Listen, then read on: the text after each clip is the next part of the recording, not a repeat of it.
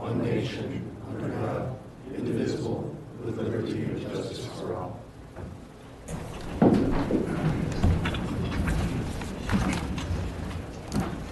May we have the roll call, please? Commissioner Campisi. Present. Commissioner Foster. Present. Commissioner Nendek. Vice Chair Lazaro. Chair Wade. Here. Well, I'm pleased to report that for the first time in several months, we now have all 5 chairs on the dais filled. We've been operating in the missing man formation for several months, and now recently, I think it was last week, Commissioner Campisi was interviewed by the City Council and subsequently appointed to the Planning Commission. I've met with Christian before tonight. He's a smart young man. He's going to be a quick study, and I think he's going to be a great asset to the community and the service on the commission. So I just want to welcome Christian to the Planning Commission. I have already determined he has a bit of masochism in him, just like the rest of us. So, despite Christian being a quick study, there are several matters that we'll be considering tonight that have been continued from previous meetings. I think of the 4 items that I think we'll be conducting public hearings on, there are several items that we will have hearings on. I think there are 5 items, and one of those items is a new item. 4 have been continued from previous meetings. I warned Christian that for him to be able to participate on those hearings, he'd have to go through all the videos of the previous meetings and read all the documents. I think that's quite a heavy burden, so I suspect he has not been able to do that. I think he's prepared to hear the new item, the Solano item tonight, but I'll just turn to Christian and ask him to confirm which items he will participate. That is correct. Yeah, thank you, Chair Wade. And thank you all for allowing me to be here. I'm happy to be here. I am able to participate on the 3936 via Solano matter. Unfortunately, all the other matters that are continued, I am not going to participate on today. Thank you. Okay. Well, my understanding is that Christian can still join us on the dais. He just cannot participate in the hearing or vote on any of the matters he's not prepared for.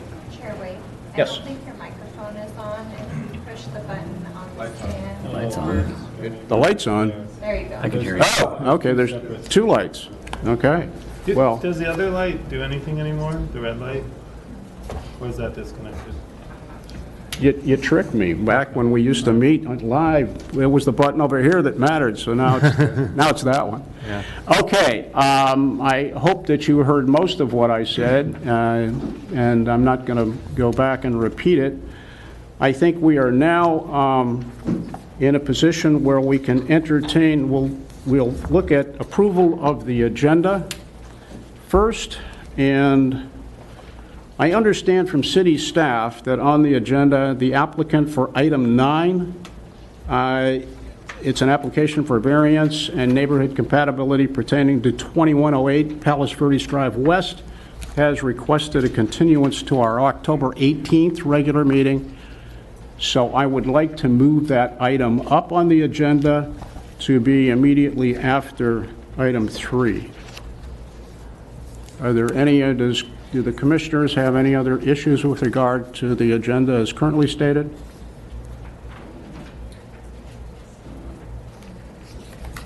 Hearing none, would someone make a motion to approve the agenda? I will so move. I'll second. Those in favor, I think do we need a roll call or? No, you can take Okay. Just a voice vote on that? Aye. Aye. Any opposed? Okay, the agenda is approved. At this point, before we get started, I want to take the liberty of making a few general remarks, first about the neighborhood compatibility process, and then I want to outline what the procedure is for our hearing tonight. First is the neighborhood compatibility in Palos Verdes Estates. The process is intended to be transparent and collaborative among neighbors. It's a process where the applicant of the proposed project meets with the affected neighbors to discuss the project. The parties discuss impacts and concerns neighbors may have within the parameters now of the Neighborhood Compatibility Ordinance, and the applicant considers such feedback and takes reasonable steps to mitigate what are valid neighbor concerns. The intent of this process in Palos Verdes Estates is that all parties, the applicant and neighbors, will come to the table in a spirit of reasonableness and good faith and be willing to compromise. When this happens, the neighborhood compatibility process can move more quickly and be relatively painless. In the end, our common objective is to preserve the beauty and harmony of this special place and live together as friends and neighbors. When this process doesn't perform this way, the process can often span several commission meetings, and it can even be contentious. And the commission is left to come up with a solution. The commission, and I know these thoughts that I express now are shared by my fellow commissioners, we want to apply the city requirements and guidelines in a manner that is balanced, consistent, fair, and reasonable. We are your neighbors. We want this to be a process in which all parties feel that they've been heard, and we all need to work together to make this happen. So I would just make these opening comments so that people understand that working together, we can solve these issues with minimal acrimony. So the process for the meeting tonight, for those of you who are not familiar with how Planning Commission hearings are conducted, our process for considering an application has three parts. The first part is city staff will present their report on the item, and then commissioners have an opportunity to ask questions. Secondly, we'll then open the meeting for public comments. The applicant will have 5 minutes at the beginning and end of the public comment period to present the project and to offer rebuttal at the end. After the applicant's opening presentation, members of the public will have 3 minutes to comment on the project. All comments, the applicant and public comments, will be timed, and I will ask you to conclude your remarks immediately if you run long. If members of the public want to make remarks, please fill out one of these speaker cards and pass them forward. It's not like a red card in soccer. It just entitles you to be able to speak at the podium. So I encourage you to do that. Just pass those cards forward, and Kylie will pick them up and relay them up here to me. At the conclusion of the applicant's 5-minute rebuttal, I'll close the public hearing, and the commission will begin discussion and decide the matter or offer a continuance to the applicant if that's appropriate. So, having said that, I think we are ready to move forward with the consent agenda. So, do my fellow commissioners, oh, I'm sorry, did I miss something? Ah, I did. Communications from the public. At this point, we can entertain any public comments on matters that are not on the agenda. If any member of the public wants to make those comments, they will have 3 minutes. They need to pass me a card forward if they would do so. And then I will call you up. You can go to the podium and make these comments. Again, these are matters not on the agenda, and because they are not properly on the agenda and noticed, we cannot take any action on them unless they are of an emergency nature. So at this point, I will ask whether or not we have any communications from the public. Okay, seeing none, we will then move on to the consent agenda for the meeting. Let me get my agenda here. On the consent agenda, we have 2 items, the July 27th, 2022 Planning Commission action minutes and the administrative approvals, matters that have been approved over the desk, across the desk by the city staff. We just simply look at those and review and receive them for review and filing. So does any member of the commission have any objections? I do. On the administrative approvals, I just want to make a comment because one of them worries me. So I don't know if I can just do this. Yeah, I think we can. You're still going to approve it on the consent agenda? Or? Yes, but it's a point I think Okay, is important. let's do this. Let's just move approval, and then I think you can comment on. Is that okay? All right. Do we have a motion to approve the items on the consent agenda? Also move. I'll second it. Okay, I hear a second. Is this a roll call or just voice vote?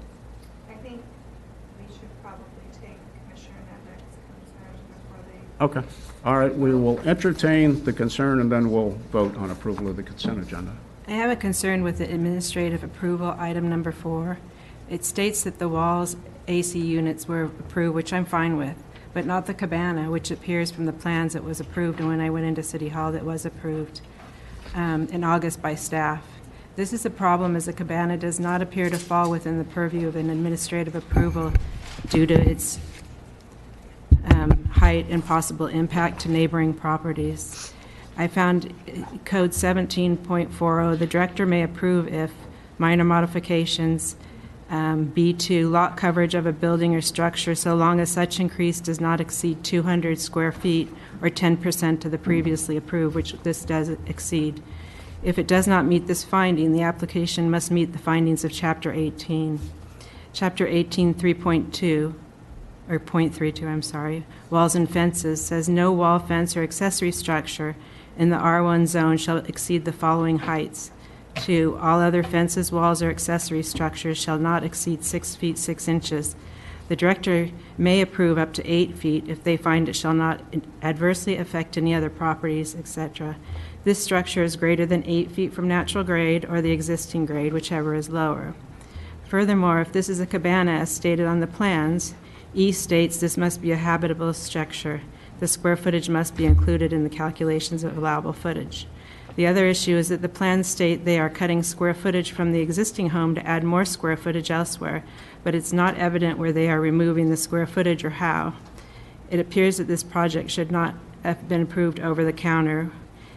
When we make mistakes, we need to rectify them and bring them to the application to the appropriate venue. So I just want it on record that we brought this up at the last meeting, and there appears to be an issue. Thank you. Okay, and that's on item 4. Yes. It's item number 4 on agenda item 2, which is the... Administrative approvals. Right. So I think at this point, Mr. King, advise me if I'm wrong here, but I think this action has been taken, and it's not before us for reconsideration, is it? Mr. Chair, members of the commission, I believe Commissioner Nednick is raising a question. The director may have a response to that. I think there was a motion and a second, but we held off on the vote, so there hasn't been approval yet. So I don't know if, Cheryl, if you want to speak on it, but it's really up to Commissioner Nednick whether she wants to vote on this administrative approval, item number 2.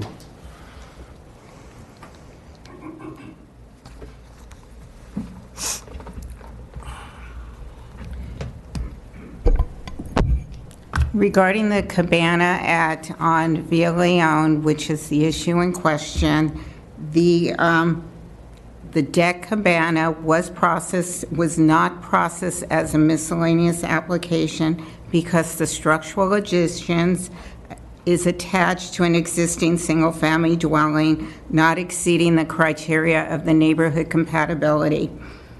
And that has been the practice in the past, and that's why it was approved as a building permit, and it was not approved as a miscellaneous.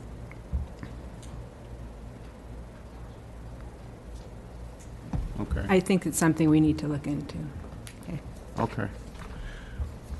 With that conversation, let's proceed to, we have a motion and a second for approval. Can we approve the consent agenda as stated? And those in favor? Aye. Opposed? Aye. With regard to item, Item 4 of number 2. with regard to item 4 of number 2. Okay. So we will now proceed to continued public hearings, and item number 3 is the neighborhood compatibility grading and miscellaneous applications for 728 Via Solmonte. And my understanding from the Community Development Director is that this item there's been a request to continue this item to the regular meeting on October 18th. I think we just need a motion to continue. Yes. Okay.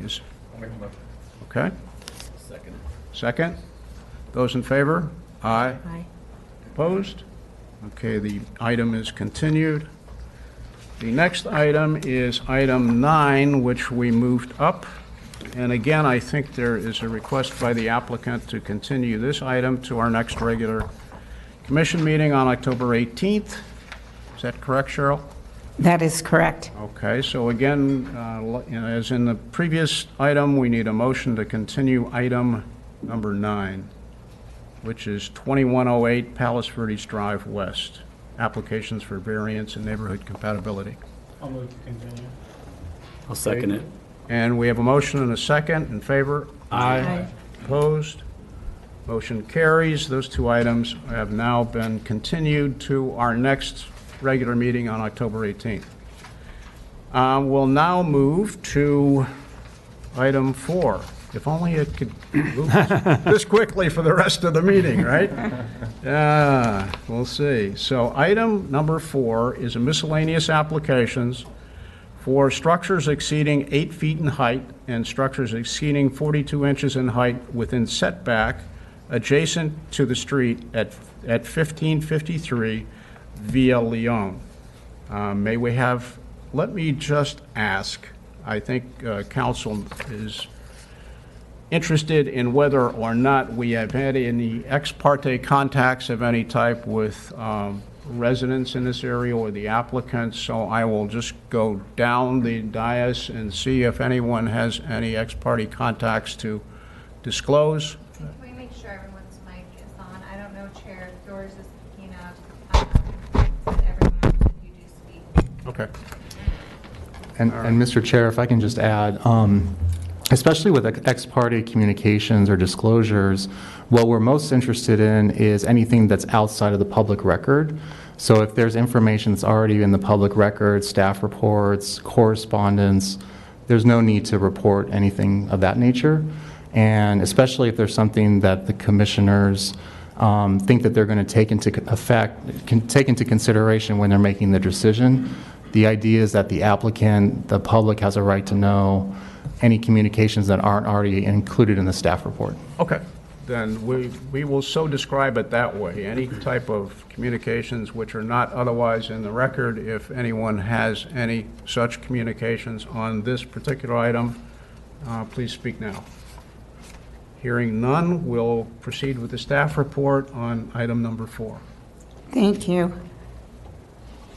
Chairman and members of the Planning Commission, this application is for a miscellaneous application for structures exceeding 8 feet in height and structures exceeding 42 inches within the setback adjacent to a street at 1553 Via Leon.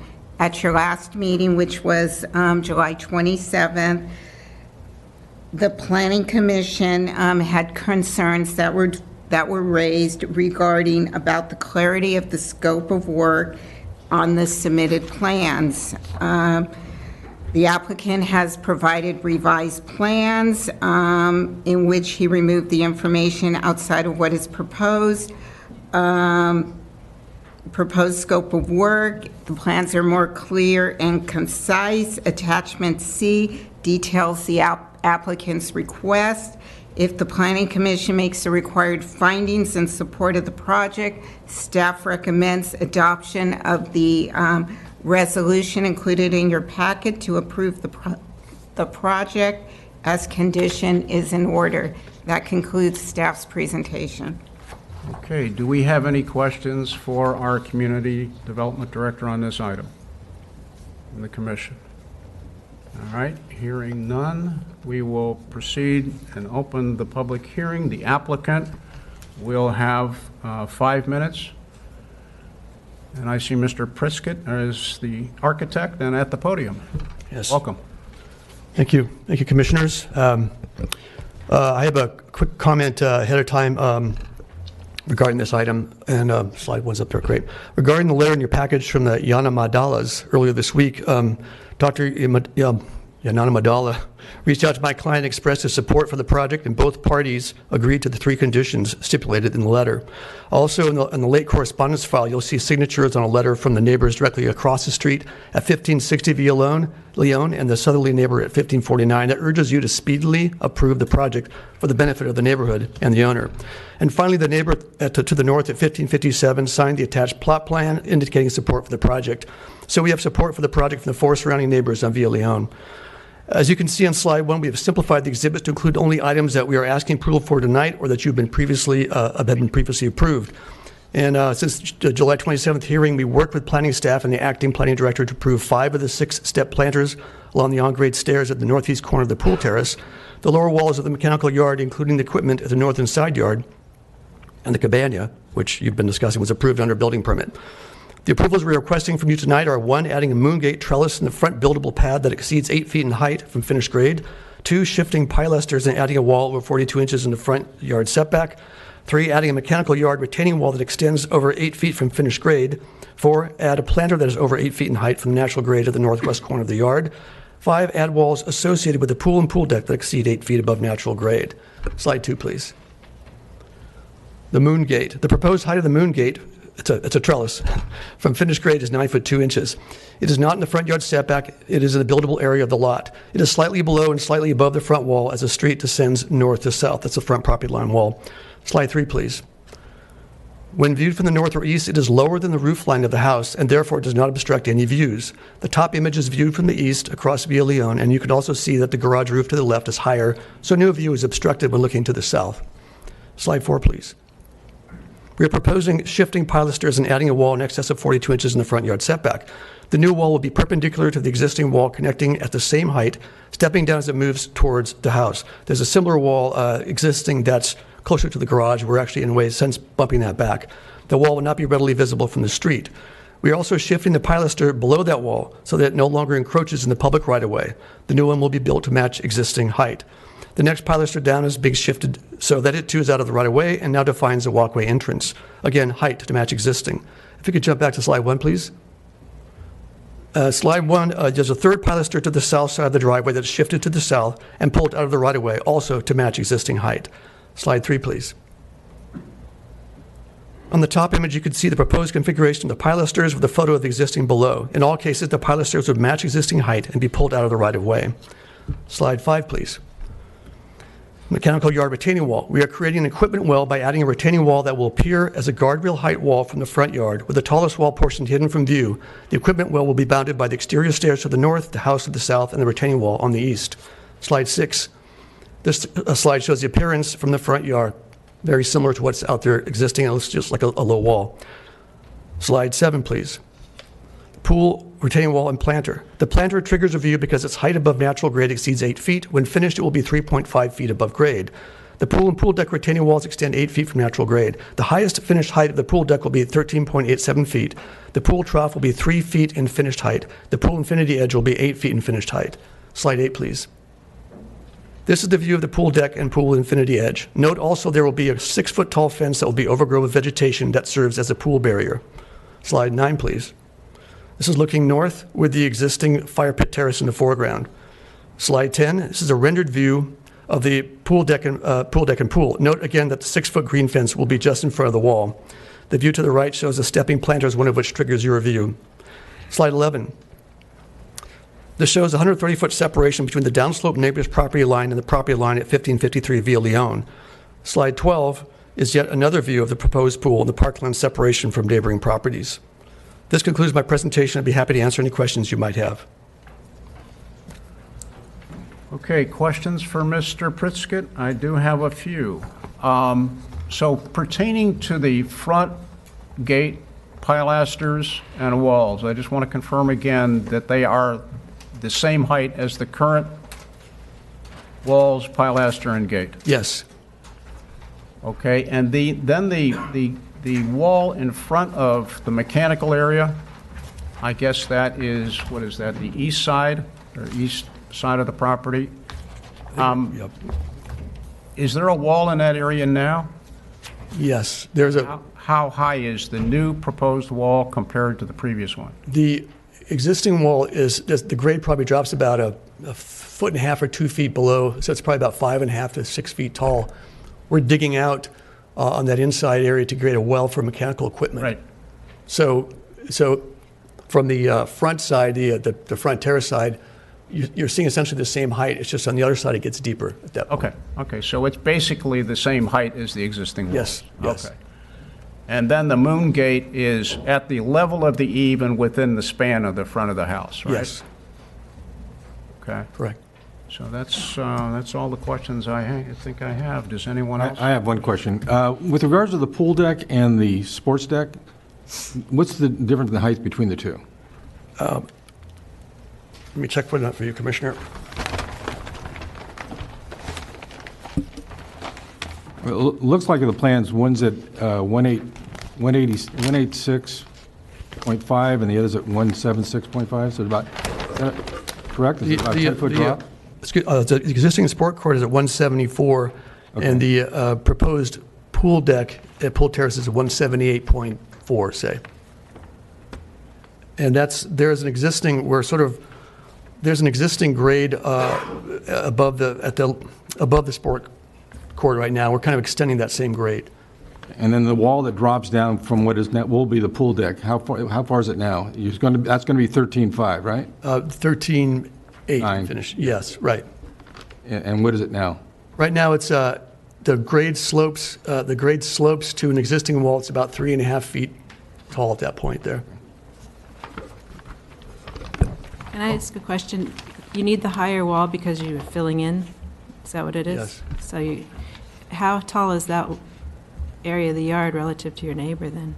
I mean, I can't see if there's a wall there. Do they have a wall? What are the relative numbers? They are about their existing grade at the point where the pool terrace is at its highest. They're almost identical grades. I mean, our pool terrace is a 178.37. The existing grade for the neighbor at that, like extending along that line, is 178, almost 179, slightly higher, and then it drops down to 172 towards their rear property line. So, but that appears to be just undeveloped, a landscaped area there. Is that right? And then you say that there's a new front gate. There's not a front, if I saw the pictures correctly, there's not a front gate right now, is there? Yes, there is. In the same location? One of the slides, it looked like it was open, that's why.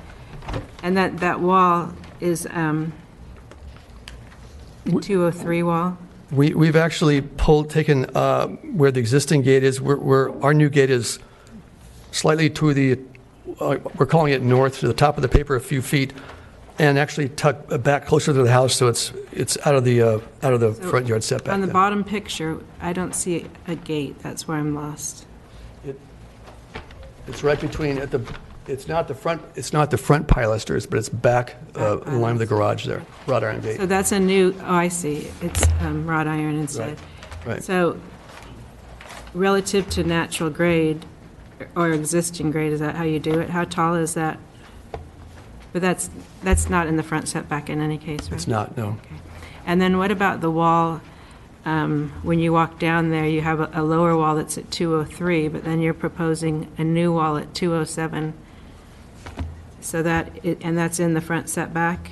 So yes, we have so the line of the wall that's at 203 right now is approximately the line of that taller wall you're seeing running perpendicular to. Okay. And what we're doing is we are doing a low wall and sort of pushing that taller wall to the top of the page to create a planter buffer there as you walk in, whereas right now you have sort of just an edge there. So you're proposing a new wall that's higher than the 3.5 feet? That's allowed? Yes, correct, right. So there's an existing one right there. We're saying analogously moving that towards the top of the sheet a bit, but then putting the low wall in. So we have a planter on either side, if you will, as you walk towards the front gate there, a low planter. So, okay. And you've made a larger planter on the other side? In front of the garage from my direction on the right, looks like there's a new pilaster there. It's not on these plans. So we've actually taken, if you look at the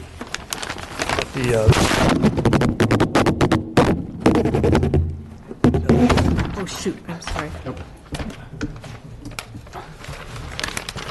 We've taken a pilaster that one that's in the lower picture there, that's like next to the car there, and we're moving that. We're actually sliding that a bit to the top of the page there, so that we define. It's almost like in a little bit of a line with a path to the front gate. So it's pulling it away from the driveway there. Sorry, I'm just a little confused because when I look up there, I see the two pilasters, but then to the left, going towards the garage, it looks like there's a new wall. Janine, I think your mic's not on. Maybe you should just turn it on. I'm sorry. There's the two pilasters. From here, it looks, the two pilasters we're talking about, but then you go to the left towards the garage, it looks like there's another pilaster with a new wall between the two. That's actually existing. The only To the left some? to the left, it's actually not in this photograph, but that's the farthest left in the top view there. The farthest left pilaster is an existing pilaster. And what we've done is we've taken, there's another existing pilaster. There are two pilasters to the left of the driveway. We're taking the rightmost pilaster and sliding it a bit to the left. So it's bumping out, moving it to the left so it lines up just past the edge of the garage. But that wall that's existing in both those two pilasters and the wall will be the same height. We're just decreasing some of that wall height by moving the pilaster to the left some. But they'll all be the same height. And they'll be out of the front. Right now, the pilasters encroach into the parkland, so we're moving those out of the encroachment. Okay, thank you. Mm-hmm. Okay, Miles, just let me confirm. We have two letters in the record, one from the Cottons and one from, let's see, what's the name here? Yanamadala. And what you're saying is both of those neighbors who raised issues in the letter about the height of the front walls, they are now in agreement with your proposal? That's my understanding, yes. Okay. And the Yanamadalas have three conditions, and you're willing to agree to those? Yes. Okay. I have nothing further, and I think that concludes your first 5 minutes. I think the only other card I have on this item, if there are people who want to speak on this item, please, again, pass a speaker's card forward so I can recognize you. The only other card I have, I think, is the owner of the property. And can she or he reserve their comments for the final rebuttal? Yes. Okay. So I have no other public comments. I think if you wish to take some additional time to present your rebuttal, we'll do so.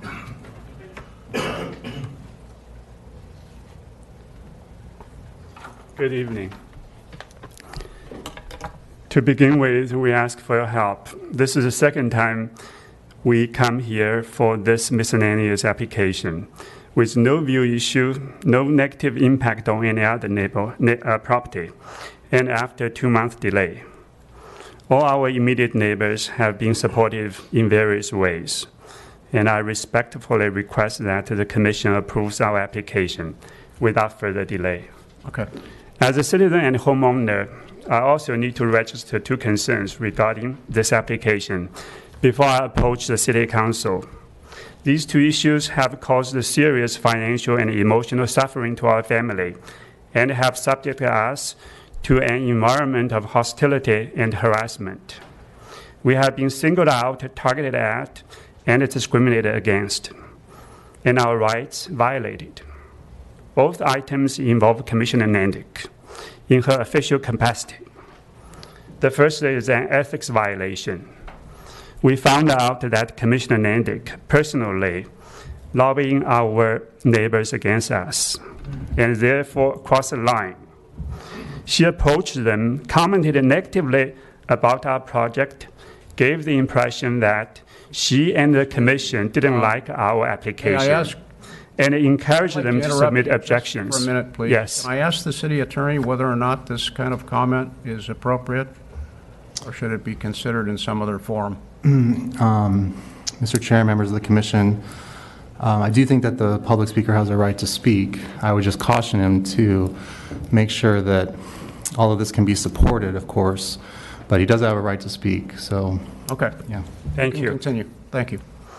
So this is at least the second time that we discovered such lobbying effort by Commissioner Nandick. I have multiple records on the other one from November 2021 regarding a previously withdrawn ADU application.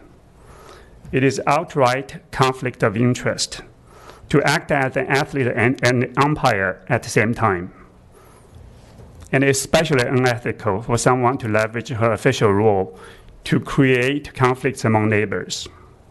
It violates the transparency and fairness requirement of Item 20 of the city policy. And Item 23 of the city policy identifies conflict of interest or perceived conflict as reason for commissioner's recusal. I call on the city attorney and the chair to enforce the city policy.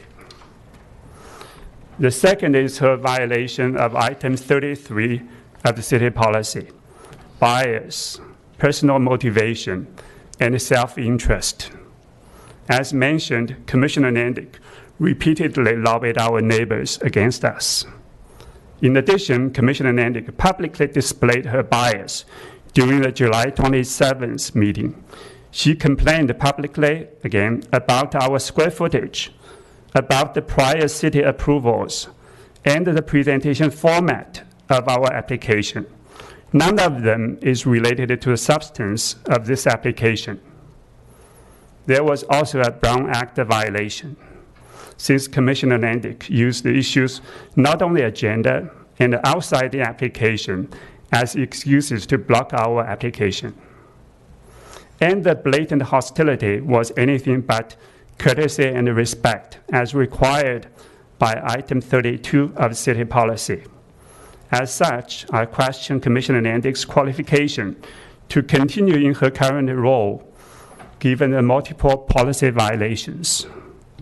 To our family, it's unfortunate that Commissioner Nandick has been allowed to create such enormous stress in her official capacity, and that the Planning Commission has been used as her platform for bias and discrimination. I appeal to the Planning Commission and the City Attorney to protect our rights. I ask for fair and unbiased treatment in compliance with laws and regulations, including the Brown Act. I request that my concerns be included in the meeting minutes, together with any objections to our application. And I hope this won't be another incident that adds to the harassment and discrimination that we have been experiencing. Thank you. And I have a copy of the open letter which I will send to the City Council and a printout of city policy. Okay, thank you, sir. Thank you.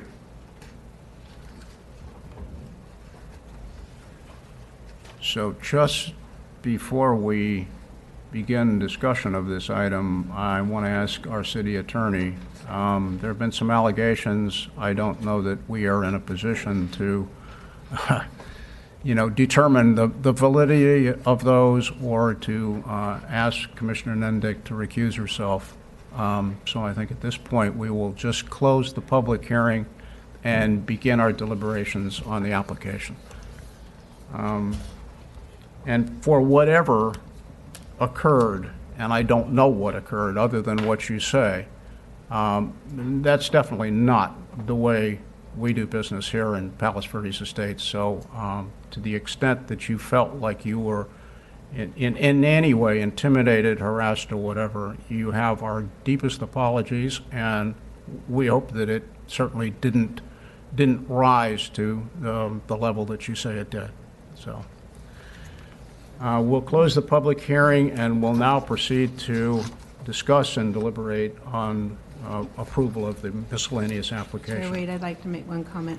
I did forget to disclose, I did speak to the builder there, but on this application, I've gone to no neighbors. So I did go to, when it was an ADU that was pulled, I went to a neighbor and asked them, but for this application, the only person I have spoken to was the builder who walked me around the lot. Thank you. Okay. All right. We will, would somebody like to begin our discussions on whether or not to approve the application?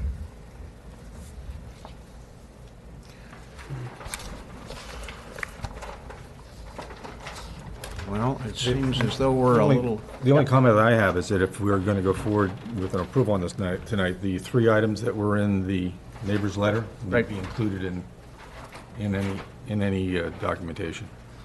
I think that's fair enough.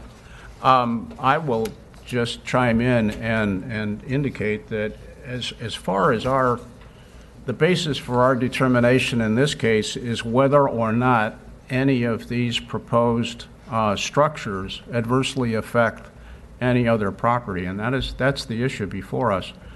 And that goes to my question to the architect as to whether or not the neighbors that had previously opposed it and complained about the proposal, whether or not they had in fact withdrawn their objection, and apparently that is the case.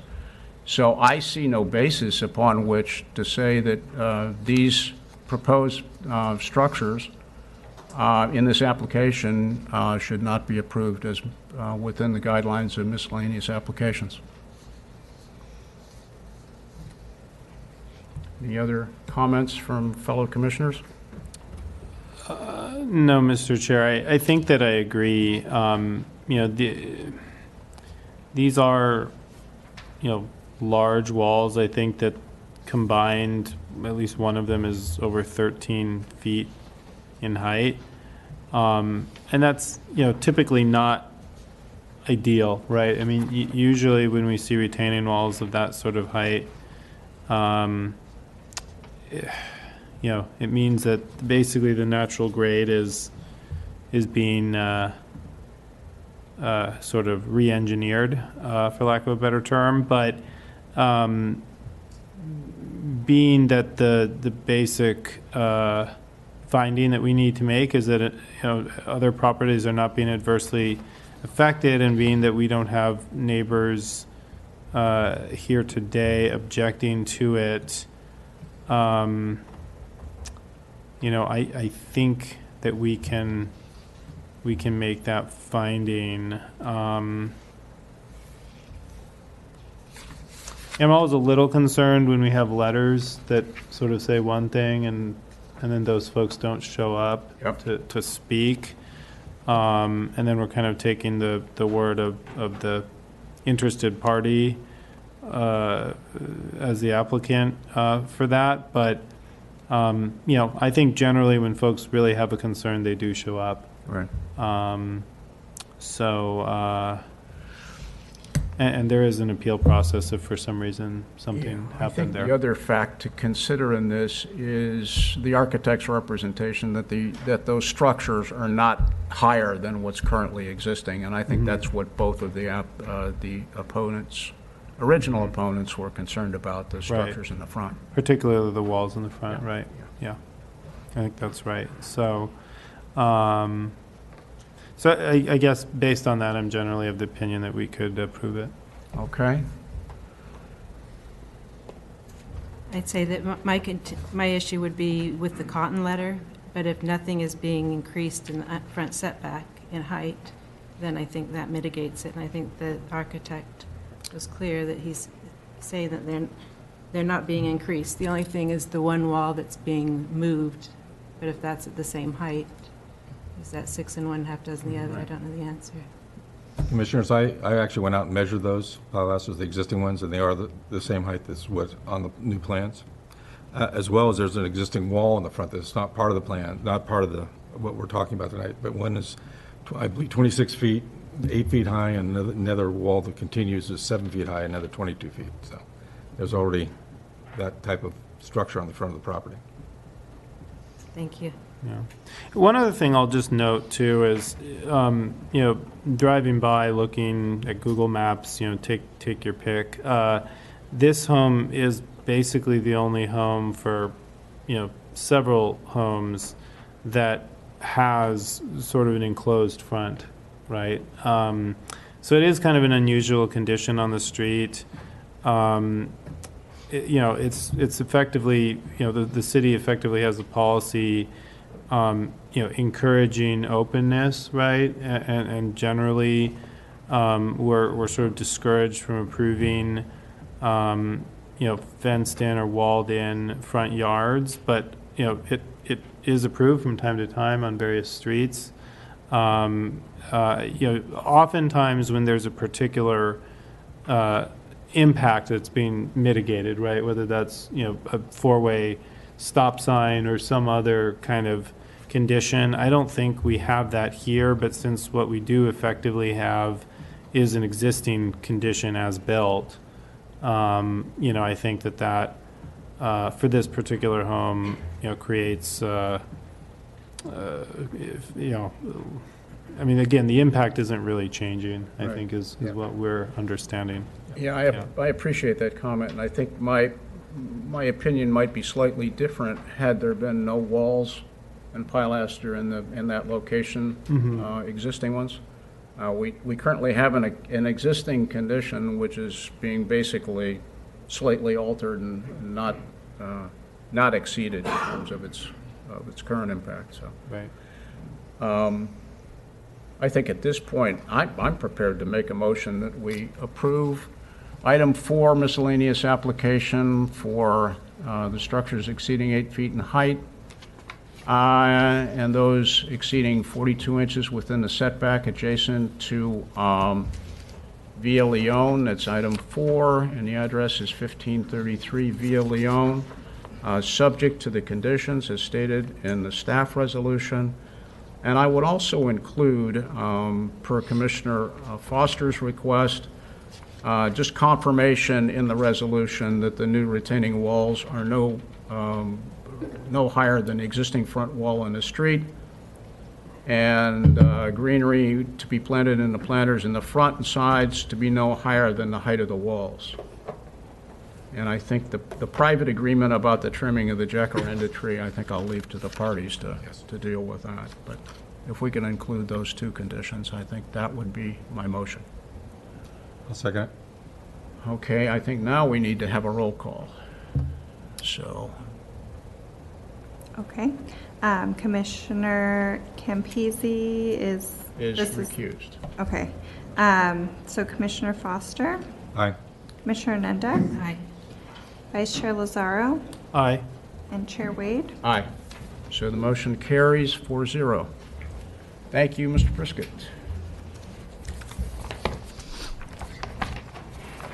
Okay, we will now move to item 5. Back to my agenda here. Item 5 is neighborhood compatibility grading and miscellaneous applications for a new single-family residence at 3936 Via Solano. And this matter has been continued in previous, I think this is still, it's been continued a number of times, but this is the first hearing on this particular application. So we'll proceed with our staff report. Chairman and members of the Planning Commission, this application was submitted by Jonathan Starr to request a neighborhood compatibility and grading permit application for a new single-family residence at 3936 Via Solano. The the single-family residence will be 2 stories with the basement. The lot size for the property is 7,625 square feet. The proposed total floor area is proposed to be 3,793.75 square feet. The total gross floor area is 5,102.95 square feet. The total building coverage is 24.94 square feet. 30% is maximum. The total lot coverage is 52.27%. 65% is maximum. That's also included in the staff report is a letter from the applicant talking about his project. Also, within your staff report is the neighborhood compatibility findings and the grading findings, and if the Planning Commission can make the required findings in support of the project, staff recommends adoption of the resolution included into your packet as conditioned is in order. That concludes staff's presentation. Okay, do any commissioners have questions for staff? Okay, hearing none, I have cards from Jason Lasati, the owner, and John Starr. So would the appropriate speaker like to come forward and open up with the applicant's first 5 minutes?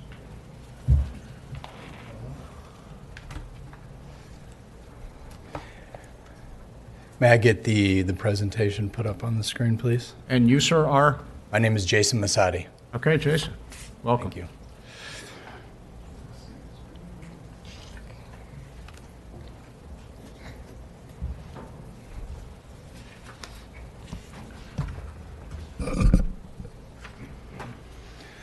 Okay, good evening.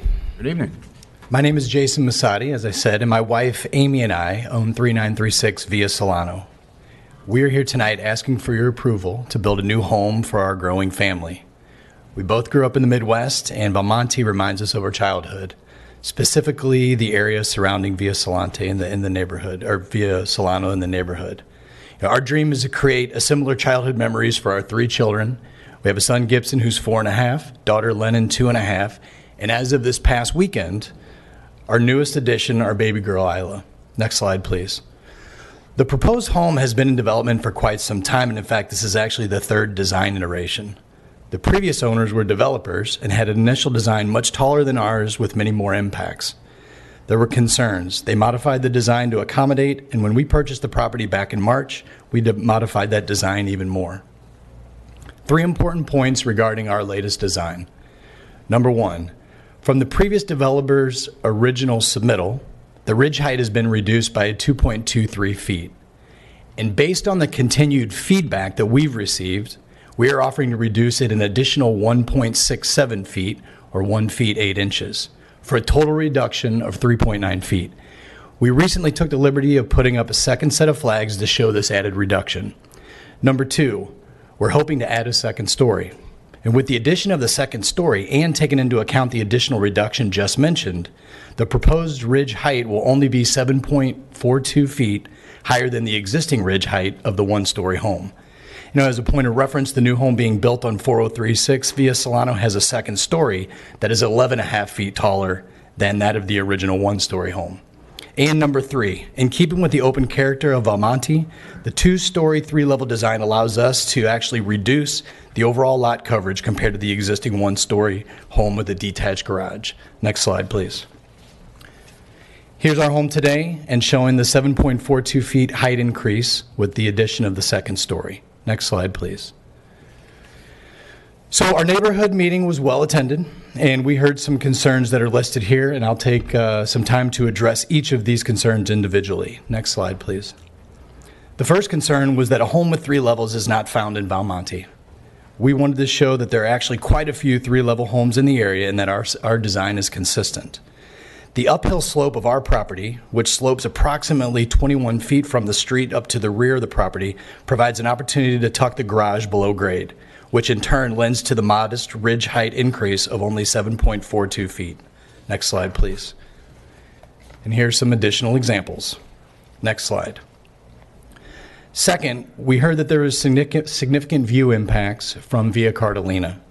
Following our neighborhood meeting, we visited one of the homes and saw that the silhouette was visible, but it only blocked a small viewing area beyond the trees, as you can see here. Now keep in mind this photo was taken before we put up the second set of flags. By lowering the silhouette an additional 1 foot 8 inches, we believe the only views that would be blocked are those of the trees on our property. The removal of these trees would actually open up the distant views considerably. Next slide, please.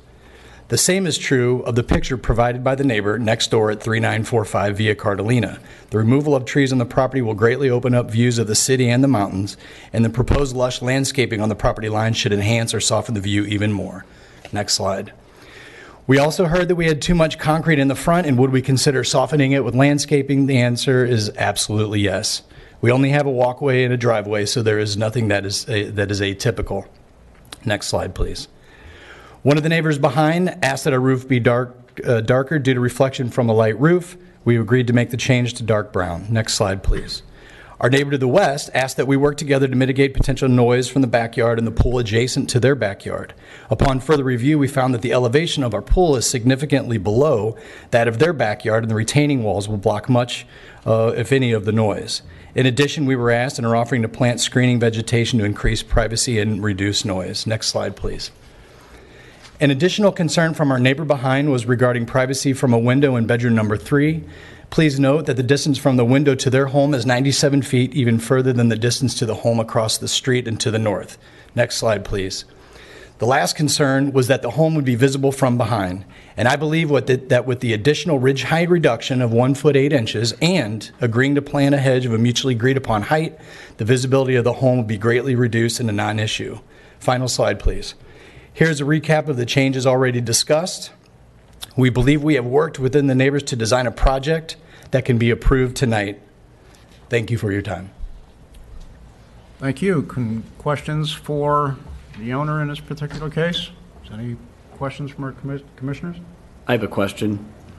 Thank you for your presentation. I visited the subject property today, and I did notice the 2 different sets of silhouettes. Can you just describe the colors of the silhouettes and what they represent? I know you spoke to them, but there was two very different colors, if you don't mind just. So the original ones were the orange. Okay. And that's what we had up for the neighborhood meeting. After the neighborhood meeting and hearing the feedback from the neighbors and wanting to offer an additional decrease of 1 feet 8 inches, we took it upon ourselves to put up the second story poles or the second flags, which are the green ones. So that shows the reduction. And the difference is the 1.8 feet roughly reduction? Yeah, 1 feet 8 inches. 1 feet 8 inches. Correct. Okay. Thank you. I have a question. You showed several properties that had a configuration with a garage underneath and 2 stories above. Are any of those on the same block as your project? I don't believe they are on the same block.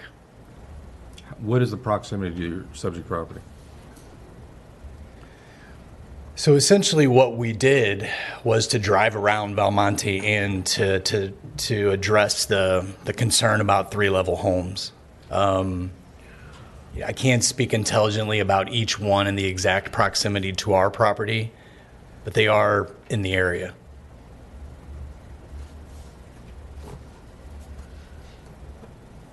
Okay, in your September 30 letter that's in the record, you mentioned that several trees on your property will be removed.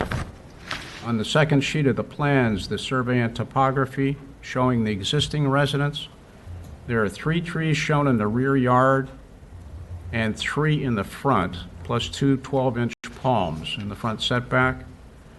The next sheet in your plans, which is A.05, shows a number of trees in the front to be removed, replaced, relocated, and 2 new or relocated trees. So which of the existing trees are you planning to remove? Yeah, do you want to come up and address that, John? I'll defer that to John, if I may. Okay. My name is John Starr from Starr Design Group. I was the applicant. Okay. So the trees being removed in the front yard are the 2 larger trees that you see in the photos. The palms that are in the public right-of-way will remain. And we're replacing those trees with like or kind trees. Okay, so you're replacing them with what? We haven't defined exactly what the tree is. So you're replacing two trees in the front. There's a 20-inch diameter, an 8-inch, and an 18-inch. Three that I'm sorry, I misspoke. The three larger trees that are on the property will be replaced. Okay. So the three large ones in the front yard will come down. Correct. Okay. All right. Now, as long as I've got you there, if I read your plans correctly, again, the survey sheet and sheet A3.0, the first floor looks to be higher than the existing first floor level. By my reading of the plans, the first floor elevation of the current residence, or the proposed residence, is 212.63 versus 210. Are you actually raising the first floor a bit in the front? I apologize, I don't have the plans in front of me, so I can't answer that intelligently if we are, but if that's what the plans say, then we are. Okay, so if I'm reading them correctly, your first floor, at least in the front, is being raised up a bit. Okay. And the plans that you have now do not reflect your 1 foot, 8-inch? They do not. Reduction. Okay. All right. Thank you. Those are my questions. Any others? I have one. So what is the actual height then with the 1.8?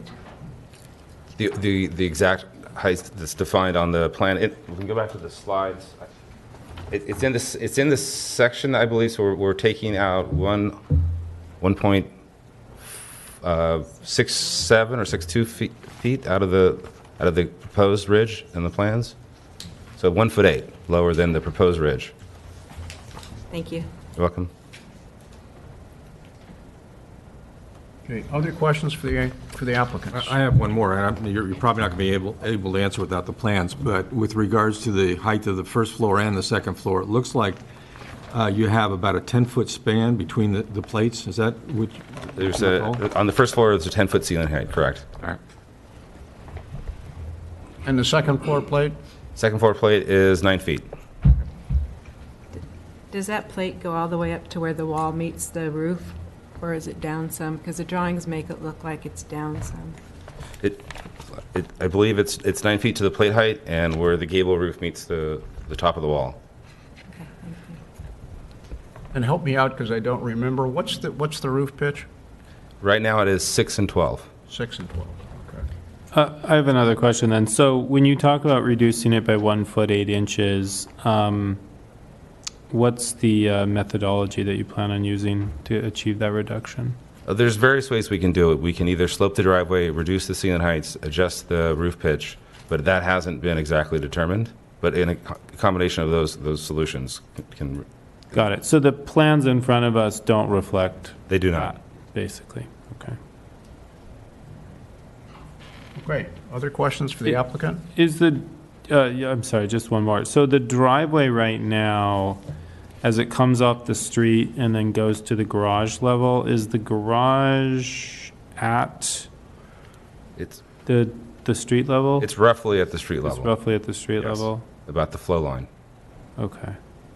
Okay. Thank you. Okay. Thank you. All right. We have several cards from public speakers. I'm going to begin with Molly Baird, and Bill Probst will be on deck. So if Molly would lead off.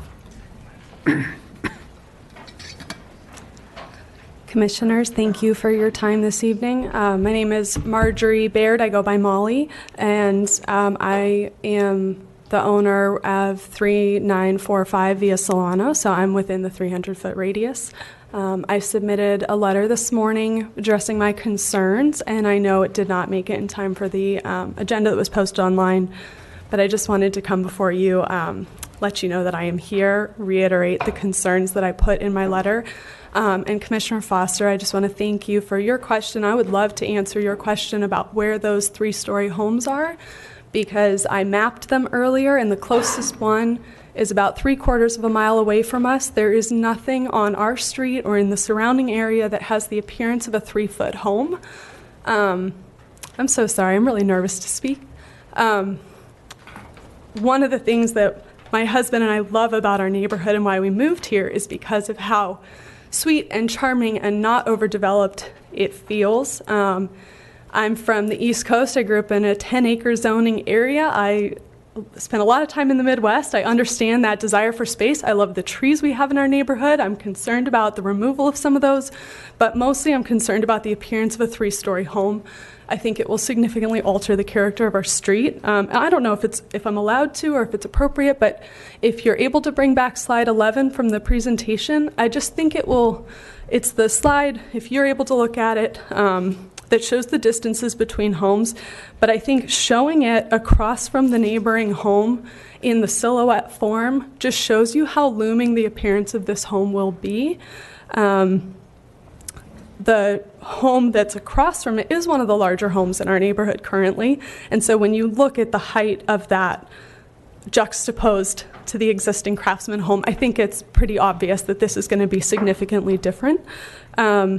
And so one of the things I did also was drive around the neighborhood and look at what have other people done who've wanted to put a garage under their home and still have 2 stories above it. And so I submitted some photos from Google Maps of, I believe it's 4053 Via Pavillon.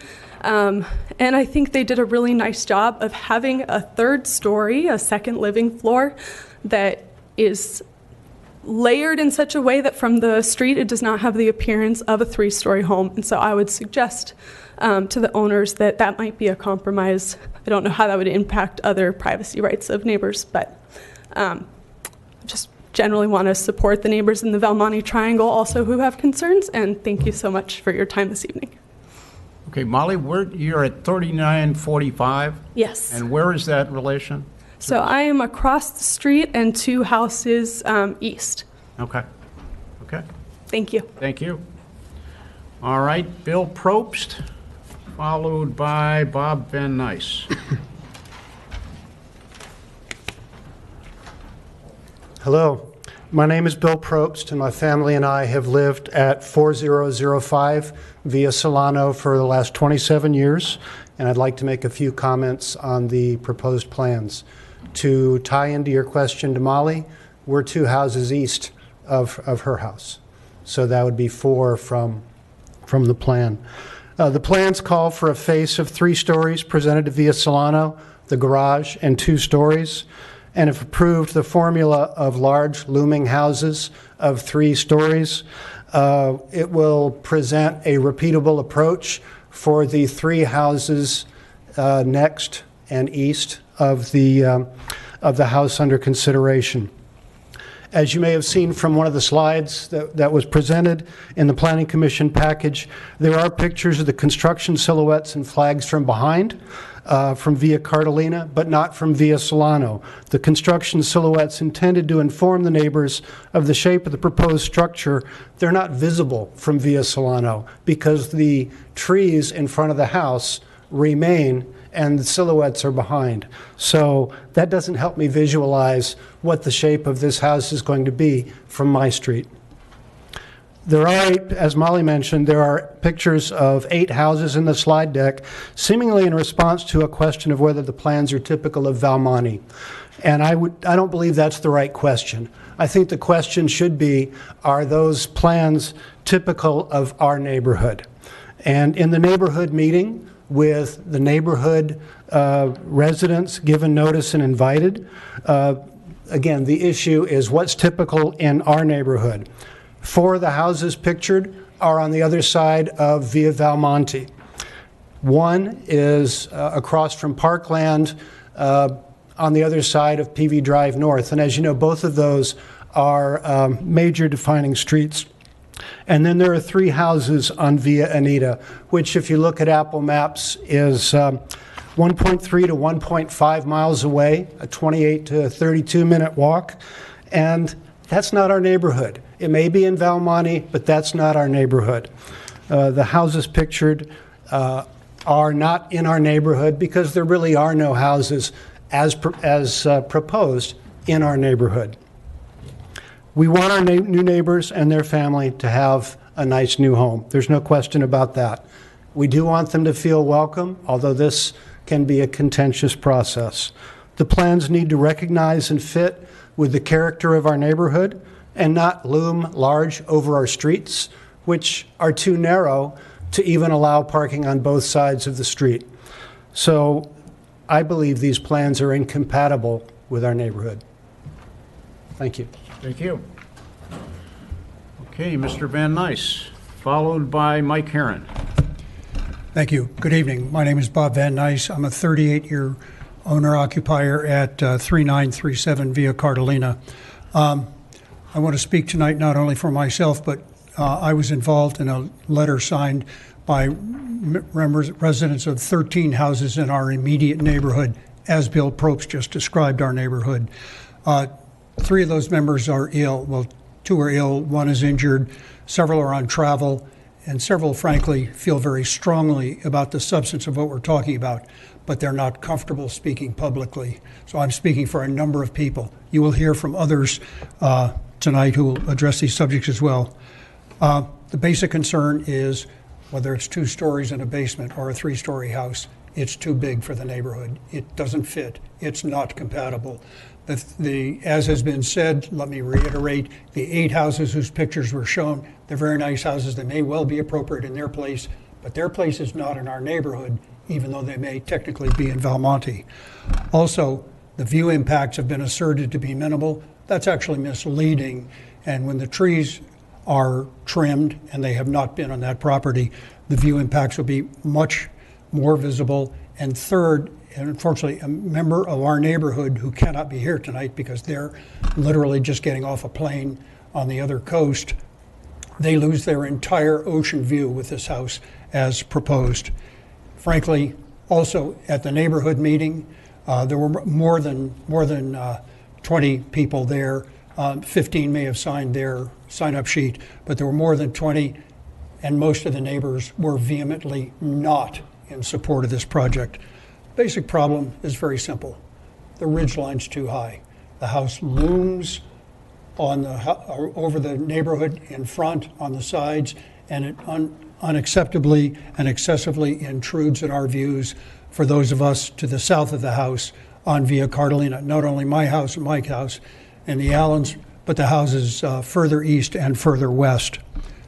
But the ridge line height is pretty easily reducible. Of the 22 houses in that our immediate neighborhood of 3936 Via Cartolina, there are 22 houses, 11 driveways rise, but 9 fall. The driveway can be reduced, the house height can be reduced, the pitch can be changed. We care very much about our neighborhood. We cherish it. We look forward to welcoming the Mossadis, particularly, and congratulations on your new daughter. All of them in a house that's appropriate and compatible with our neighborhood. This design is not there yet, so we look forward to them coming, but not in this house. Thank you. Thank you. All right, Mr. Herron, followed by Kevin Catlin. I need to read my slides. May I speak unamplified? Well, we won't be able to record you then. That's the problem. Yeah, you need to for the record. speak Yeah. in the microphone.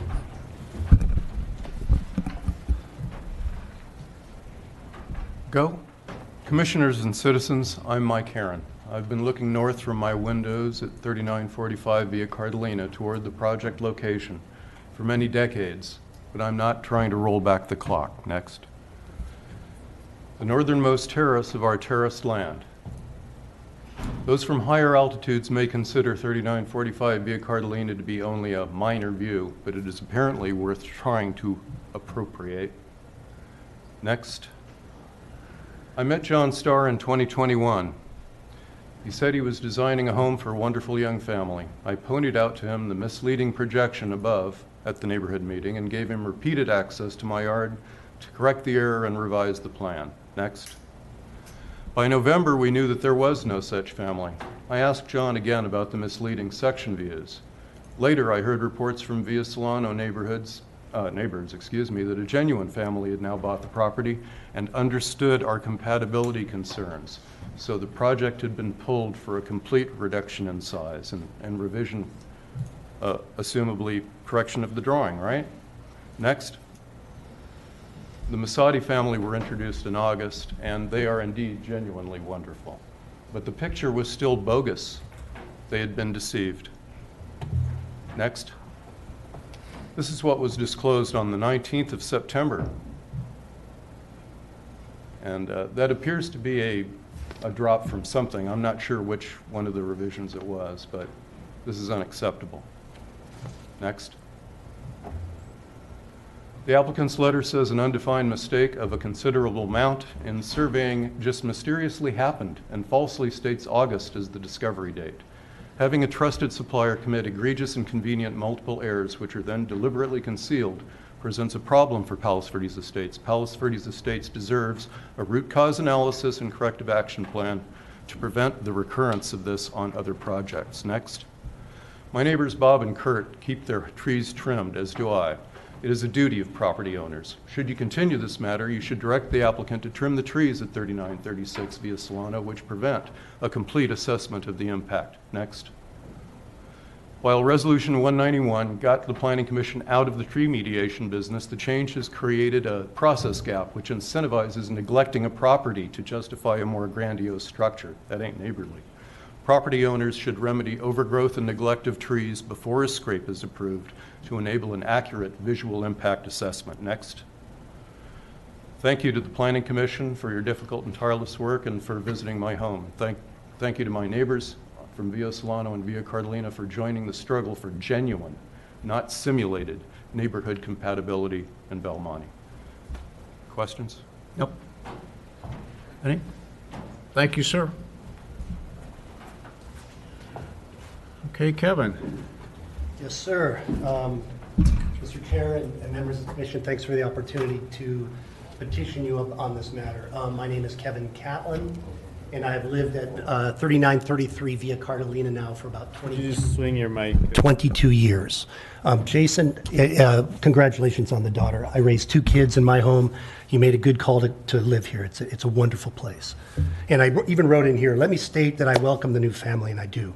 And when this is resolved, I want to have you up on my deck, and I'll make us some appetizers, and we'll have a martini, and we'll talk about this and hopefully put this behind us. That said, if the structure were to go in, my house at 3933 Via Carolina, if you were looking at it on a clock, would be, Mr. Wade, you would be the Hollywood side, and that's where my house faces.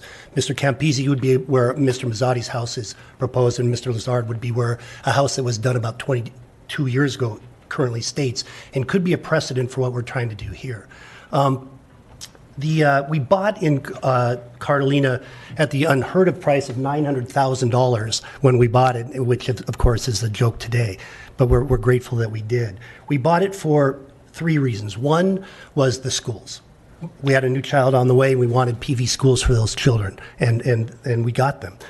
2 was because my wife said so. She wanted to move to PV, and I said to her, Terry, when she said we'll move to PV, I said, Terry, that's where the old people live. and now we are the old people, right? We've been through that whole cycle, and we are the old people, and here's the young people who are wanting to move in, and I welcome them.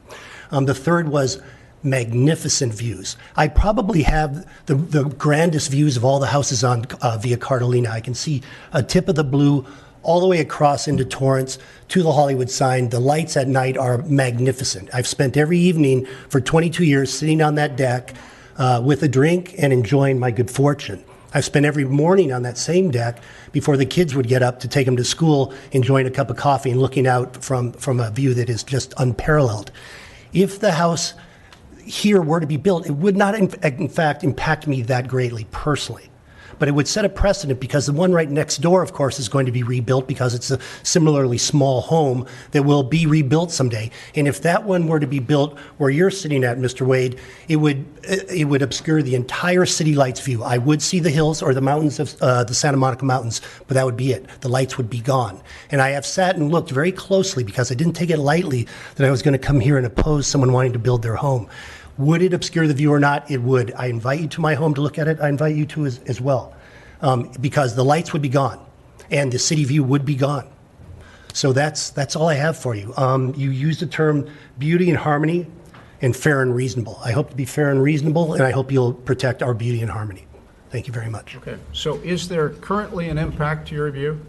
There is, but it'd be one that it's not as much as my neighbors. Yes, there is. Again, there'd be a number of lights that would be taken out of view. If it's dropped, that's over. It's fine. Okay, and you're just west of Mr. Van Nice's house? Yes, I'm next door to Mr. Van Nice's house on the west. And by the way, All of our houses are very modest up front. We live on the slope going down. Nobody sits out front. There's practically no front yard in those houses. There's no double chairs or anything like that. We live on our decks. That is our home. 2 picture windows, one in the casual living room, one in the formal living room. That's the entire view, and a beautiful deck. I understand. Thank you. Okay, does any other person want to be heard on this matter before we move to the rebuttal on the part of the applicant? Okay, if not, then we will call back the applicant for their final 5 minutes. Actually, I apologize. I have a question for the last speaker. If the last speaker could just come back. It took me a few seconds to process. How many feet do you believe this particular proposal would have to be reduced in order to basically mitigate the impact that you would have? If it were dropped 6 to 7 feet, I would, and the house next door did the same, became a precedent, I would still lose significant city-like view, but I would consider that progress, and I would not necessarily, I mean, you can't have everything remain the same forever, I get that. But it could drop 6 to 7 feet, and we'd still lose significant city-light view.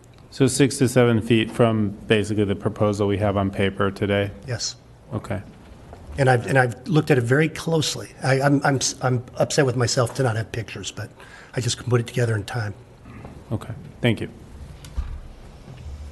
Okay, final 5 minutes, please.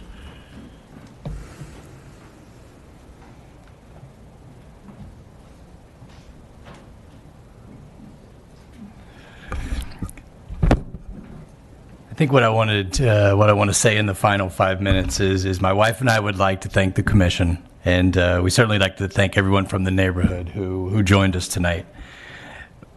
We're new to this. Though we are new to this, we're learning, and we definitely respect the process.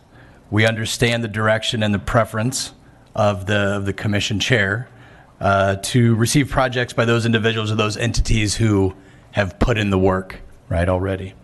The work to hear and to take into consideration the voice, of the neighborhood, both the good and the bad, even though it seems primarily bad this evening.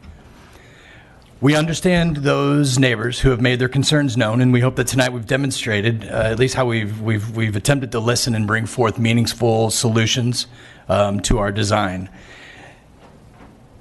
I feel since we've taken over ownership, we've been somewhat relentless on trying to address concerns. Our goal in retaining John as the original architect was to try to learn and hopefully build upon, the learnings of those that owned us before.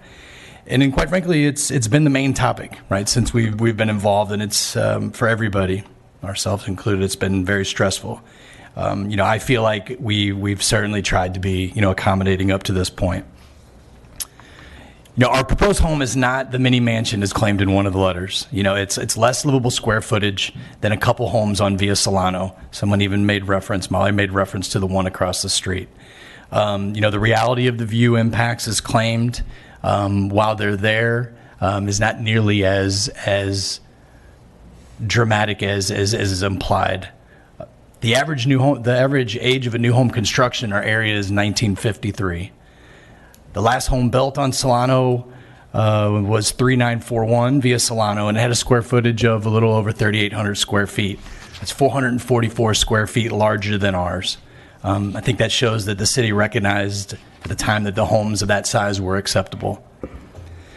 In close, I'd like to say, and I appreciate the comments, we want to raise our family in Valmonte.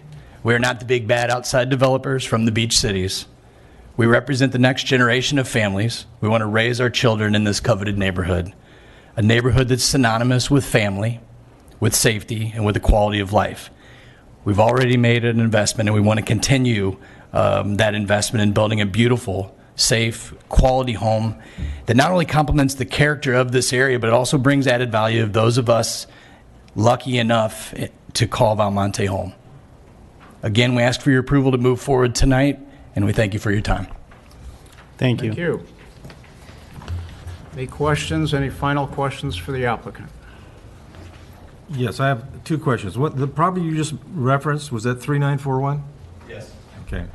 And one of the unfortunate things in your lot is the fact that your first floor is approximately, what, 8.5, 9 feet above street level?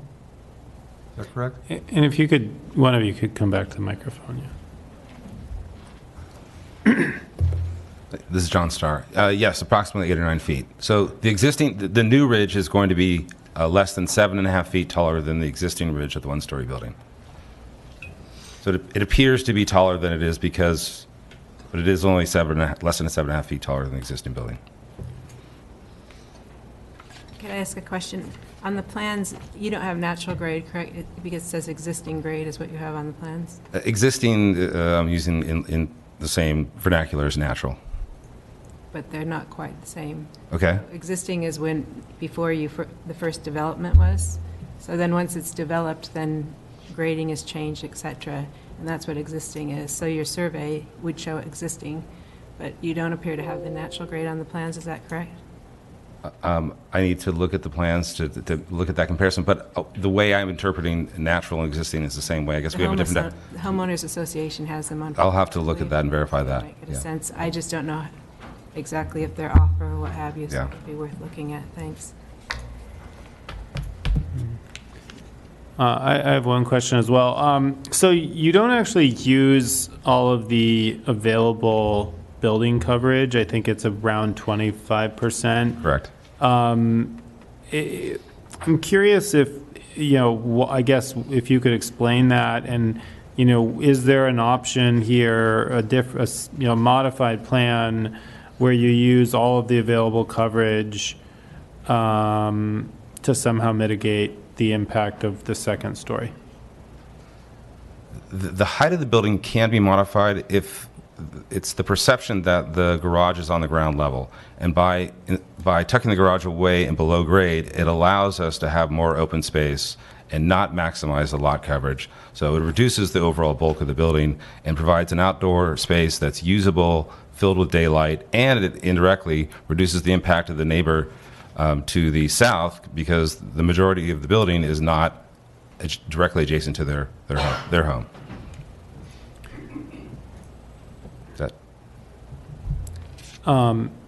So I guess really the question is, did you consider a plan where the garage is not at a base, essentially eliminating the basement level and going with just a straight two-story?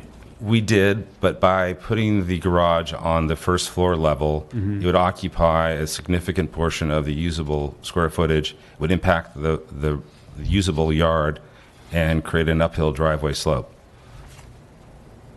Okay. So the height of the building wouldn't change dramatically if the garage were not tucked below grade. It would still be the same height building.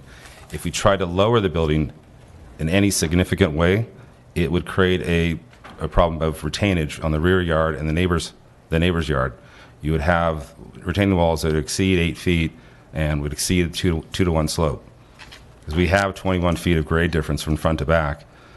So this allows us to maintain the 2-to-1 slope and retainage and still have a usable yard. All right, thank you.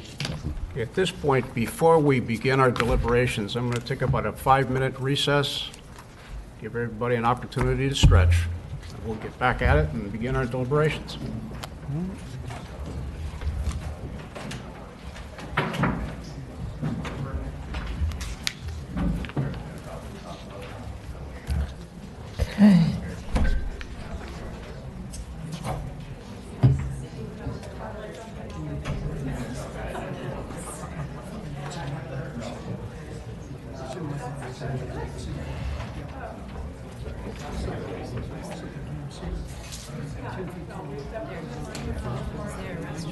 There is. Yes, you go out this way.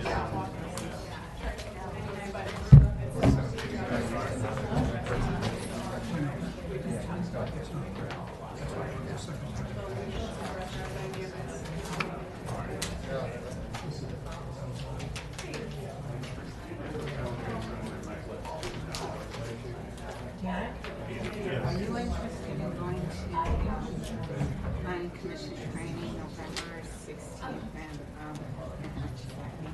Bob Wade's going, Christian's going. You guys could all be. November 6th. I think it's like November 16th. It's that week. Probably. Okay. I just thought I'd ask.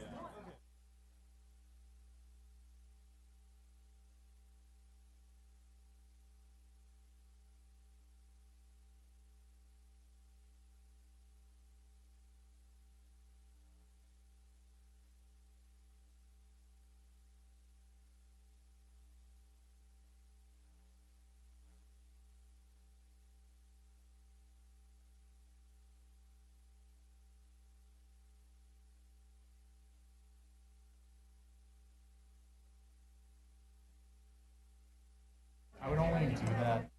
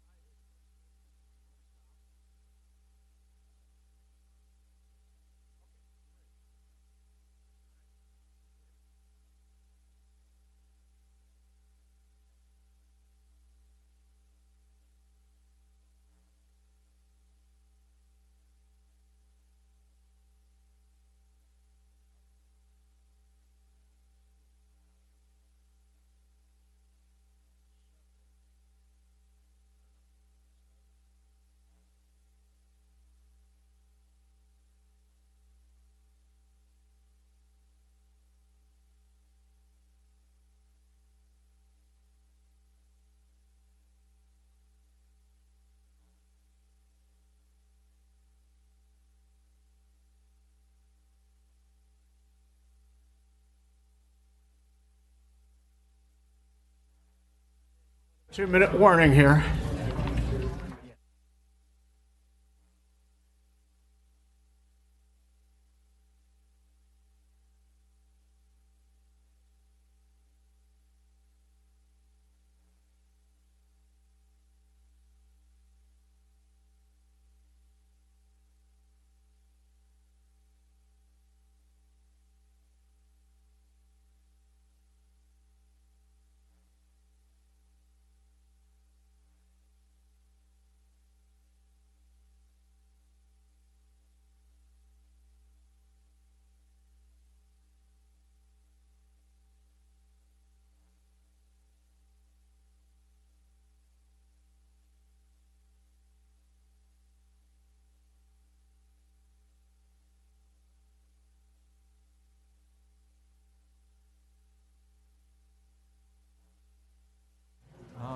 For the next couple weeks.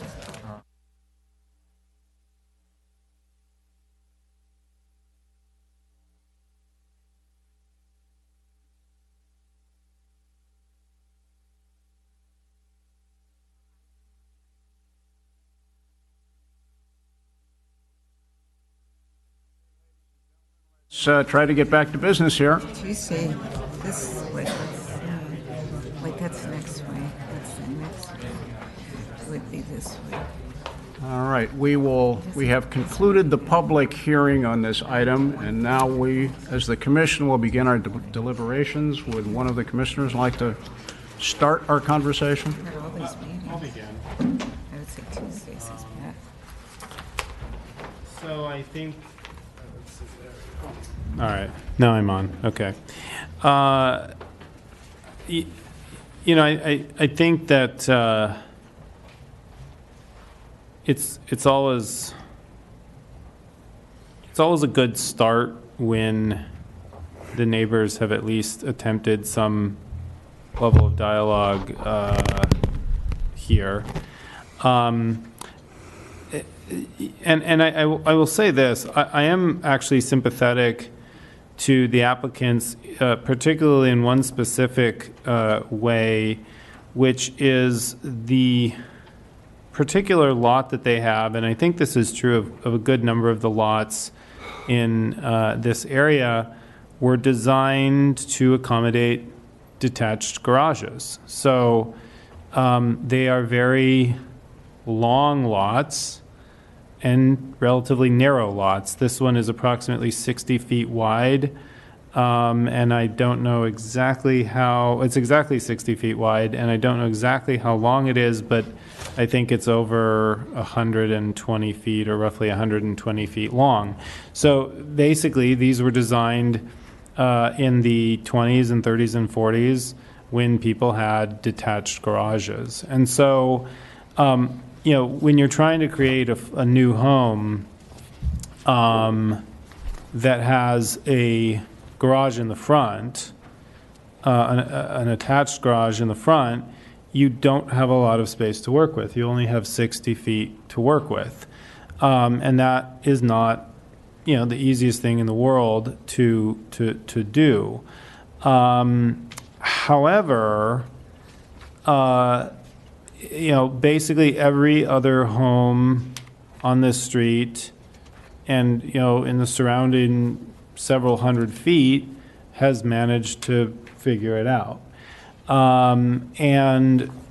know, so I appreciate that the applicant is trying to maximize the available space. You know, certainly they have a pool, they have a covered patio, they have the actual structure.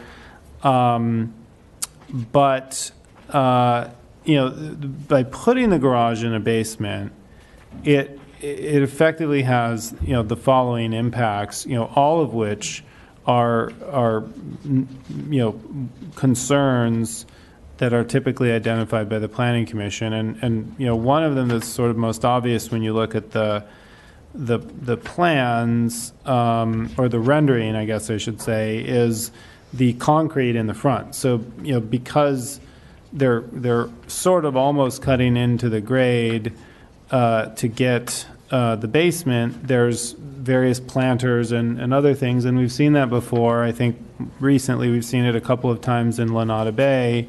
And, you know, it's not particularly attractive. It impacts just the overall sort of massing and impact of the home from the street. And then you get into, of course, you know, what that does to the where you can put the first floor and the second floor and so forth and so on, and the impact kind of goes from there. You know, I do think it's notable that the current plan does not use the full available lot coverage. Again, looking at ways that you could mitigate the impact. I haven't done the exact math, but I think the garage at about 430 square feet would be right there, right around the full lot coverage if they pulled that out of the home and basically put it in front of the home instead of behind the home, for example. You know, kind of shuffled things around in terms of the actual the siting of the home. They might lose some of that, you know, covered patio or something like that, but effectively I think they could actually have a garage and roughly the same amount of living space and still not exceed the allowable lot coverage. So, you know, I do think that, you know, I asked the neighbor, you know, how much would they need to really mostly mitigate, and I think he said it would mostly mitigate but not entirely mitigate the impact. He said about 6 to 7 feet. You know, that is a lot. It's a significant reduction from what we have proposed, but I think if we didn't have the condition with the garage as a basement, we'd actually get pretty close to that. I don't know if we'd get 6 or 7, but I think we'd get, you know, 5 or 6, basically.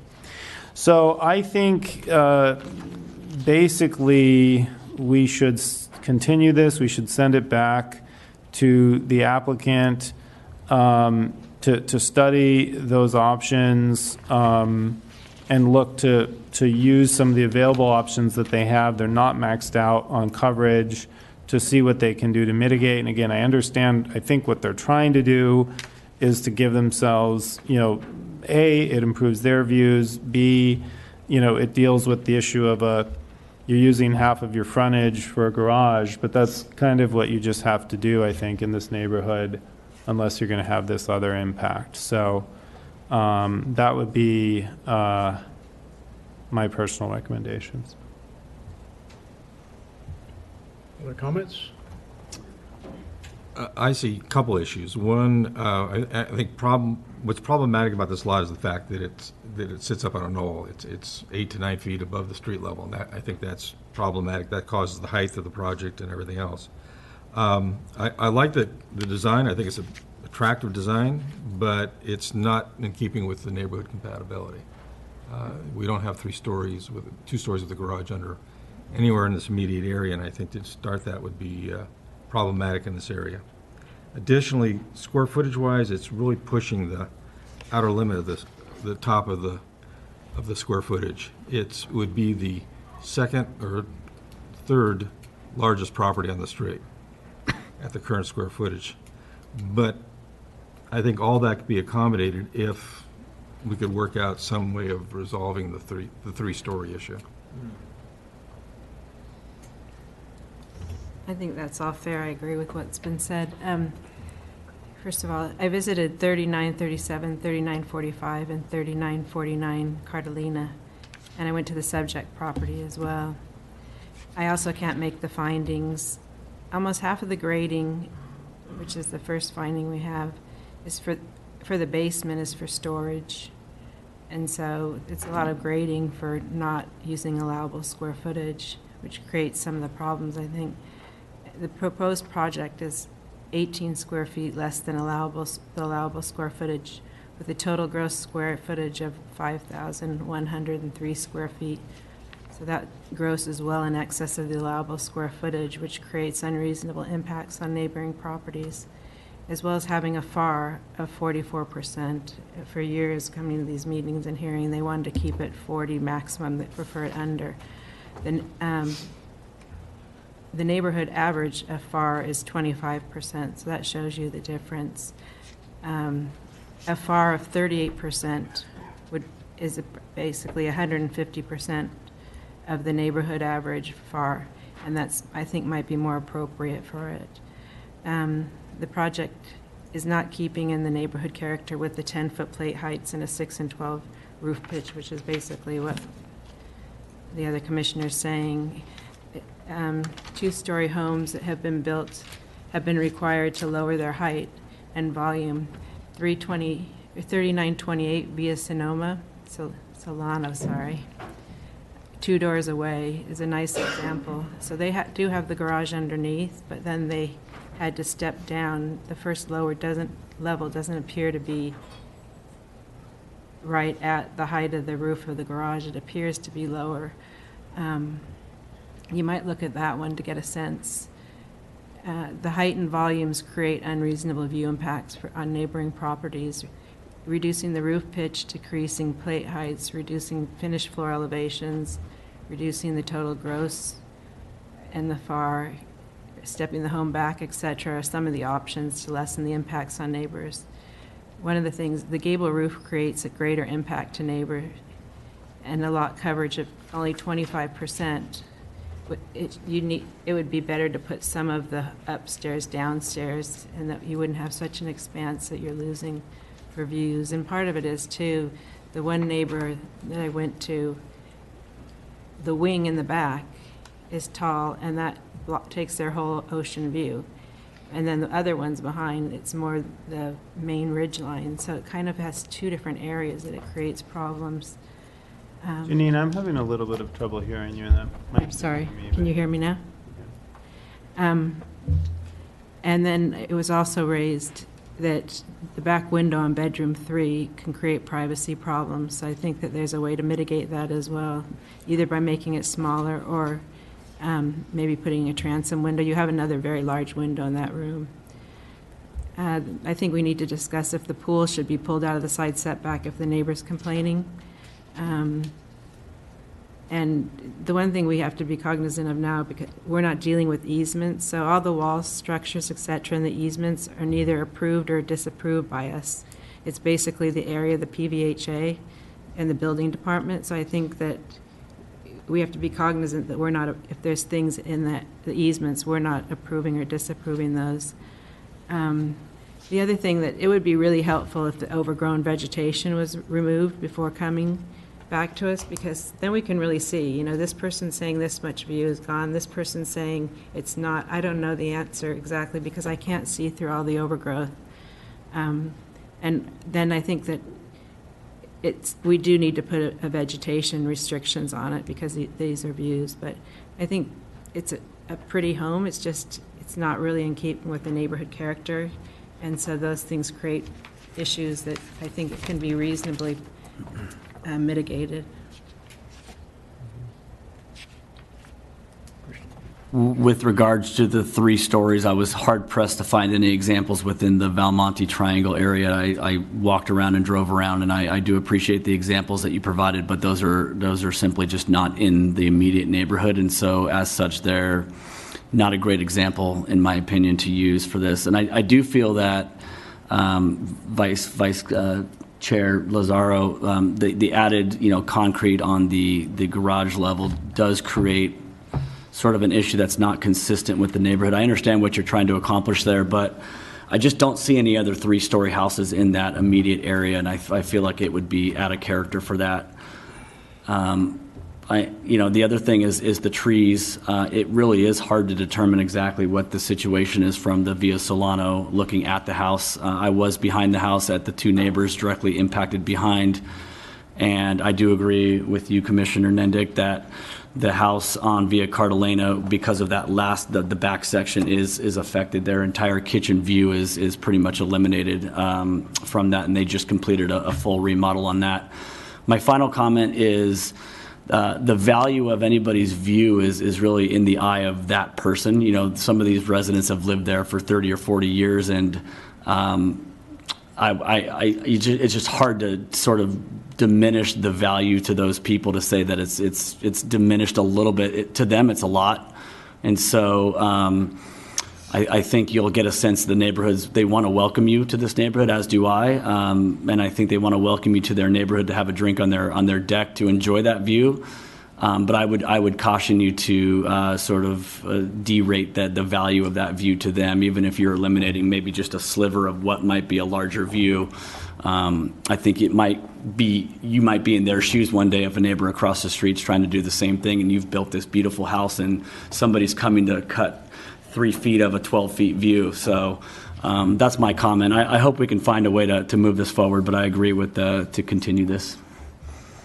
Yeah, I think it's clear we're all of a like mind here. I share the concerns that my fellow commissioners have expressed. My concerns are, I won't repeat too much detail, but my concerns are basically threefold: the size of the house, the height of the house, and the impact on scenic views of the neighbors on Via Cartagena. I do like the design of the house. It just seems like it's inappropriate for this particular location. With regard to the size of the house, I think it's been mentioned that the total floor area of 33,793 square feet. It's close to the maximum allowed by the municipal code. In fact, it's only about 18 square feet less. We're looking at 171% of the average floor area of existing homes within 300 feet, homes without a garage. So it would be, as Commissioner Foster said, I think it's the 3rd largest of the 35 existing homes within 300 feet. Of the 3 homes built since 2000, only 1 is larger than the proposed home, so there seems to be no current trend towards houses of this size. The height is the second issue I have, and while the height as disclosed anyways, 26.49 is within the maximum allowable, it just seems quite high the way the home is situated right now in relation to the especially in relation to these single-story homes on each side. And this one spans both side setbacks. With regard to the scenic views, I, like my other fellow commissioners, visited 3 homes on Via Carolina. Bob Van Nice's home at 3937, Mike Herron's at 3945, and Kurt Allen's at 3949. And in my opinion, the scenic view impacts to each of those homes for main viewing areas is significant. And I particularly point out, as have my fellow commissioners, the impact on the ocean view. From Kurt Allen's house, it basically does eliminate that ocean view. While it's small, it's still important to the Allens. I think in any event, the building of a 2-story home is going to impact those views somewhat. I think the residents there understand and appreciate that. But I think it's entirely reasonable that there be some further mitigation to protect as much of those views as possible. So I, like my fellow commissioners, I'm not prepared to approve this tonight. I think we're probably looking at a lowering of the ridge lines, a reduction of the floor area square footage, and certainly a commitment to at least eliminate those 3 front trees, which I think, to the extent that the views for the Via Carolina residents are impacted, the removal of those 3 trees would perhaps more than compensate for what they're losing. So I think at this point, we are not prepared to approve the project as proposed. And I think we can probably entertain a motion for continuance if the applicant is willing to go back to the drawing board and study this. I'll raise that motion. Okay.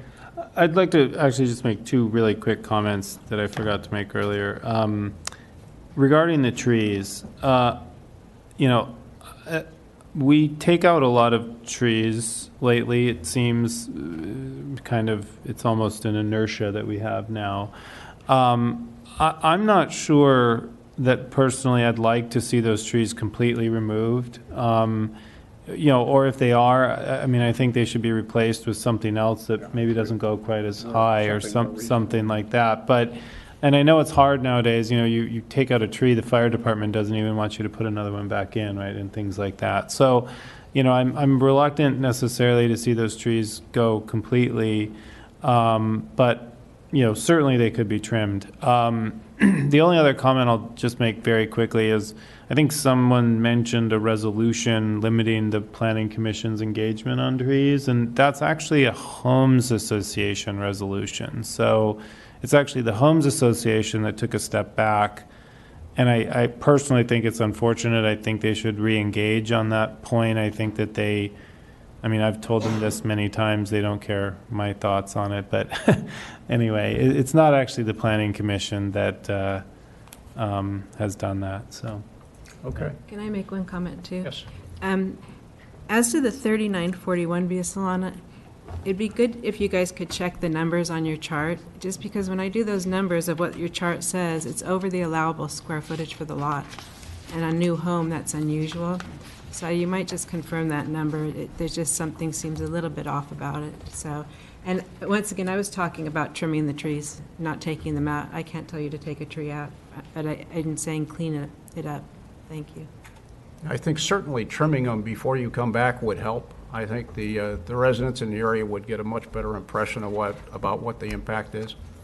So, okay, having said that, I will entertain a motion. Chairman Wade, before we continue it to a date specific, because we have a short time frame, because we have the special meeting at the end of the month, I'd like to ask the applicant, since they're agreeing to a continuance, will you have plans ready for the October 18th Planning Commission, or would you like it continued to the November 15th Planning Commission?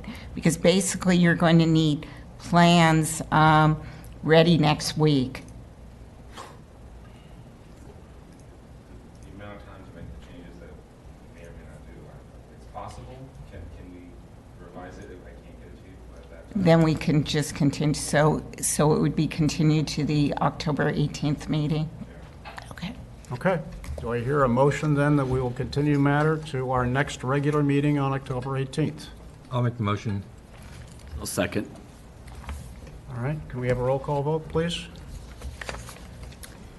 Commissioner Campisi, Aye. Commissioner Foster, Aye. Commissioner Nendek, Aye. Vice Chair Lazaro, Aye. Chair Wade. Aye. Okay, thank you very much. And we will now move to item 6, which is a neighborhood compatibility application for an existing single-family residence at 2901 Via Alvarado. May we have the staff report, please? Thank you. Chairman and members of the Planning Commission, Megan Campbell, the applicant, is requesting a neighborhood compatibility application for additions to an existing single-family residence. At your July 19, 2022 public hearing, the concerns that were raised by the public and also the Planning Commission was about the neighborhood views, the mass and design of the proposed house. The applicant has proposed changes. The changes are addressed in attachment D. If the findings can be made for the neighborhood compatibility, staff recommends that you adopt the resolution that's contained in the packet with the added conditions are in order. That concludes staff's presentation. Okay, what questions for staff? If not, we will proceed to the public hearing and call up the applicant. I have a card from Doug Whitcomb, who I believe is the architect. I'll start.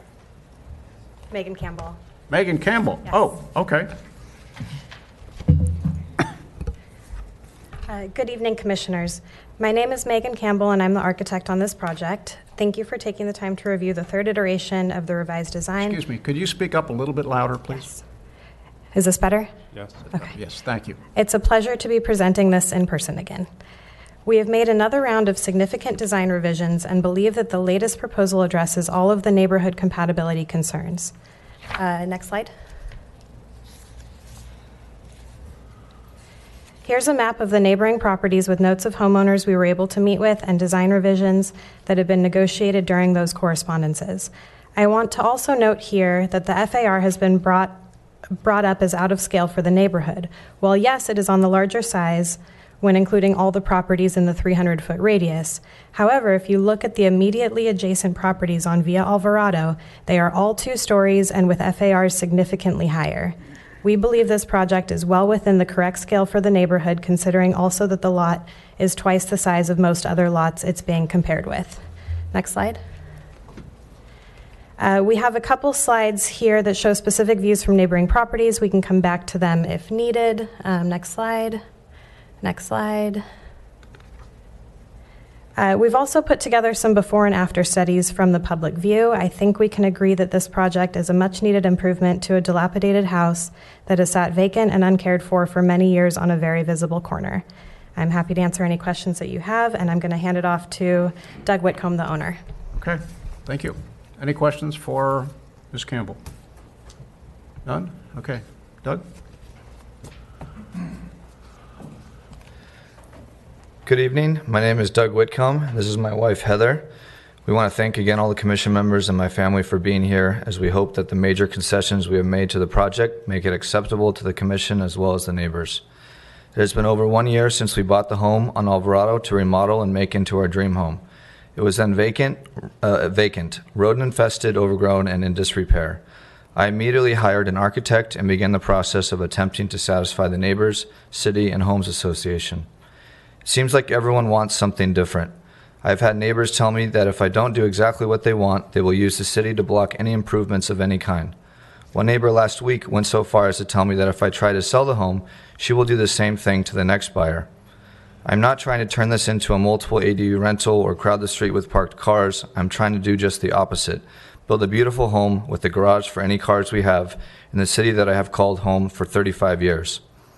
I'm very thankful we finally have the opportunity to meet tonight in person, and with my current design, I am not materially blocking anyone's view or infringing on anyone's privacy. We have reduced the size to a fraction of the permitted lot coverage and offer both a pleasing and appropriate design that any community should welcome. Villa Alvarado is a home that I hope to raise my family in. One neighbor recently commented that I planned to build multiple units on the property and rent them out. Another neighbor said she heard I'm planning to Airbnb some of the rooms in the home. I don't know where this stuff comes from. This is certainly not in any plans before you or in my mind anywhere. It makes no sense to put $2 million of construction money into a $3 million lot and then destroy the home with renters. This is our family home. We are newly married and hope to begin to fill the house up, but not with renters.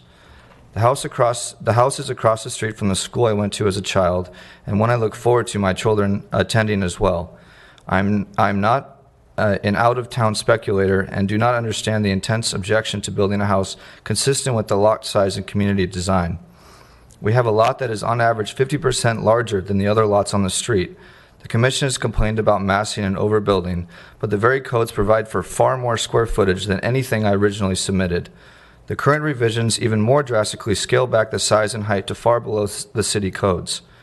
Since our last meeting, Megan, our architect, has worked tirelessly through a pregnancy and a wedding to do our very best to address any and all concerns voiced by neighbors and by this commission.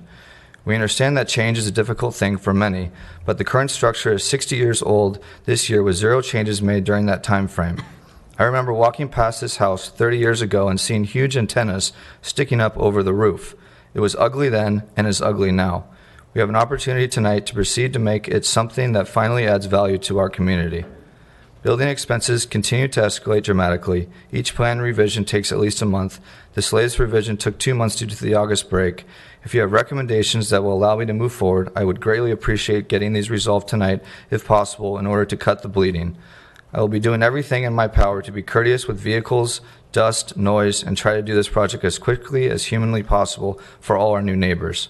To close, I want to thank you all for your commitment to public service and to retaining the unique nature of our very special city. I can assure you that I want the same. My parents live 3 blocks away in one direction, my grandparents 2. I am hopeful that our latest submission is acceptable with whatever conditions may be required. Thank you all. Thank you. Questions for the applicant? Okay, hearing none, we do have one speaker card from Jennifer King. Welcome back, Jennifer. Thank you. Good evening, Chair Wade and members of the commission. Just to be clear, I haven't had contact with the applicants in several months, and I believe they fully intend to live there, so those were not my comments.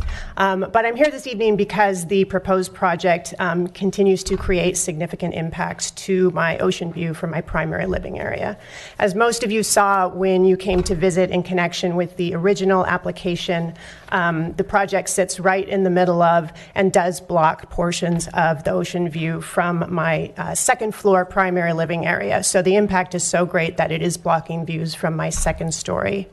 The continuing impact results from the applicant's failure to follow the Planning Commission's direction specifically given at the last meeting to lower the main ridge line by 1 foot. The height of the project is unchanged from the July application, and this is contrary to the direction provided by every single planning commissioner. I listened to the July hearing. Commissioner Nendick started the discussion. She said it was reasonable and practicable to lower the entire structure by 1 foot. She stated that represented a reasonable compromise given that it was higher than the neighbor's house and it was already situated above grade, and that lowering the house by 1 foot could potentially make it compatible. Chair Wade concurred with the recommendation to drop the ridge height by 1 foot. Vice Chair Lazaro likewise observed that the house was pushing up against all maximums and concurred with the recommendations. Commissioner Foster likewise stated that Commissioner Nendick hit all the important issues and likewise concurred. Commissioner Nendick also identified 3 ways in which that ridge height reduction could be achieved. One is by lowering plate heights. It was difficult for me to tell on the plans what exactly the plate heights were. It appeared that the first floor plate height is 9 feet 4 inches. So there's some room there. The second floor is only 8 feet, but there's about 4 feet 8 inches of attic space to play with. A second way is by changing the roof pitch. And the applicants actually did avail themselves from this from the June to July application, changing the roof pitch from 4 and 12 to 3 and 12, but the current plans have the roof pitch at 5 and 12. So that actually makes the roof higher. A third way is by grading, and applicants do tend to shy away from this due to the cost, but if the applicant's here, if the other metrics are important to them, perhaps grading will be the best viable option. And I do want to conclude by noting that, when a project does create multiple impacts to neighborhood compatibility, as this one has over the past 2 hearings, it's generally because the project is just too massive. And so Chair Wade did ask at the July hearing that the project come back with a floor area ratio of 150% of the neighborhood average. The project remains at 196%, which is basically means it's twice as big as the neighboring properties. However, if the commission is inclined to approve the project this evening, I would just ask that it be conditioned on lowering that main ridge height by 1 foot. Thank you. Okay, thank you. Thank you. All right, the applicant has their last 5 minutes in rebuttal.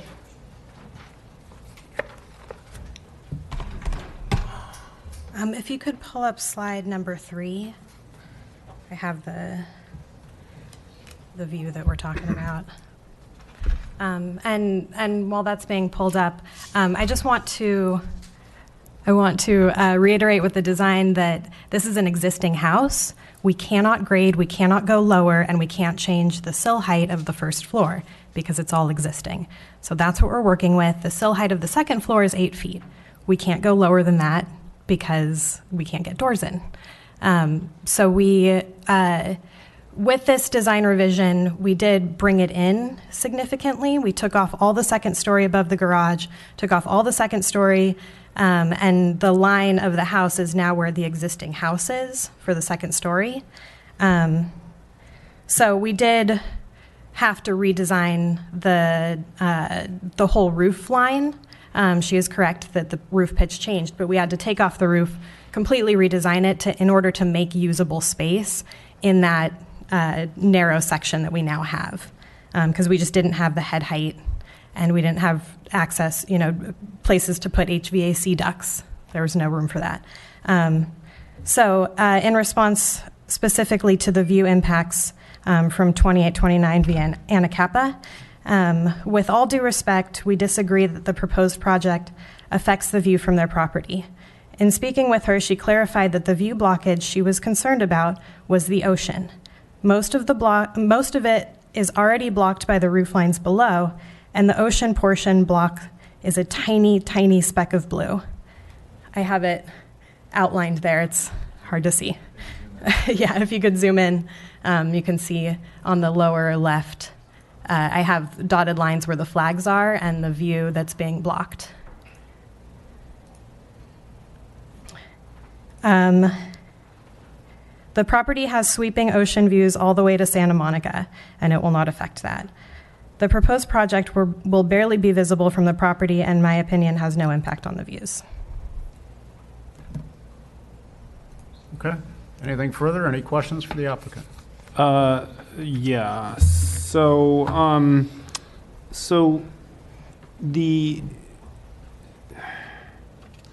the ceilings on the second floor vaulted? Yes. Or they are? Okay. Yeah, portions of them. So basically you have an 8-foot minimum, so the doors are at 8 feet. Yeah, we actually brought it down even lower. So we increased the ridge line and then brought the main ridge line down and then gabled out on the ends, dormered out so we can get access to those rooms. Okay. And have windows and doors. And so you're at 9 feet. What's the plate height on the first floor then? Let me pull up. Looks like it's 9.4. 9 feet 4 inches.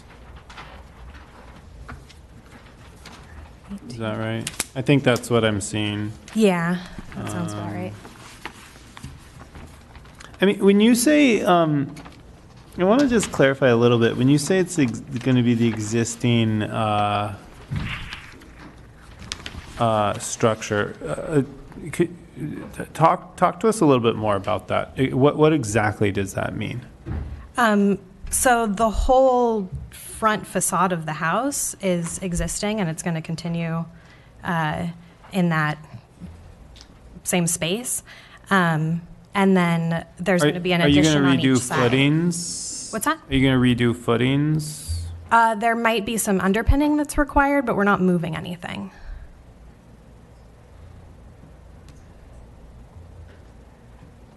Okay. So the front door is exactly where the front door is now. The walls to all those bedrooms and bathrooms.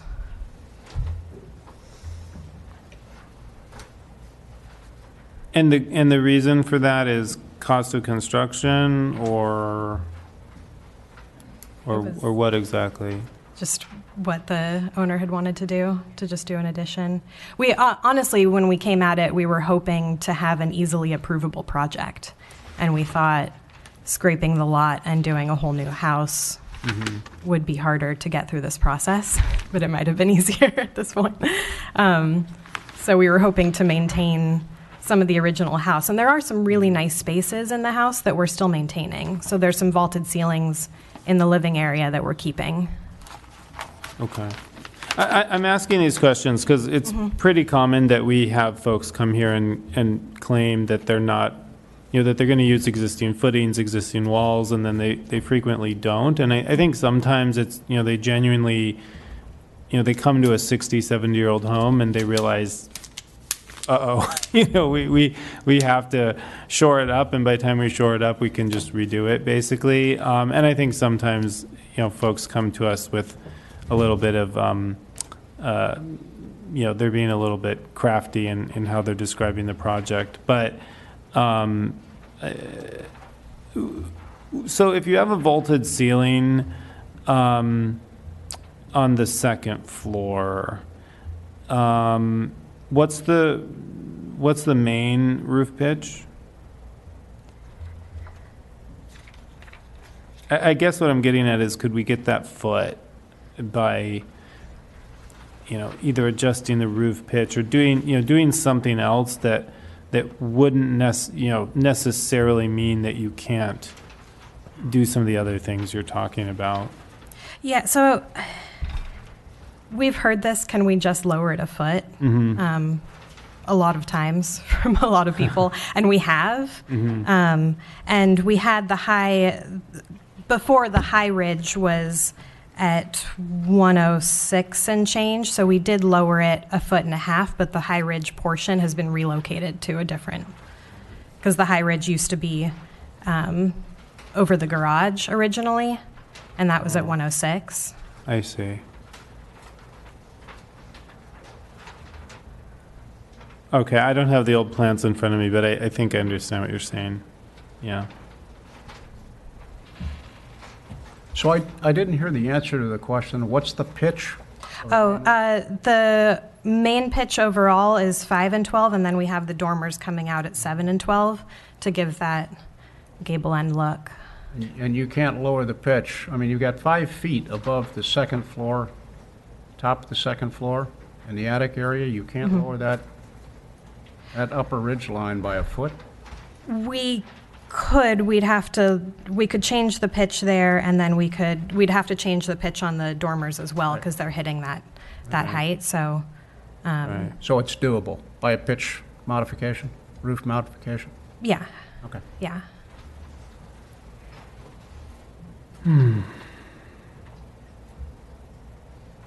Okay. Other questions?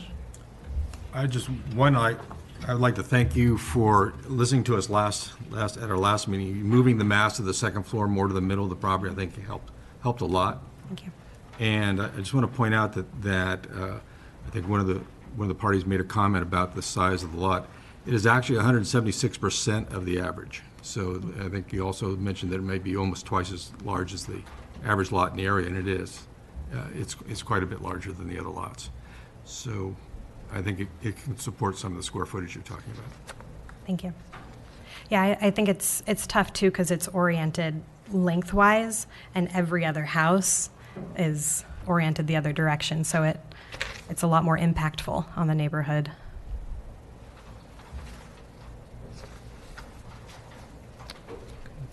Okay, I think unless there's any other questions, we'll close the public hearing and begin our deliberations. Thank you. Thank you very much. I'll begin if. Okay. All right. I don't know. I have an energy tonight. I don't know why. Let's see. I think this is a significant improvement. I think bringing the mass away from some of the other properties has helped. I'll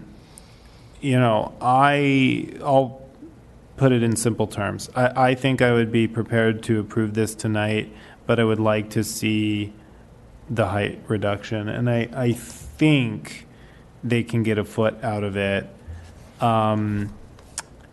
It's been a little while since I've been to Jennifer King's property, but when I went there, I was struck that and maybe it's just because there's not a lot of elevation between the two properties, or I don't remember exactly why, but a foot or two seemed like it actually would make a difference. It's not might not be the biggest difference we've ever seen, but I think it would help. I would almost say I would condition it on like a 9 or 10 foot reduction, or 9 or 10 inch reduction, only because, I'd hate for them to, fight it terribly to get, 2 inches or something if they're doing it with ridges or something. But I think it would help. I think it would get us there. And, it is a very large home for that neighborhood, but it's on what is, clearly the biggest lot. It is impactful. I think that the applicant should understand that, just the sheer size of it is impactful in that neighborhood from a massing perspective. We're struggling with some of that. I think, again, Jennifer King's comments to that effect, anytime you're trying to build a home that's just that big in a neighborhood that isn't predominantly homes that big, there's going to be sort of outsized impacts.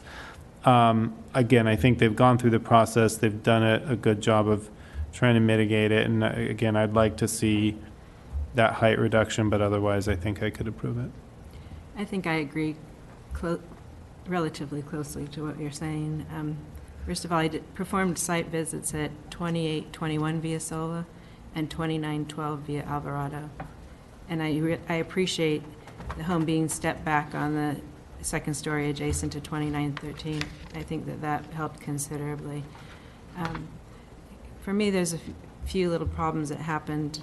Reducing the square footage of the second story helps with the massing issues, and I would have expected a resulting decrease in the ridge line.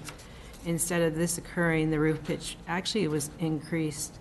You showed a maximum before of 105, and on your section A101B, that was just at one point, and then the majority of the ridge line was lower. And now all of the ridge line for that main section has gone up to 105, so it's actually increased in height, which is kind of troublesome because when you make something smaller, it should come down some. So for me to approve this project, the maximum ridgeline must be decreased to a maximum of 105 in elevation. The roof was also changed from a hip roof, which before helped open up views for the neighbors, to a gable roof, which now expands further, so that blocks views. So ideally, I would like you to go back to the hip style to keep the view corridors open. At the last meeting, we received people talking about the rooftop deck over the garage, and I appreciate that you pulled that back a little, but previously the two decks off the second story, there was 756.5 square feet of decking off the second story. Now it's increased to 916 square feet. And I think that the way that the angle that's located over the garage it creates problems, but it's not in keeping with the character of the neighborhood. When you look at the elevations over the garage roof, you see railings. So it's further impeding the view of that corridor that was created there. So for me, I would rather see that deck pulled off the garage and moved into the main body of the house so it's looking over your own yard rather than the way it's located. I stood out there for a while and I feel like it's looking directly to the house across the road. And I think you might get more view going out this way, but in any case, I think I thought almost, more than 900 square feet of of decking is a lot. So, I would like that pulled back if possible. And I think there has to be conditions on vegetation and about no miscellaneous apps being approved over the counter. But beyond that, I think that you've done a great job.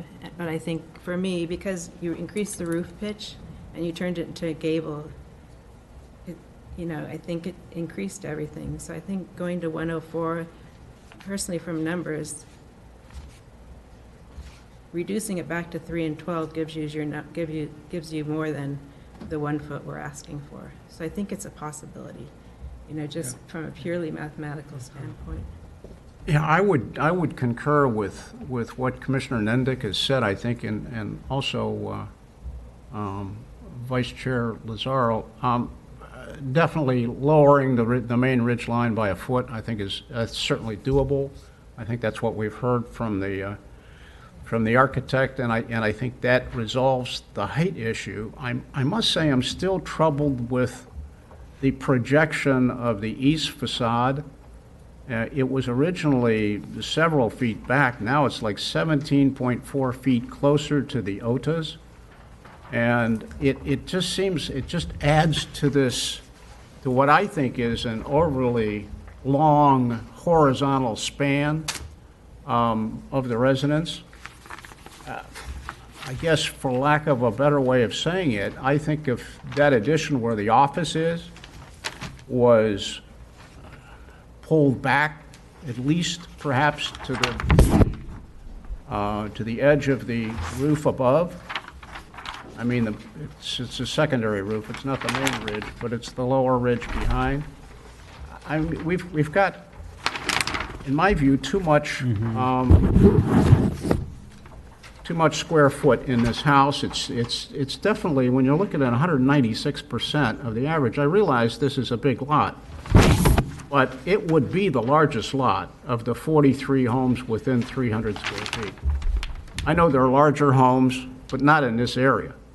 I mean, it's 62, 67 square feet. That's very large for this area. In looking at the two homes that were built since 2000, 2,500 square feet. And so there's no trend to build homes of this size. And one of those two homes, one of those two recent builds, is on a larger lot. So I just think the span of this house and the square footage is just not compatible with the neighborhood. And I think we're probably looking at a square footage maybe in the area of, 5,900 or something like that. But just pulling that east facade back in, I think, would go a long way to address the concerns I have. I'm also a little concerned about the size of the deck over the garage, and the neighbors across the street came at the last time or submitted a letter, I can't remember which now, complaining about that, and I think that the size of that deck needs to be reduced. So I know we've had 2 hearings on this. Where do we stand as far as offering another continuance? Is this the last? We need to take action tonight. We need to take action tonight. The one thing I would say, to be fair, is FAR isn't relevant on this lot mathematically because this lot is way too big. So it is big, but but the FAR skews it. You can't use a FAR number basically under 10,000 and compare it to 124,000 because the FAR can only be up to say 30-something% as opposed to being 8 lot higher. So FAR really, it's an equation that's really for like-sized that use the 50% number to figure out the allowable square footage. Once you start changing it, it's a little bit, mathematically it doesn't work well. But that doesn't say that what you're talking about, the actual square footage relative, that's pertinent. Mm-hmm. If you compare the ratio between the average lot in the surrounding area and this lot, it's 176. If you use that same number for the square footage would be reduced by about 600 feet from what the current plan is, to get it down from 196 to 176%. So Chair Wade, you're proposing that the office, rather than having it shoot out into the front yard, that it be pulled back? That it be pulled back. Essentially to be more flush with, say, bedroom number 2. Yeah, I know that would create a redesign on the interior, Mm-hmm. but Well, it would really just make the office smaller, right? Effectively. I think that entire piece is just an office. It's labeled as office, and then there's bedroom number 2 next to it, which everything is along a single plane except for the office, which is about 20 feet by 14 feet. It's a pretty large office as proposed, but If I recall, something interesting happened in the plans, that they made this big 2-story feature here, which pushed the second story out further. Mhm. I think in the plans last time, I could be right or wrong, but I'm pretty certain that it didn't have the big 2-story feature. That wall was closer to Right. the stairs going up when I looked at it. Mhm. So I mean, personally, I could probably approve it with the 1-foot reduction and without, making the office smaller. There's one slightly tricky thing here. If we made the office smaller, if you look at the image on page A101B, and there's a little view corridor diagram, and if you zoom in on that, or if you have it on the plans, the office is here. Are you just talking about pulling it in this way? no, pulling it This way? into the window. Oh, Not back, interesting. but to the- Pulling it this way. Oh, I Yeah. see what you're saying.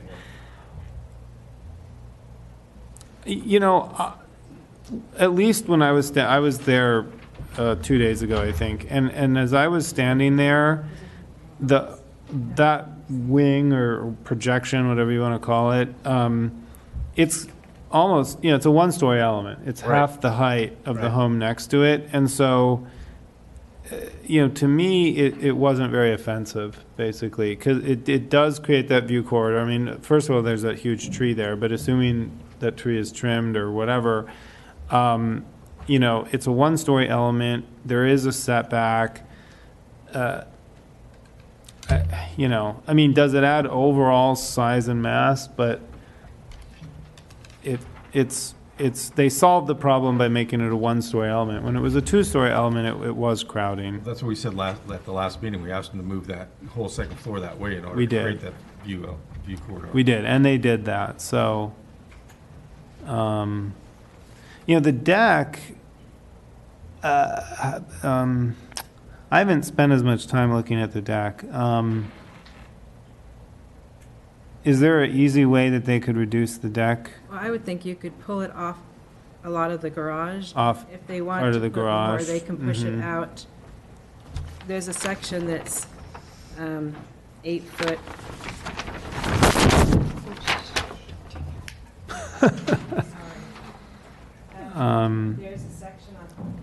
There's a section on the second story that's 8'6". So I would say pull it out more there, because then it's over your garage, and it's just not in keeping with neighborhood character to have a deck out like that. And some of the other sections, when you look at, I can't tell, when I see the elevation, it looks to me that when you see from the other side of the street, you see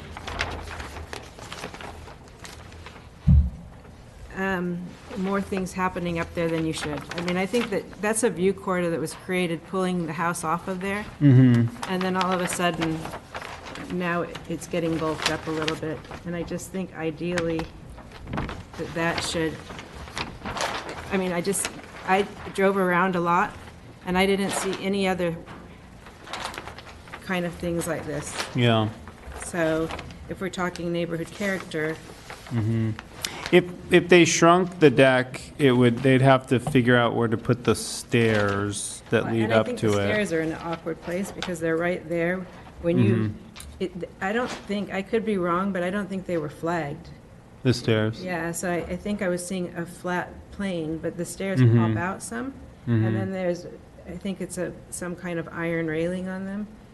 And you're going to see it, right? Because you can't, it's above the walls. So I just think it's kind of unusual. I think the stairs should be relocated. Well, it's interesting, if you look at the deck, I guess I'm on, let's see, what page am I on here?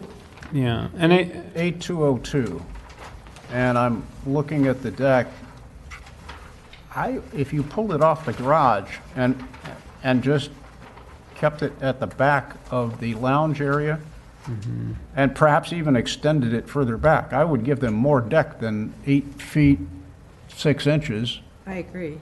That could be stretched back, and you'd have, just take it off the garage and end it at the wall by the elevator there, Yeah. and then stretch it out another, I'm not sure I would be opposing another 5 feet back.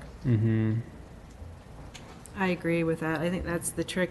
Pull it off there, but let them have more deck, but make that 8.6 deeper. Yeah. And then off the second office upstairs, there's a nice sized deck as well. Yeah. I'd almost let them keep the diagonal that essentially starts at the elevator. And if you imagine a line kind of going from, if you're looking at A202, and I think that's where you're at, yeah. Yep. And if you imagine a line that basically starts at the elevator and then draws pretty much to where the stairs start, it kind of gives, it basically follows almost the garage, right? Kind of, but It follows the stairs garage. start- So they get, I think that's covering what's labeled as a gym. So they sort of get a diagonal cut there, but it doesn't actually go up and over the garage. It stops where the garage starts, essentially. And I agree with that. The stairs start actually by the ridge line of the garage. Yeah. And they go down. Now, if we did that, they would still have to figure out where to put actual stairs to get up there, but So I think help they me. could swing the Show me stairs the- show me around. the But I'm saying not where the Yeah. stairs start. I So think the line would roughly be from here to here. So they'd kind of get a, That would be yeah. kind of useless back. Well, yeah, I guess that is a little useless there, but essentially, could see, it have would follow this stairs line. come up and just- See this line here? It would essentially follow that Oh, I see. line right there. So it's kind of a natural line to follow. so. If we look up here, Derek, where are you saying?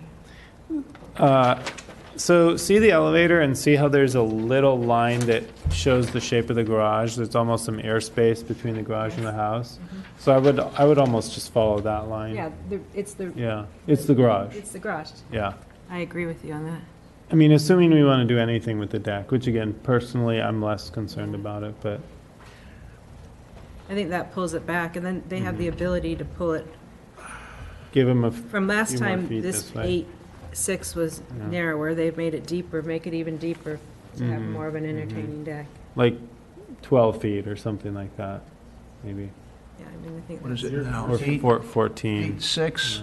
If you look at 201, so you're saying bring it right back with like. with the gym. Essentially, yeah, right, exactly. So you just bring it right with that just line? Right there, yeah. I mean, I don't know. Yeah, so you look at 201, that Yeah, would be the 201. So it'd follow the garage line, essentially. rather than jogging Or out. just cut at a right angle if they didn't want to do that. Right. Yeah, you might just give them the option. I think. Yeah. From an architectural perspective, it's hard to visualize Yeah. what that really looks like. Right. I think I'd be comfortable with that. And again, I think expanding the deck a little bit further than 8 foot 6 inches is not inappropriate? Yeah, maybe I think there is some mitigation. 14 for the feet neighbor. Yeah, 14 seems fine. instead of 8.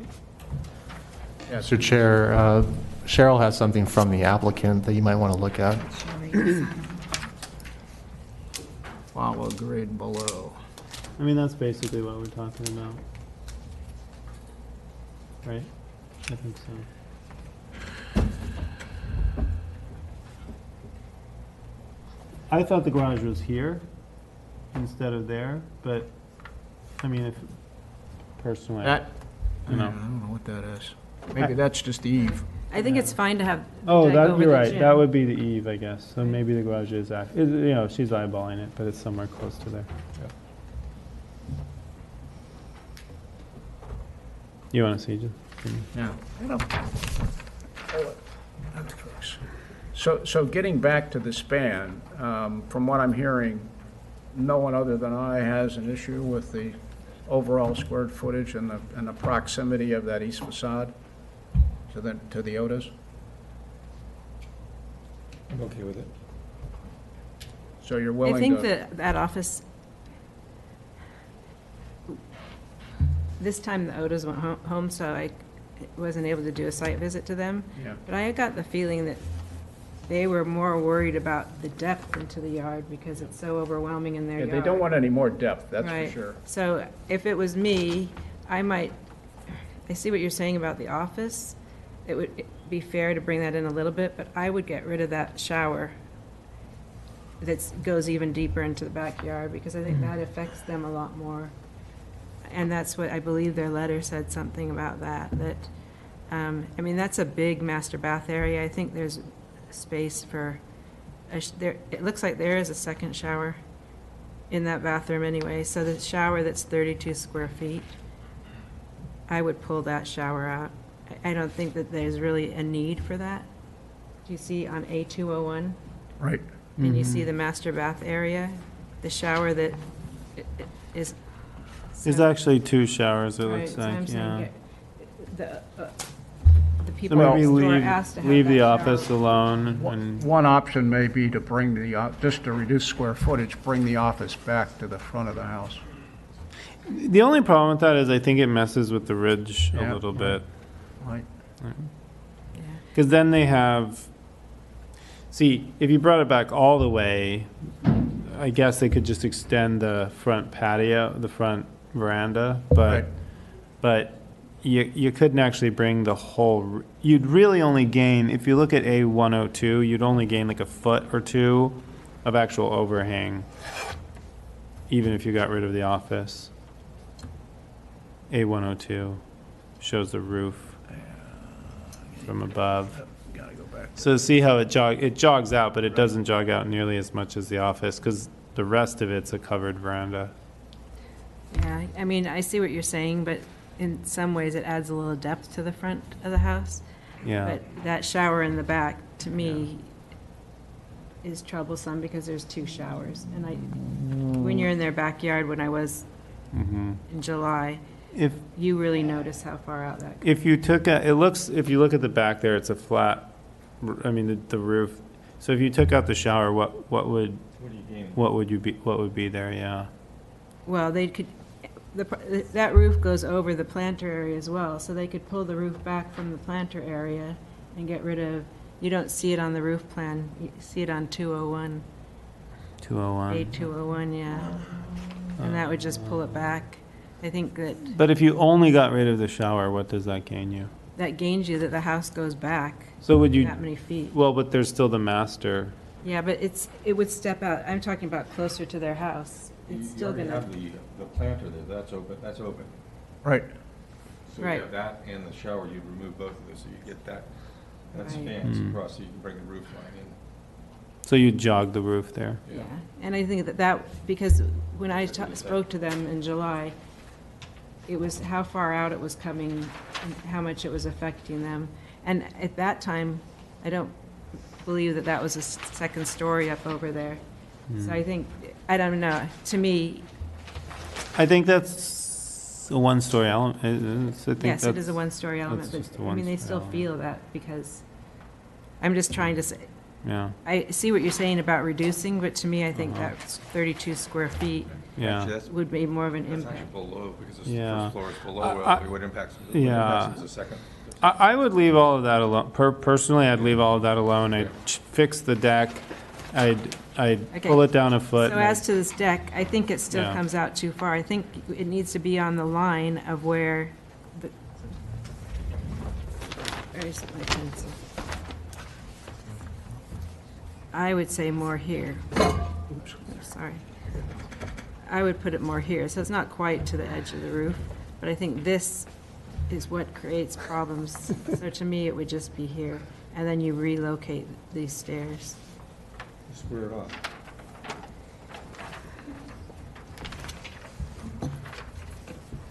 It's just saying to bring it further that way. I mean, I think then the roof goes down. Mhm. I mean, I'm fine either way. Yeah, I think I'd prefer that. Yeah. What Janine has just suggested. That was roughly what we were saying Yeah. earlier Yep. anyway. So you're squaring it off. Yeah, I mean, it's almost the same thing.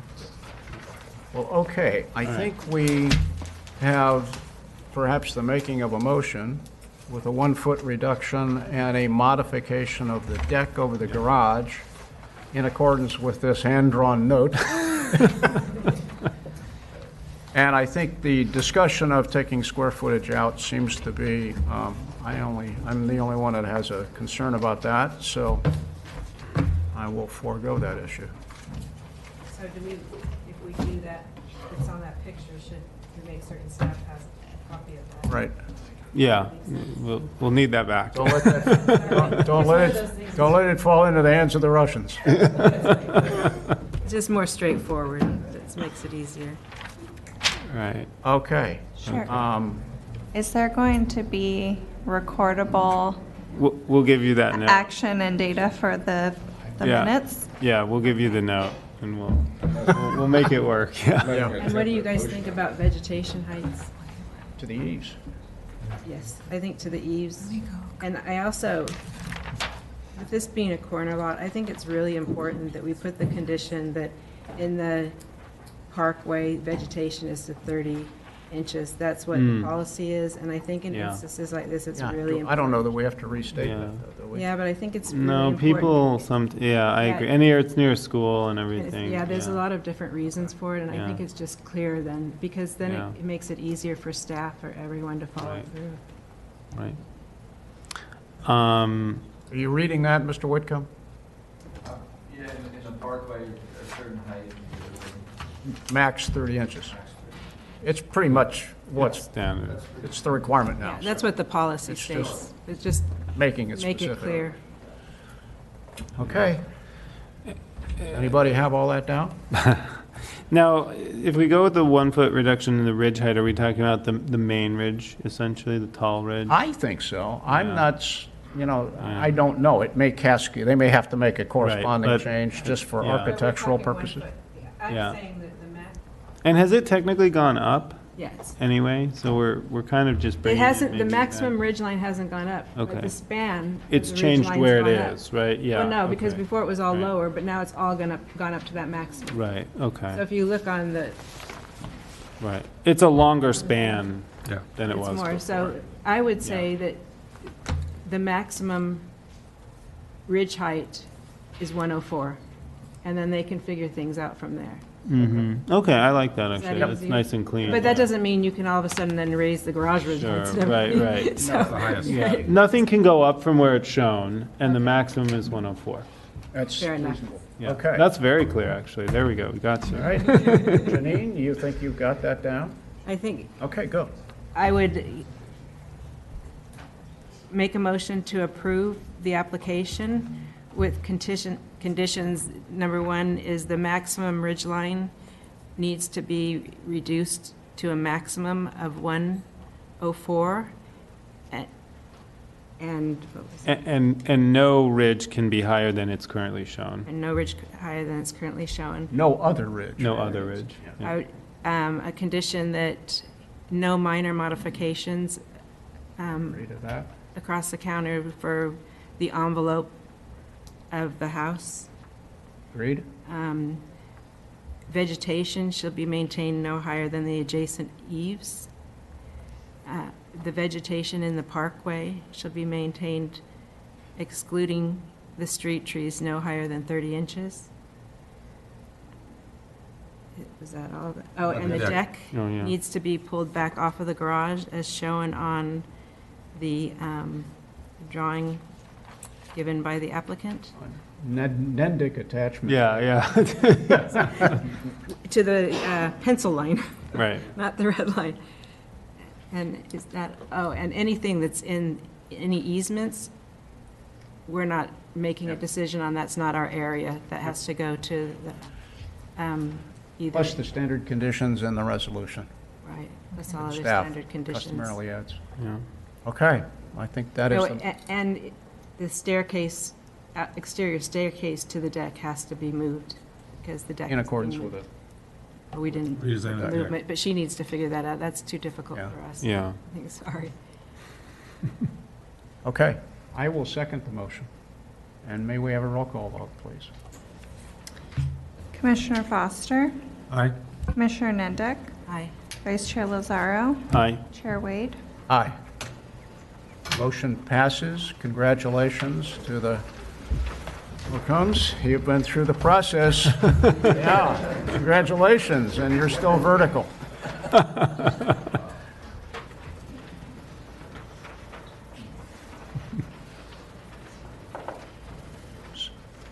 So now it's the opportunity is to make good peace with your neighbors. Yeah. Have that martini. All right, have that martini.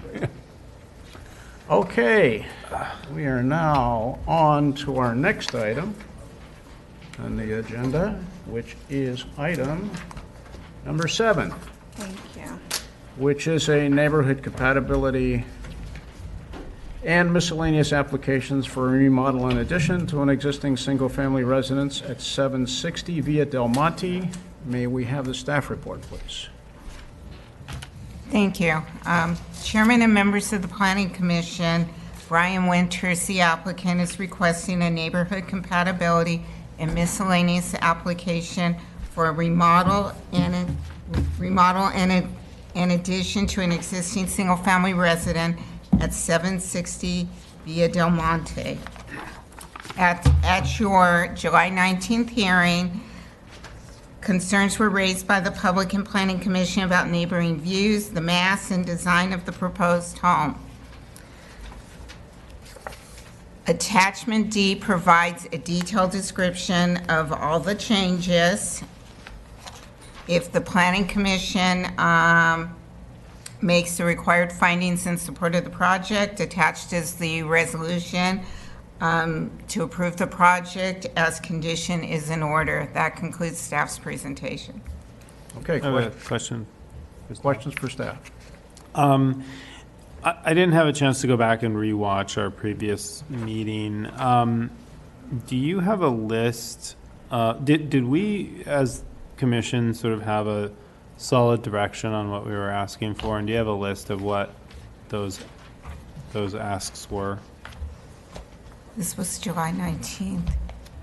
Let me look in the, The overarching concerns were around height and massing.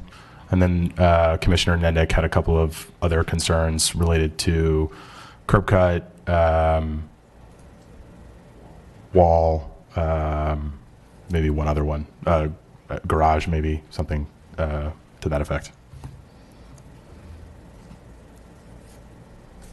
I'm looking at the action. I'm trying to pull up the action minutes for July 19th.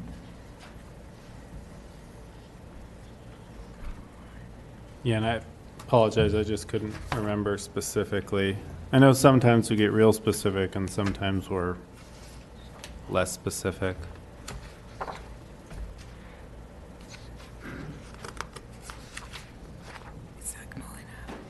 Are you able to pull it up? The presentation details some of the concerns that were raised, covers most of them, so we'll touch on it.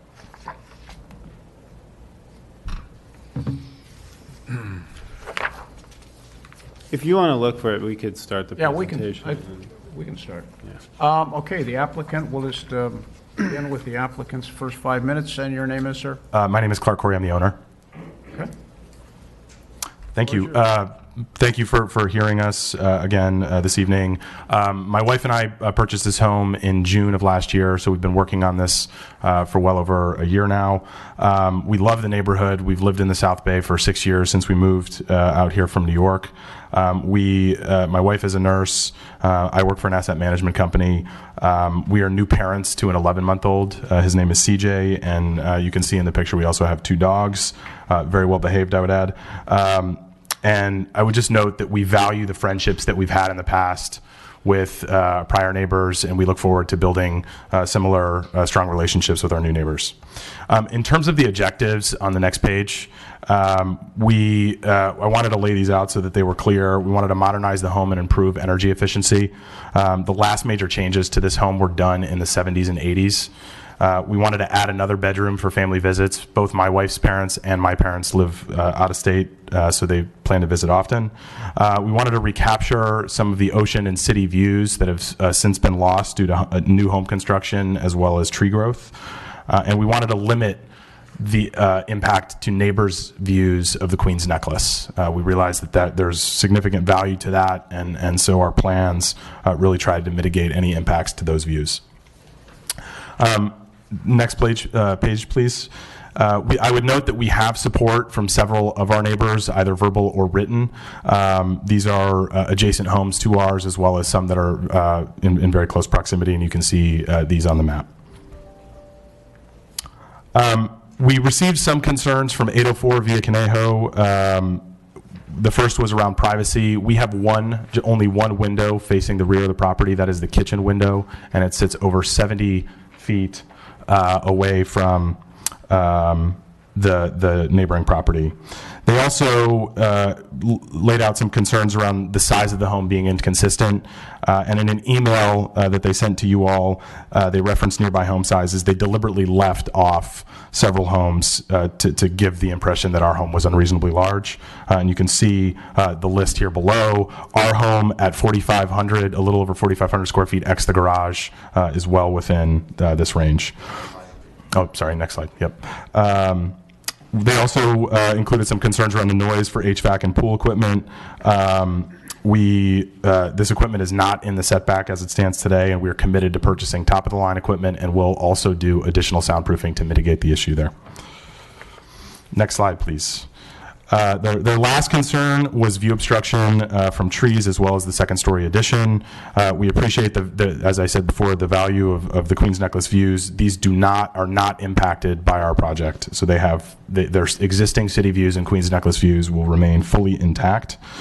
We have also committed to them to not introduce any new vegetation. So the existing trees on the property will remain in place, except for the tree that we've highlighted here, which will be removed. So that tree currently sort of blocks their view. It will be removed during construction.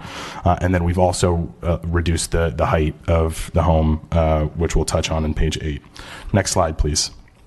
Our other neighbors at 812 Via Conejo, they expressed concern that the design was inconsistent with the neighborhood. We respect everybody's right to and taste for their own homes, and the design of our home received praise from both the art jury as well as some of the commissioners, including Commissioner Wade. So we appreciate those kind words. The second concern was around view obstruction. And we understand that the commissioners may have visited the home to understand the issue. We sent a couple of emails to 812 Via Conejo. We didn't get responses to those to understand if our proposal and what the view impacts actually were. And I would also note that there are no impacts to the existing views of Queen's Necklace. Next slide, please. In terms of the height, we've addressed this issue. We've lowered the home, the second-story addition and entry tower by 1 foot 6 inches, and this was achieved by reducing the first floor plate height from 10 to 9 feet and elimination of 6 inches from the structural cavity. In terms of removing and grading the existing foundation, it is cost prohibitive for us. We cannot do it. So if the answer is that this project can't move forward, then you will see a very different look than what we have here today. And then in terms of the wall, we've adjusted the wall because there were some current concerns around massing. On the next slide, thank you. So we stepped down the wall from 5 foot 2 inches to 2 foot 8 inches before you include the railing. So there will be some significant reduction in massing with respect to the wall. The curb cut, which was another issue that was raised, we are eliminating the curb cut on Via Del Monte and relocating it to Via Conejo. So this intersection is very busy, and we prefer to have the entrance and exit to our driveway on Via Conejo instead of on Via Del Monte. And then lastly, I'm not going to go through these last slides, but there was concern around how our home compares to other homes. Several of the other homes on our street were 1 story. There's a map included on the back of this presentation that lays out the location of all these homes. As you can see, they're very close. So it's a 2 to 3 minute walk in any direction. Finish up in your last 5 minutes. Okay, thank you. Okay, we have, let's see, 2 additional cards for public comments. One is Bobby Aiken at 801 Via Conejo. Hi, everybody. First of all, thank you, Planning Commission, for what you do. I honestly don't know how you do it. So appreciate all your efforts on all our behalf. Yeah, exactly. I live parallel to this house, and I knew the previous owners. I have met Clark and his young family briefly. You could argue that I would be impacted. I'm going to lose probably a little mountain view, a little city view from part of my house, but I am fully in support of what they're doing. I think the house is going to be an improvement to the neighborhood. I think they are doing something that is respectful to everybody around us as far as the look and the feel and the character. And I want to encourage what they're doing, and I'm excited to have them as neighbors and to see that as my neighborhood view going forward. So that's it. And if you have any questions for me, I'm here to answer them. Okay. Thank you. Thank you. And finally, we have one more card, and if anybody else wants to speak, please pass a card forward. The final speaker right now is Brett Johnson, 812 Via Conejo. Yes, thank you very much. Yeah, this is an interesting process for sure, and I really appreciate all the work that you guys put into it. I agree with the comment, like, I don't know how you do it. But as you mentioned, about to live at 812 Via Conejo is probably the way I would say it. We've been working on internal remodel for probably longer than we would like, but we've been in Palos Verdes Estates for 11 years, had the kids go to school at PV High, been part of the community for a long time. It's something that bums me out to be standing here telling you I have a problem, continue to have a problem with this proposal, because I want to support my new neighbor, and seems like a great guy, and I look forward to building that relationship. I don't have a problem with the look of the home. I don't have a problem with the massing. I don't have a problem with the wall. What I have a problem with is the ridgeline. Very clearly, it creates a substantial impairment to the view from my home, specifically from the main entertaining area outside our family room where people would come and we would host. It does not affect the necklace, as was mentioned. I agree with that comment, but it affects looking the other direction for most of the entire ocean view and sunset views. And it is a significant, height increase from the existing home. So again, I don't have any problem with a new home going in. I'm super excited about the investment in the community and the look, other than the ridgeline is significantly higher than the adjacent homes next to it along that street. I'm also very concerned about an increase like that in a terrace community like we have, and what the ripple effect will be. And you keep doing that and adding another whole layer or floor to the other homes, along that street, and all of a sudden maybe, I am standing here again and again for the same problem. So anyway, I do feel like this is not a minor impact, but a substantial impact to my view there. And feel bad telling you that I feel like it definitely obstructs the view from that perspective and doesn't feel like it's in keeping from a ridgeline perspective. Okay. Thank you. Thank you very much. Quick question. Excuse me. Brett. Thank you. Yep. One more. Is there a, I guess I'll ask it in two parts. First of all, I believe they have reduced it by almost 2 feet or a foot and a half. I think 18 inches. So far, yeah. Was that noticeable at all? And how much more would you think you would need for your impact to be largely mitigated? It was not noticeable, and my guess is probably like another 8 feet. I mean, really, the top of their existing ridge line gets you right up when you're standing on the deck, gets you right up where it doesn't block ocean views. And so then you get this big tall pole, red pole that's there, right, that in essence blocks the ocean on top of the existing house. And so, the problem is really adding an entire floor onto a two-story home there just is a dramatic impact from where we host. So 18 inches is not what we're talking about here, really, from an impact perspective. Right. Okay. Thank you. Okay, any other speakers? Seeing none, we'll close the public hearing and begin our discussion. Oh, yeah, I'm sorry. It's getting late. Hello, Commissioners. My name is Brian Winters. I'm the architect of the project. I've enjoyed working with Clark and his family on this project for a little over a year. I find it troubling that Mr. Johnson finds this so traumatic that he didn't actually take the time to reply to our multiple emails, visits, etc. If it was such an issue, I think he would have tried to work with us outside this forum, but he did not. If you guys could please refer to this slide. I think it's page 4 possibly, is view. And then that, just add it. You could zoom in on that, that would be great. Next page. Down? Next one. Next one. This. Right there, and zoom in on that. Those flags they're in the tree line. I don't really see what is the issue here, to be honest. He has a complete view of the necklace.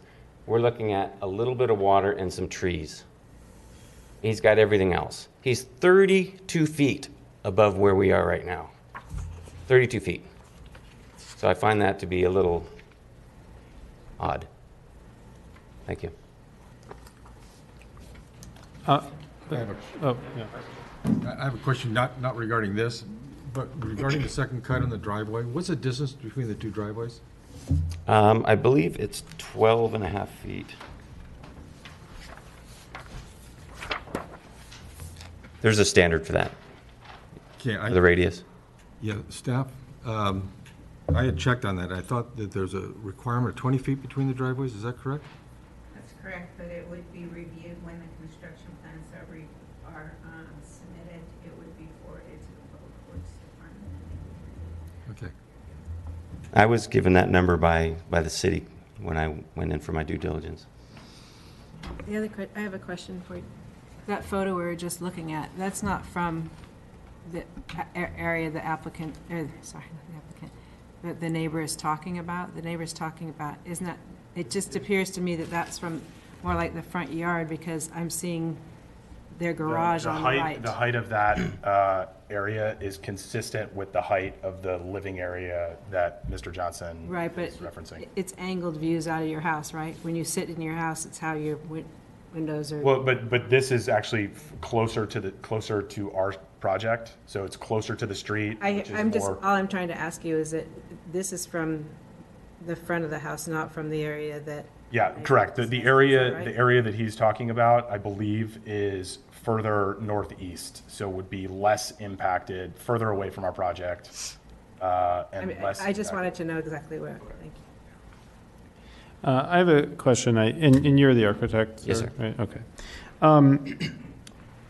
So, in dealing with the view impact, the sort of obvious answer is a further reduction, and whether that's, another foot or another 6 feet or whatever, that's normally how we deal with view obstructions. We're hearing that the project can't be reduced in height because you're trying to do this as a remodel. This is a full remodel and addition only, and we're keeping footings and plates and walls and adding to an epoxy doweling and underpinning a little bit, but not significantly. We had our structural engineer come out and our general contractor come out, and they guesstimated it would add to about roughly $100,000 to $200,000 to the additional cost of the build, which would be a non-starter. And one of the reasons I'm going down this avenue is, again, we regularly see folks come here and tell us that, and then, you literally drive by it 6 months later and it's scraped to the ground. Well, you could hold us to it.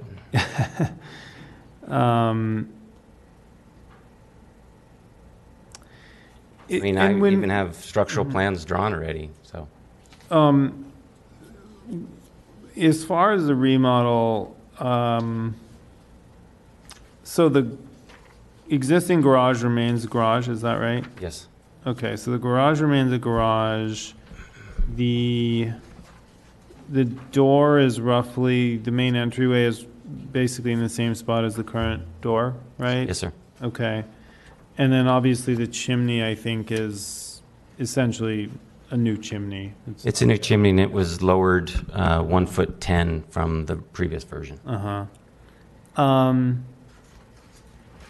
So does the wall of the house, there's sort of a veranda that sticks out a little bit and a balcony.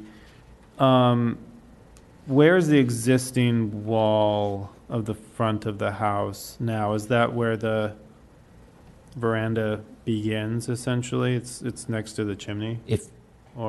If you go to the first floor plan, which is A201, I believe, it shows the walls pochade and non-pochade. The non-pochade are the existing walls, and the pochade are the new.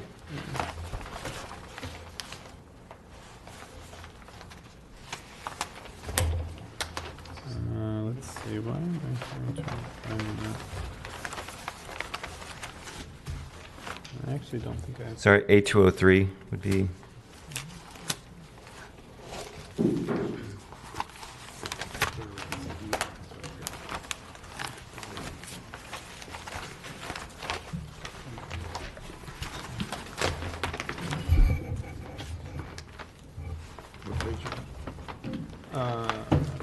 which page is that again? A203. 203.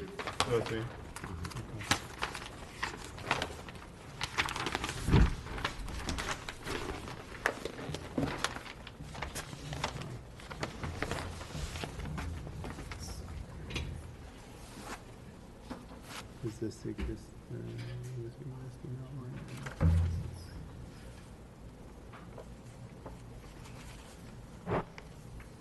So you'll see between grid lines 0.8 and 0.9 and 9.1, that new walkway there, that's new. Right behind it is the existing walls.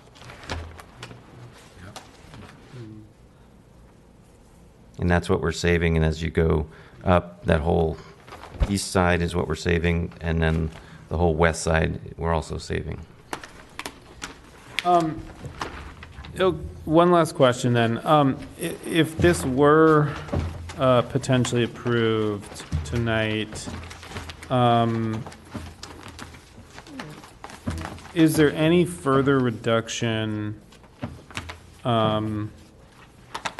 any of the elements, I guess, I would say that you could achieve in terms of height reductions tonight. I would, excuse me, I would definitely like to do that. We are at we went from a 10-foot plate height to a 9-foot plate height on the first floor.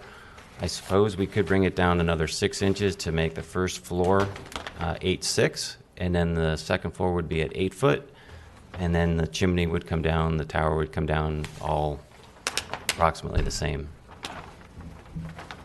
But yeah, I'm willing to do 6 inches. But other than that, I'm at an 8.6 and an 8-foot ceiling height for a $4 million home. That seems really kind of harsh. So are those volume ceilings? In Yes, the sir. kitchen area? On the top floor, it is a vaulted ceiling. The chimney next to the entry, Yes, sir. that's about 2 feet higher than the ridge on the tower. Is that all right? Yes, sir. It's a direct vent for 2 stacked fireplaces. Yeah. So is there any room there to bring that down a little bit? We could Okay. bring that down a little bit.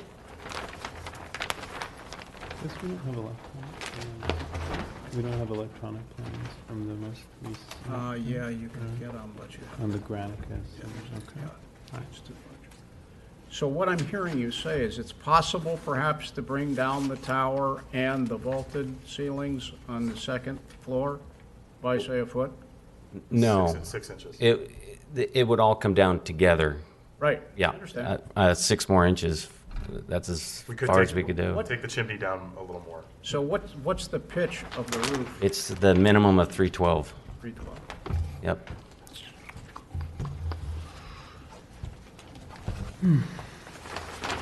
Okay. Okay, thank you. You're welcome.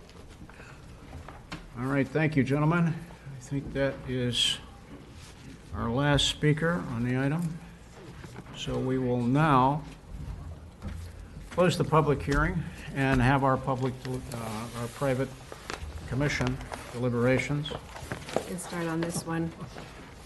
To give Derek an update from my notes, we asked them to come down about 7 feet, Derek, in We that asked them to area. come down 7 Yeah, feet. because it is about, it's, in the front of it, it's 7 feet above natural grade.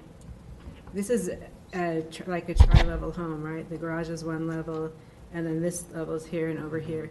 So I'm just saying that is, we said 6 to 7 feet when we did it, but. And did we all pretty much collectively agree on that? I think, I don't know exactly. That's a lot. That is a lot. Right, but I'm saying, well, I know that that's what I mentioned, and I don't remember everything else, but I'm just saying from what my notes are where we're going. But first of all, okay, I visited 804 Via Conejo and 812 Via Conejo. From my reading of our code, we have a problem with this project to begin with that I didn't realize before. Oh, I'm sorry.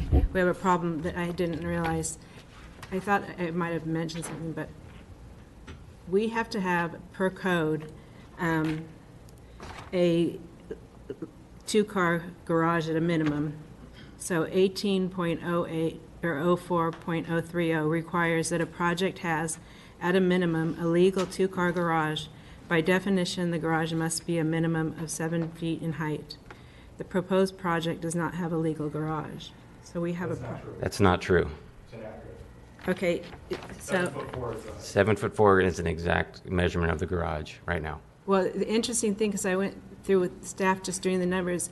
And Wait. Go ahead. I think we should turn the microphone off, but Mr. Chair, I believe the public hearing's closed, right? Yeah. Yes. Okay. Right. Okay, So we- let the We can commission ask you a talk. question, but the and public then hearing is closed. We'll reopen it. The reason I've come to that is, number one, that the demo plan says it's 6'8" tall on the plans here, okay? Number two, according to the numbers on your plans right here, you're lowering the floor above the garage and above that whole wing that extends to the back from your survey. I'm just telling you what I'm reading on your plans. The survey says it's 320.2 finished floor elevation there, and your plans here say that your finished floor elevation is 319.13.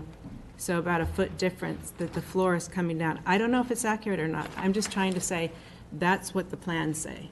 So then, according to the plans right now, when I do the subtraction from your 319.13 to the floor level of the garage, it's which is 311.89. That comes out to 7.24 feet without any structure to hold up your floor. So say you have a foot there, now we're down to 6.24. Just using your numbers. I don't know what, all I'm trying to do is use your numbers, okay? On your plan here at, let's see, on the garage demo floor plan, which is A2.00, it says garage 6 foot 8 inches low. Okay, so that's where I'm going off. So for me, I'm worried to begin with that I need to be assured that this is a legal garage that's 7 feet in height, because by code we have to have that. And the numbers here, just using off your plan straightforward, that's a problem. The numbers could be wrong. I don't know exactly what's happening, but, and then, okay, also at the last meeting, I did ask for 7 feet. You know, maybe it could be 6 feet or whatever, but my reasoning is that this is the mid-level of what was originally approved. And it was approved as a one-story feature, and that one-story feature is higher than we probably would have agreed the first floor of a two-story home at that point. You know, as I said, it's up to 7 feet above natural grade. So that's why I come where it's possible to come down, and that's what I had discussed at the last meeting.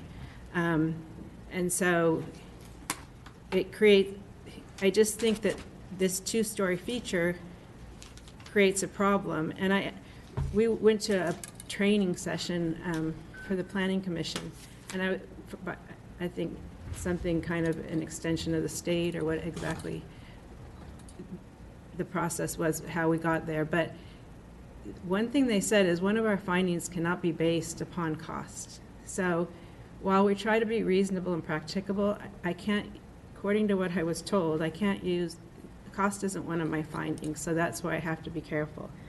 Then the other thing that according to the numbers on the plans here, last time you turned it in, you said the finished floor would be on that lower level of the two-story structure, 115 something. Now this time on the plans, it's gone up to 116 something. So the floor level has been raised from last time. I'm just telling you, reading the plans. I don't know the answers, but according to the last plan we were given and this plan, because I pulled the old plans out and I looked at these plans and the numbers are different. So I get confused where all the numbers are coming from. And then one thing that I found interesting in your letter that you sent is that you stated that lowering the finished floor elevation of the first story below the addition would trigger a new tax assessment. And so I contacted our director of building, because I've heard, you know, one wall has to be left, 50% has to be left, and what he explained to me is that for a tax assessment, number one, the tax assessor does his own thing. But per code, new construction, or a remodel, for us, you just have to leave one wall, because we don't have anything written on our code, he said, so we have to go back to state code. And California state code says one wall remaining. So that's just for informational purposes, because when I read this, the 50%, which I had heard before, was quoted, and I thought that's what the answer was too, but he told me that it's just one wall that has to be remaining. So for me, I would suggest the project's continued for the applicant to submit plans. Number-wise, it's a legal garage at 7 feet tall, just to begin with, for me. And I would say, you know, we need to come down 4 or 5 feet from where you're at, because I don't think we would have approved a two-story feature here starting this high up above natural grade. So that's kind of where I'm at. I think we need to come down further. And I'm not worried about the privacy issue. I don't think that that's, the window's far away, and so that's not a huge one for me. So I think we will reopen the public hearing specifically for the question of responding to Commissioner Nendek's observations about the plans, do we have a legal garage? We do have a legal garage at 7'4". The demo at 6'8" is a beam that we're taking out at 6'8" that we would like to take out and double up with a wood LVL and push it into the floor cavity. Okay, can you speak up a little bit? I can't. So we do have a legal garage right now at 7'4". What is showing as a 6'8" is a beam that spans horizontally across the garage, which is at 6'8". Just the beam. There's a drop beam inside the garage. We're going to take that beam out and put a double LVL, which is a composite beam, shove it into the floor cavity to span, so that way we can run joist shorter span, and then that way we clear and have a continuous 7'4" garage. It's not a 6'8" garage, and it's legal. It's 2-car. They use it right now. It's there. We can measure it, send you a photo, whatever. It's a legal garage. And what about the floor level from your survey is at 320, but you're showing it at 319.13. So you're showing that floor, which we had a sunken entry foyer that they are now wanting it to be flush, and that's why we evened it out. That's the difference in the numbers that you're seeing. I'm actually talking about where I see on the wing that extends back towards, I would guess that would be to the south. The existing part of the house? The existing part of the house that I thought you might be reconfiguring or whatever, you weren't doing much to, that floor says that it's changed. I might be wrong. I'm telling you, I don't know the answer to it, but if you look at your survey, look at your survey, and the survey says it's 320/20 that you have in these plans. So at the beginning of your plans, maybe I'm reading it wrong, but oops.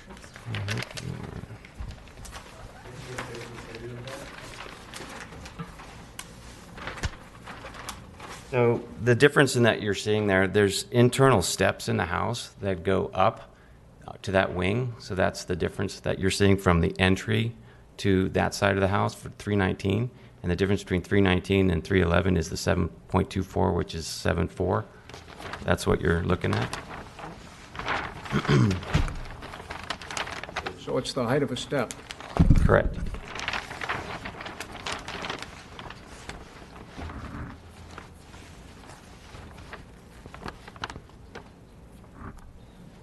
So when I look at the plans, I see the steps appear to be kind of in the middle of the garage. Good. Correct. Okay. And then I see on the survey, it says that that level is 320/20.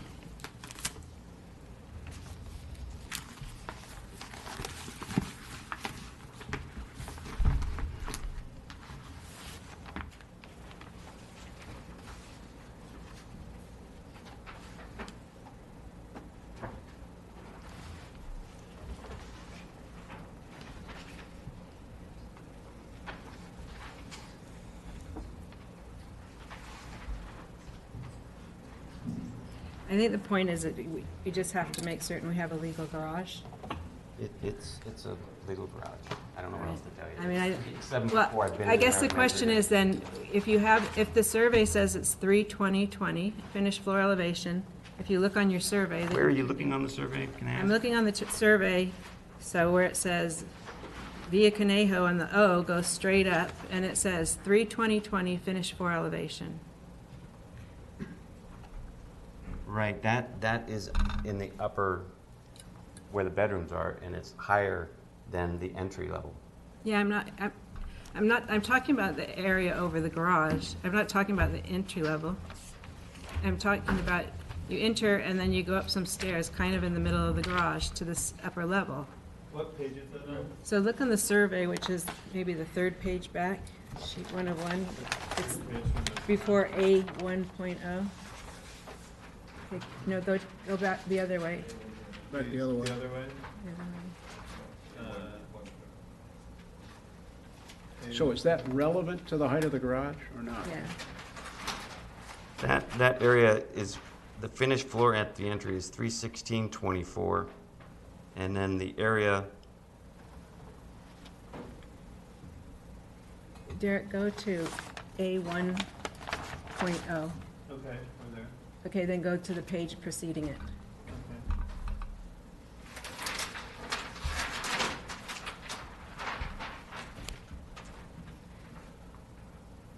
And see the wing that goes to the right? It says 320/20. Finished floor elevation. Okay, yeah. Okay. 2015, Right. Can we borrow the plans? Yeah. Sure. And then you can go, look on A3.04. I think, Give us just 1 second. Should we circle that real fast?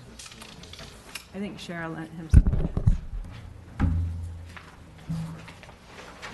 And see how it says finished floor, 319, A304.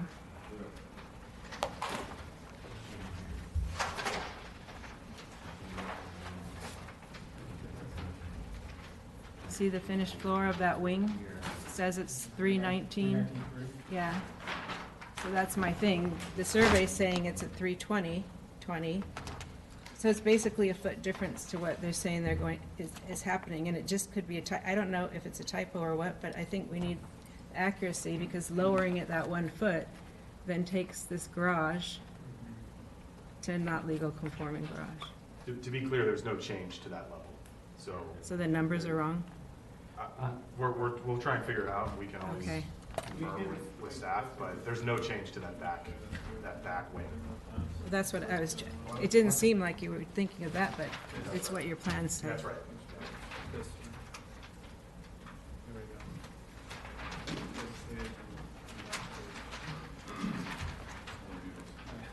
we go. so does that answer your question? Right, well, the plans before us do not show it's a legal garage. If the numbers are wrong, then they need to be corrected before we can do. You see the numbers? Yes, I did.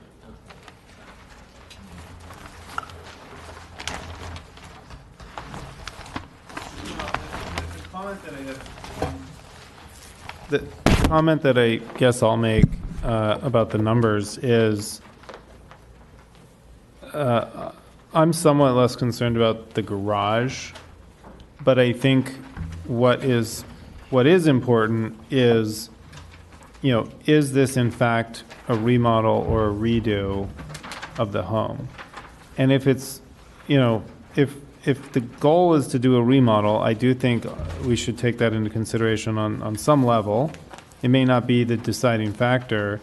If in fact it's just a complete tear down, though, with different floor levels and everything else, then it does lead to different options in terms of what can actually be The done. question, I think it can be for that area where they're going to put a second story, but and they have to redo the walls and everything to carry it. Mm-hmm.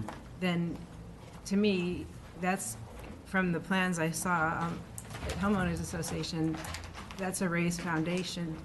There's capability to go down. Mhm. I understand it costs more money, but then what's the view worth to other people? I don't know what the balance is exactly. Right. I think that's part of what we have to decide, because the one home right behind it is essentially taking their view, okay? And then from the other gentleman, in his entertaining area, in the primary living area, it's taking, that area doesn't look towards the Queen Necklace. In any case, I can't tell you what someone's favorite view is, so it's a difficult situation. Yeah. So I don't know the exact answer, but I worry. The trouble I have, quite frankly, is I don't think this is a view impact case. No. I had occasion to go to 804 and 812, and I grant you that there is an impact on the ocean view. But my view is, perspective is, that in the case of 804, the view impact that's being complained of is only one room in the front of the house, front corner of the house. And there's no way there could ever be a second story in the current project that wouldn't impact that view. So, and it's not that substantial. It is not what I would consider a significant impact to a scenic view. 804 has a view towards the necklace, towards the rear of the house. that is a more significant view than from one window in the front. At 812, in all due respect, it is, in my opinion, again, there is an impact on the ocean view. There are trees behind in both cases. And the view impact to Mr. Johnson, in my view, is not what this matter should turn on. We shouldn't be lowering the house just to try to accommodate a sliver of a view with trees behind it. And that's my perspective on it. And I was more concerned when this came up for hearing originally about the mass and size, tower, positioning towards the street. I'm still somewhat concerned about that. But by the same token, I just don't think that trying to squeeze a foot or two out to preserve views that are, in my humble opinion, I know they're important to the residents, and I don't want to, diminish that. But in the big scheme of things, I think trying to drive that house down to create an incremental improvement is not reasonable. You want to go or should I go? Slide. I think I'm more aligned with Janine on this one. And I've thought this is a hard one. From time to time we get difficult ones. And, I am personally fairly convinced that these applicants actually are trying to do a remodel. As I've said, I've been on the Planning Commission long enough. I think there's some folks who genuinely want to do a remodel and they get to it, and it's actually not possible when you add the weight and the reconfiguration and all the windows. I mean, in some cases it costs more money to do the remodel than actually just to scrape it and start from scratch. But I think the challenge is, I did see fairly significant view impacts from 804. It was not, from my perspective, just from the front. I went there during roughly sunset and was on their deck, and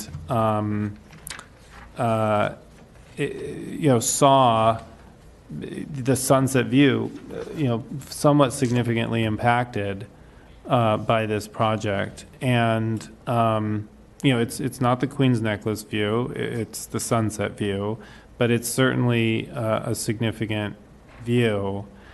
I did have an opportunity to also go to 812 at another time. There was a construction worker there who let me in. I think I stood on the actual entertaining area that was mentioned. It's actually not the picture that we saw from the applicant. It's certainly, the impact there is much smaller than the impact from 804. But I would say that it's the kind of impact where if you had it not just from one home, but from 4 or 5 homes all through that row, then the view from 812, changes significantly. And, one of the things about the Planning Commission is we evaluate each home individually. And I think that's one of the great things about our process here. It's the painful thing about it, but it's also the great thing about it. But we have in some instances seen, we approve one home and we basically see, of the 5 next homes, 3 of them go under construction within a couple of years. And if we look at the homes next to it, they're all basically split level or basement level homes. And I think we could see, if we approve this, I think we could absolutely see several of the neighbors at least expecting to do the same thing. And that would, I think, then create, just a series of running battles sort of up and down the street. So it's a tricky thing. And I think the obvious answer with potentially a different application would have been, almost a no-brainer answer would be we split the difference. We let them build, essentially what I'll call a 2-story home that simply has a finished floor level. The first floor level is lower. and we split the difference, and it's, you know, a 4.5 foot reduction instead of a 7 or 8 foot reduction. But again, that's what we do here a lot of the time. You know, it's a little tricky with this one.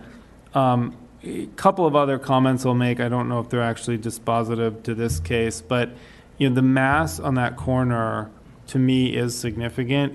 It's a lot taller than what we have now. It's already sort of up on a bit of a hill, so it is just really tall from that corner. On the other hand, it's also obviously a huge improvement architecturally compared to what we have there now. So, you know, to me, this is a tough one. I wish we had more flexibility from the applicant in terms of what they're actually trying to do. I don't know. Again, I think I'm lining up closer to where Janine was, but this is a hard one for me. Okay. My comments are, I think that if you go down Del Monte, as opposed to going around the corner, there's more homes that are compatible with what this is going to be as far as height and so forth. So I'm not as concerned about the height as I was, I think, at our last meeting, where I've looked at it more.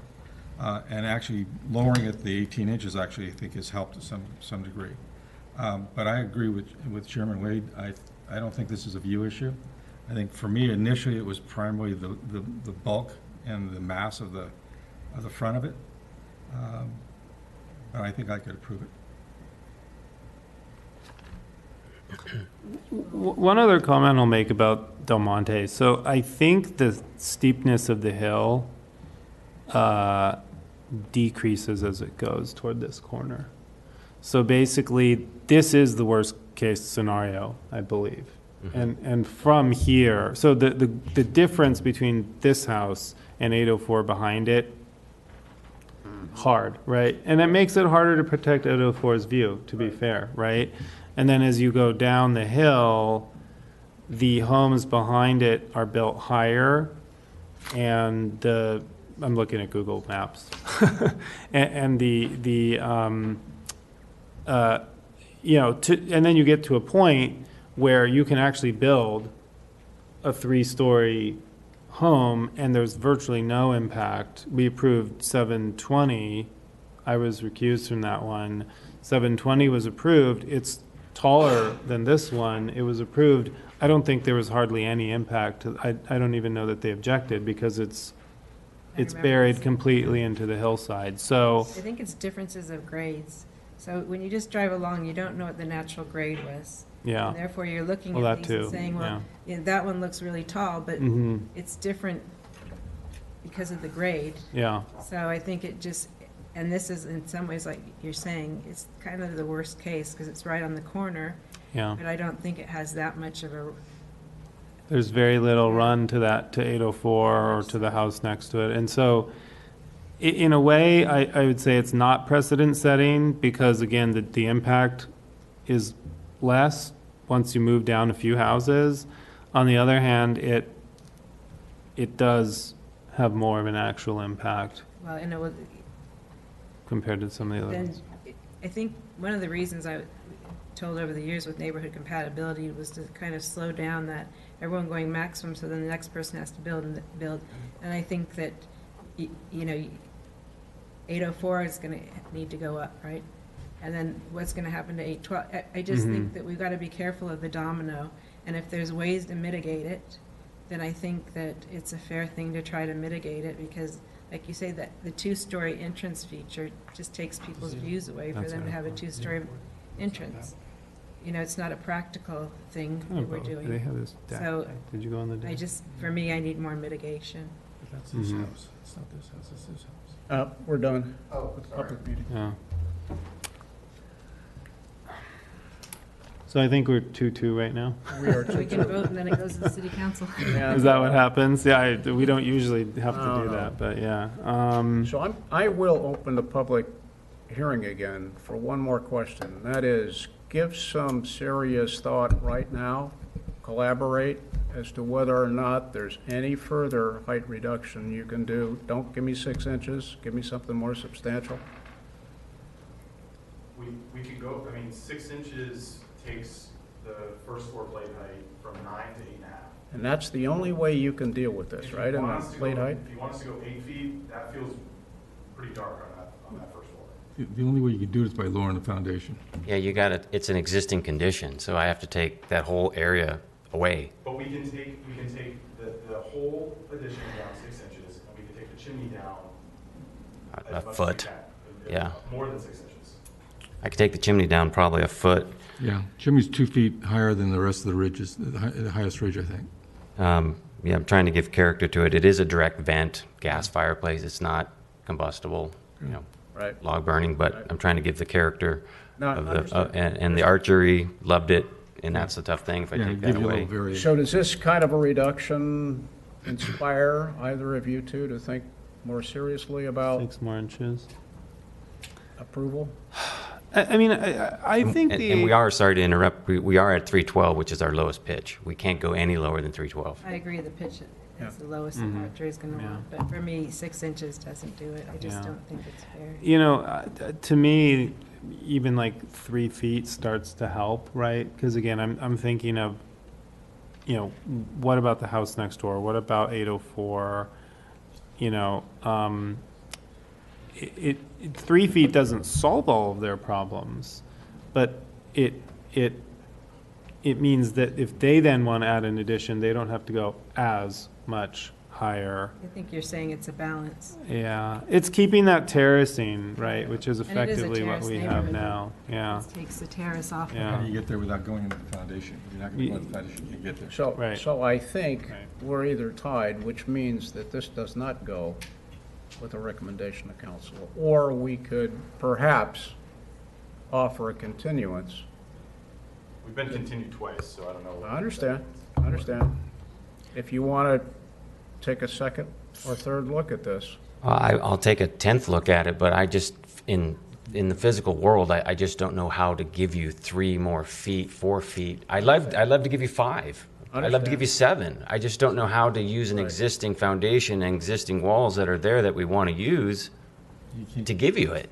You know, we took the existing wall from an 8 foot, we went up to 10, added a cripple wall on it, and then we said, all right, we'll take that down, we'll go down to 8.6. I mean, sorry, to 9 right now. No, I hear you. So I just don't know how to give that. I would love to give it. I really, really would. Okay. But I just don't know how to do it.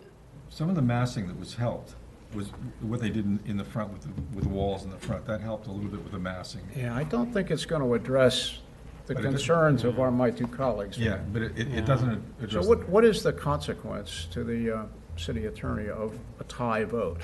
Yeah, Cheryl and I were just talking about that, Mr. Chair, members of the commission. We're not aware of any provision in the code that says if it's a tie, that it's automatically denied and goes to the city council. So what I would recommend is if we can't break this tie, what I would recommend is that we continue it and ask the new commissioner to get up to speed so that he can break the tie at the next meeting. Now, if I can interject, does that mean that the standing commissioners stay at their vote? Can they change their vote? We could change. You can change. Absolutely. Commissioners can change I their vote. think that if you look in code, because we've been through that in my neighborhood, it's not that a 2-2 approves it or denies it. It automatically goes to the city council. So it's not like paying for an appeal. It just goes to the city council. It's like an automatic appeal. You think you've read that in the was down code? on the media. Okay. It had to go. Yeah, In any case, you can look it up, but there is something to the effect, because we initially had been told in my neighborhood that it was automatic denial. And when it was looked up, it wasn't. It was a tie, and so it automatically goes to city council. Okay. Mr. Chair, what we I love you guys, but I'd rather go to the city council with a 2-2 tie. Okay, all right. Can you, Mr. Chair, can you just... Is there any way that, I'm sorry, I didn't catch your name, Commissioner, but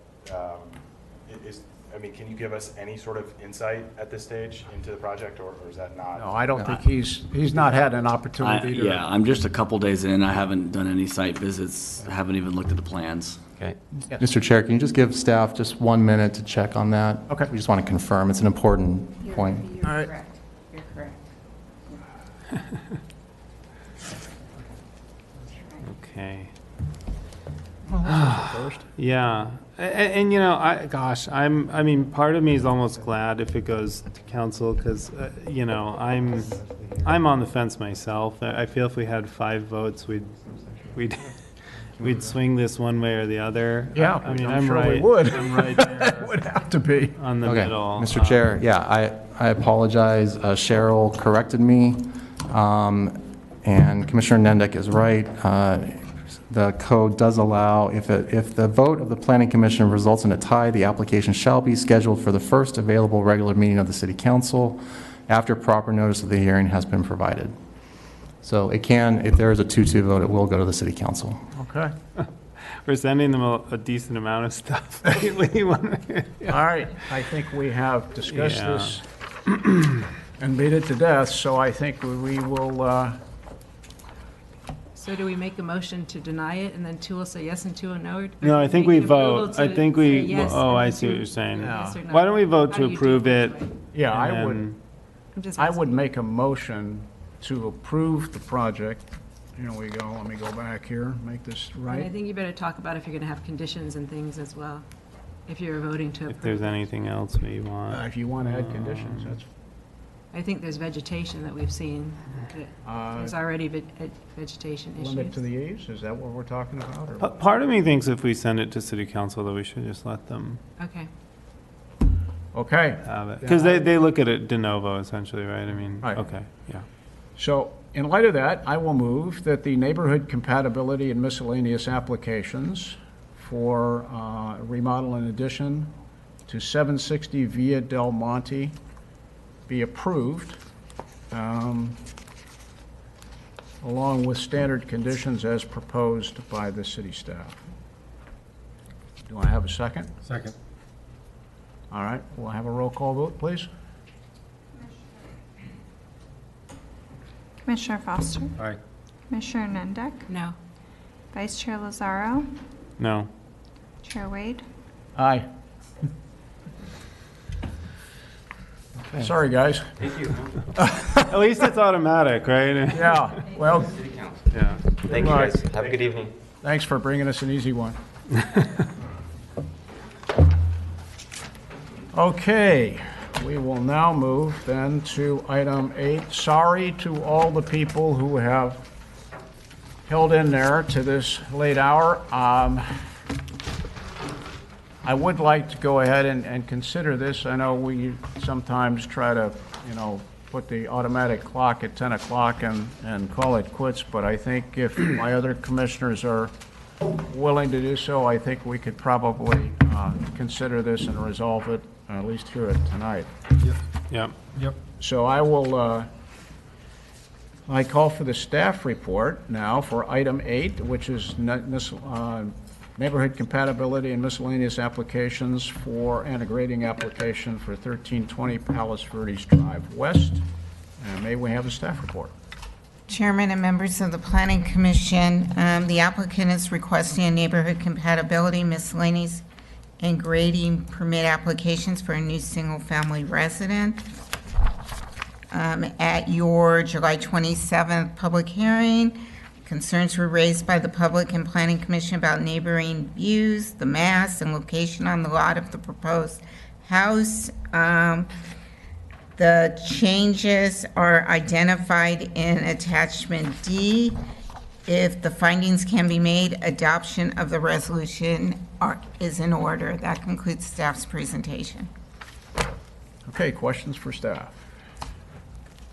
Hearing none, we'll proceed to the applicant's first 5 minutes. And I have 3 cards for the applicant. I assume it will be the architect? Correct. Okay. Hello, my name is Bijan Clearly Architect. I wanted to first have the actual owner step up and explain the project goals. Architect. Good evening, Commissioners. I know it's 10 o'clock, and I know you guys want to get out of here, so we will do this quickly. It's okay, we're here for you. All right. Well, I'll try to just go through slides, and that way we can get through this really quickly. So just to reiterate, the project goals, especially on this lot, are to move the house forward to create outdoor living space in the rear, reduce the public-facing front yard I'm going to show you a slide in a second about that. Increase the private backyard family area. Maximize our whitewater views. We have a family with 3 young children and 2 dogs. We need more space. And then I have my mother. I grew up in this area. She's in her 80s now. She's not doing well, so we want her to live with us. If you go to the next slide, you see we have one of the, next slide, I'm sorry. We have one of the largest lots. This is a little skewed, but you can see that we have one of the largest yards on our block. Go to the next slide, please. We're also the farthest house back on the block. Next slide. You can see our front setback. Then if you advance 2 slides, and Bijan will talk more about it, but you'll see where we've moved. If you go to the next slide after that, I just want to point out one thing, and this is just so that you're aware. I mentioned it, and my wife mentioned it during your visit. There was some tree trimming prior to your visit, the day before, and I hate to use this word, but it was somewhat of a manipulation, maybe, of what the actual views are and how you would see it. So I just wanted you guys to keep that in mind as we go forward. I'm going to now let Bijan take over here. Actually, can you go back a few slides? Yeah, forward one more. There you go. We have made a number of changes from the previous meeting. First being is we moved the entire silhouette back 15 feet. This was challenging. To do this, we needed to redesign the ADU completely. We reduced spaces not only behind the ADU, but patio and pool deck areas to achieve that 15 feet. There was privacy concerns raised by both the neighbors and the Planning Commission regarding the windows facing south. Those were almost entirely eliminated, and that was relocated to the rear of the building. So the openings facing south are probably the minimum that could possibly be. Kartik briefly mentioned the views from the adjacent neighbor. We have taken these two into account and tried to mitigate the impacts as much as possible. And we'd like to hear further comments from the Planning Commission. Anything else you want to add? Actually, can you go one more slide or two? Keep on going. Yeah, one more. Thank you. There is a existing rear wall behind the current detached garage. Behind this wall is a very steep slope. It constitutes actually a natural grade. It's not just existing grade, it's natural grade. This has essentially become a break for us. This is not something that we can touch. Not only would it cause the, if we move the project back any further, this limit, it would not only disturb the natural grade exponentially, I mean, it would cause the amount of grading to mushroom, but the amount of export of dirt and material would be mushroomed as well. I mean, we have a soils report on the property. Bedrock is about 5 to 8 feet down, and there's a descending slope behind this wall that would require extensive foundations and grading and excavation, et cetera, et cetera. That's why we've stopped at that existing rear wall. We do have letters of support from neighbors throughout the area: 1316 PV Drive West, 1332 PV Drive West, 1336 PV Drive West, and 1332 Paseo del Mar. Those are included in your packets, I believe. Do you have any questions? Thank you very much. All right, we will save these cards for later in case we'll have another 5 minutes. So I have,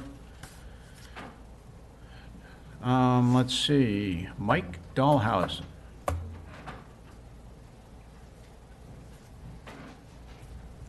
Or should I call Dennis? Does it matter? Okay. So, ladies first. Good evening. My name is Mike Dahlhausen, and my husband Dennis and I own the property at 1324 PV Drive West, which is south of and adjacent to the proposed home. We will be dividing the presentation. I'm sorry, I'm a little nervous, so kind of shaky. We really value our relationship with the applicants and are sorry we cannot support their project. We are truly torn between keeping the peace with our neighbor while protecting the value of our biggest investment and the views we have cherished for over 36 years. Slide 2, please. We previously shared with you the direction of the Planning Commission to us when we added on to our home. Our second story was required to be in line with the home at 1328 Palos Verdes Drive West to eliminate any view impacts to them. Their Ocean and Queens Necklace views are to the north, as are our views. We are not asking for anything that we were not required to do. Slide 3, please. Here you can see the line we were required to stay behind and how the proposed home is still in front of that line. Slide 4, please. The cross-section shows how the proposed home is almost entirely in front of the existing. It seems the home is being pushed forward to allow more room for the ADU and a rear yard. They have claimed they cannot grade into the rear slope due to cost concerns, but for a project of this magnitude, modifying the rear slope and existing wall are warranted. Also, please note how high the first floor is above the existing grade. Slide 5, please. This projection beyond our second level will greatly impact the privacy of and experience from our second-story deck. Slide 6, please. The blue line shown on our window is our best estimate of the height of the wall that surrounds their first-level patio. The height of the tape corresponds to a top of wall elevation of 109.5 minus our finished floor elevation. The blue line does not show the entire 11-foot length of the wall. We asked the applicant to silhouette this, but they did not. We are concerned that the views saved with the 15-foot relocation will be lost to the patio wall. Without a silhouette, the total impact is unknown. My husband, Dennis, will now take over. And I just wanted to mention that our other neighbor wanted to come tonight to speak on our behalf. His mother was put into hospice today and wasn't able to make it. Sorry to hear that. Thank you. Thank you. Good evening, everybody. Or is it good night now? Slide 7, please.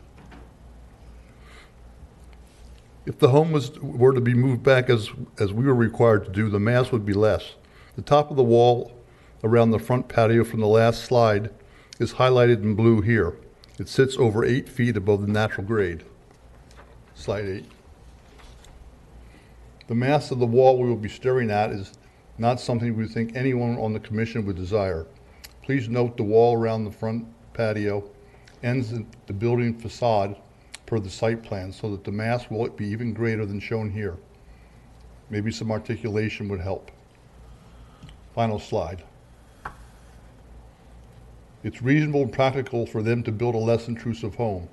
Please ask them to move the home back consistent with the direction we were given by the Planning Commission, as well as to reduce the massiveness. We'd appreciate a condition of approval requiring vegetation that would be limited to elevation 106 in front of the home so as not to block our views. Please add a condition of approval that if there are any proposed changes to the building envelope or increases in the walls in front of the home, that a revised neighborhood compatibility approval be required. We would ask that the front patio wall be properly silhouetted so the commission will understand the impacts to our views due to the wall. These 9-foot walls would obliterate our ocean views, and that's the Queen's Necklace. As such, we would ask you for a continuance of this project so that we can get a silhouette of this one of those days. Sorry, gentlemen and ladies. Anyway, thank you for your time. Okay, thank you. So we have one remaining card. Jeff is held in to the very bitter end here. So, Mr. Lewis? I'm actually part of the rebuttal, so... Okay. All right, you're going to be part of the rebuttal. All right, then that concludes all of the public speakers, and we will now turn to the last 5 minutes of rebuttal. Yeah, I'll just need a minute, then I'll turn it over to the architect. I have 4 points. Oh, Jeff Lewis, I'm Land Use Counsel for the applicant. 4 quick points. One, there's just been discussion about previous direction from the Planning Commission about a line and lining these houses up. You're required by the code to follow the resolution and make findings that are in your resolution. having some kind of unspoken, unwritten line raises due process and fairness concerns that should trouble this commission. If you can make the findings, and don't follow some secret line. Second, there was a slide with a blue tape. We presented a slide with a red line that is a more accurate estimate of any possible view impact. That red line is more accurate than the blue tape. That was prepared by our architect. He can answer questions about how he prepared that. Third point, the large looming wall issue. They asked and we offered to put up screening vegetation to soften the effect of that large looming wall. So that shouldn't be an issue, shouldn't be a barrier to approval tonight. And my final point is, if you look at the footprint, you'll note that this footprint for this project is remarkably small compared to other homes in the area. And I'll turn it over to the architect. Okay, thank you. If I may just point out the slide, if you can advance forward just a little bit. Okay, well, one, there's some recently built homes. These were the last two new constructions on our block. Next slide. Next slide. That is the footprint of our house compared to the other homes around us. It's actually smaller. So those are two visuals right there, and I'll defer the rest to Bijan. Thank you. If you can actually advance to the slide with the arrows, actually the other way. It's up. There you go. That's my best approximation of where the actual proposed deck would stop, and that's doesn't extend quite as far as the neighbors have presented there with the blue tape. It extends currently 11 feet from the face of the proposed house. So question, the blue tape, was that put up by the Dollhouses? Yes. This is their Where's picture. your marking? I don't. Yeah, I don't see a red line. Oh, the red arrows? Red arrows? Where are those? Oh, boy. Interesting. Maybe I'm... Technical glitch, yes. Visually. There you go. There they are. Yeah. Okay. Yeah, so that's our approximation. Okay, got we it. marked Those on. aren't red. Really? Okay. We need a new projector. I've been saying it for years. You camouflaged it. Yes, so we also spray paint use ground marking paint on the property to where approximately 11 feet would be. There's a little white. Let me ask you this. Yes. There's a planter in front of that patio area, and there's a wall on the side. How high is that? Oh, that is well below. That's 30 inches below the, it's 4.5 feet from where we think the top of the wall is, and 2.5 feet because I wanted to avoid the need for guardrails. So the planter in front of the deck is 30 inches below the finished floor of the deck, and 4.5, basically. How high from the existing grade? How high from the existing grade? And same for the patio. It's on A001. Yeah, it's. I think on the plans it's 107.9 is above natural grade is where the patio landing is. Yeah, I'm looking at A-002. It looks like the patio level or the first floor is like in the front, maybe 6 feet 6 above grade. Are you done with any other comments? You ready for questions or? Yeah, I paused this time because. Yeah, we're asking questions. Yeah. Here's That was where the That's not what the question is. Here, there's. I can't figure out where the grade is though. Well, and there's a grade line. See, I'm looking at this one here. Oh yeah, there's natural grade. Yeah, And it's about 6. There's another view actually. Let me see if I can find it. But that's only to the patio floor, so to speak. Yes, A002 does show a site section. It's about 6.5 from the deck down to natural grade. Existing grade is a little bit less.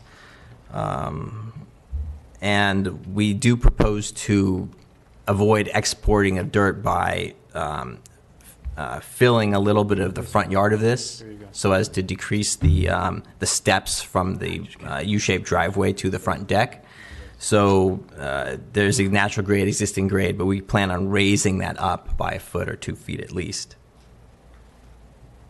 right in front of that deck, in front of the planter that's in front of the deck. So the questions that I have are related. So there's the house, then there's foundation, I guess, and so that first level is a deck. Is that right? That comes off. I'm looking at. It's a landing. Yeah. Yeah. What am I looking at? A202. So last page. And there's something labeled stone cap. So is that a deck and a small wall around that deck? Are you talking about the north elevation? South elevation. Actually. Yes. So there's a stone cap, and there's a little low wall above the deck, to stop people from just walking off of it. So there's a deck, and then there's a low wall. Oh, wait. How tall is the low wall? Like the stone cap on top of the deck, the stone cap and the low wall is 18 inches, a foot and a half. So from the deck to the cap is only 18 inches? Yes, exactly. Okay. Just to sit down on, stop people from just walking off of it, et cetera, et cetera. And then there's a drop off, 90-degree angle. Yeah. And then it comes at, what's the next level? What is that? From the deck, it's 30 inches down, from the deck level. From the deck. So from the stone cap, it's 40. 30 inches plus 18 48. inches. Yeah. So you 48, and then what is that next level? The next level below the deck is just a planter. Okay. So then you have a planter that comes out, and then goes down. to Yes. pretty close. And that grade varies slightly. I mean, the height of that planter varies because of the. How does that go down? Yeah. How far does the planter go down? Then it looks about similar, 48 or something. That varies slightly from, I think we have the planter level at 105.5, and the grade might be 102.5, 103 there. So it might go down 3.5 feet. So are we we're looking at the south elevation, the height of the planter wall is 3.5 feet from grade? Yeah, it's about on the south elevation, the height of that is approximately similar to the height of the deck. So 30 inches plus 18 inches is 48. So 40. Yeah. 48. 48. 42. But it does vary because And then what's the height of the deck extension out to the top of the wall? That's 48. That's 48? Yeah, but that includes an 18-inch lip. Yeah, exactly. 48. Okay. And so the next door neighbors, they're concerned about the deck and the lip, or they're concerned about the planter? No, they're just concerned about the deck and the lip. The deck and the lip. Yes, that upper deck and lip. Okay. And how many feet does that deck extend from the house? 11. 11 feet.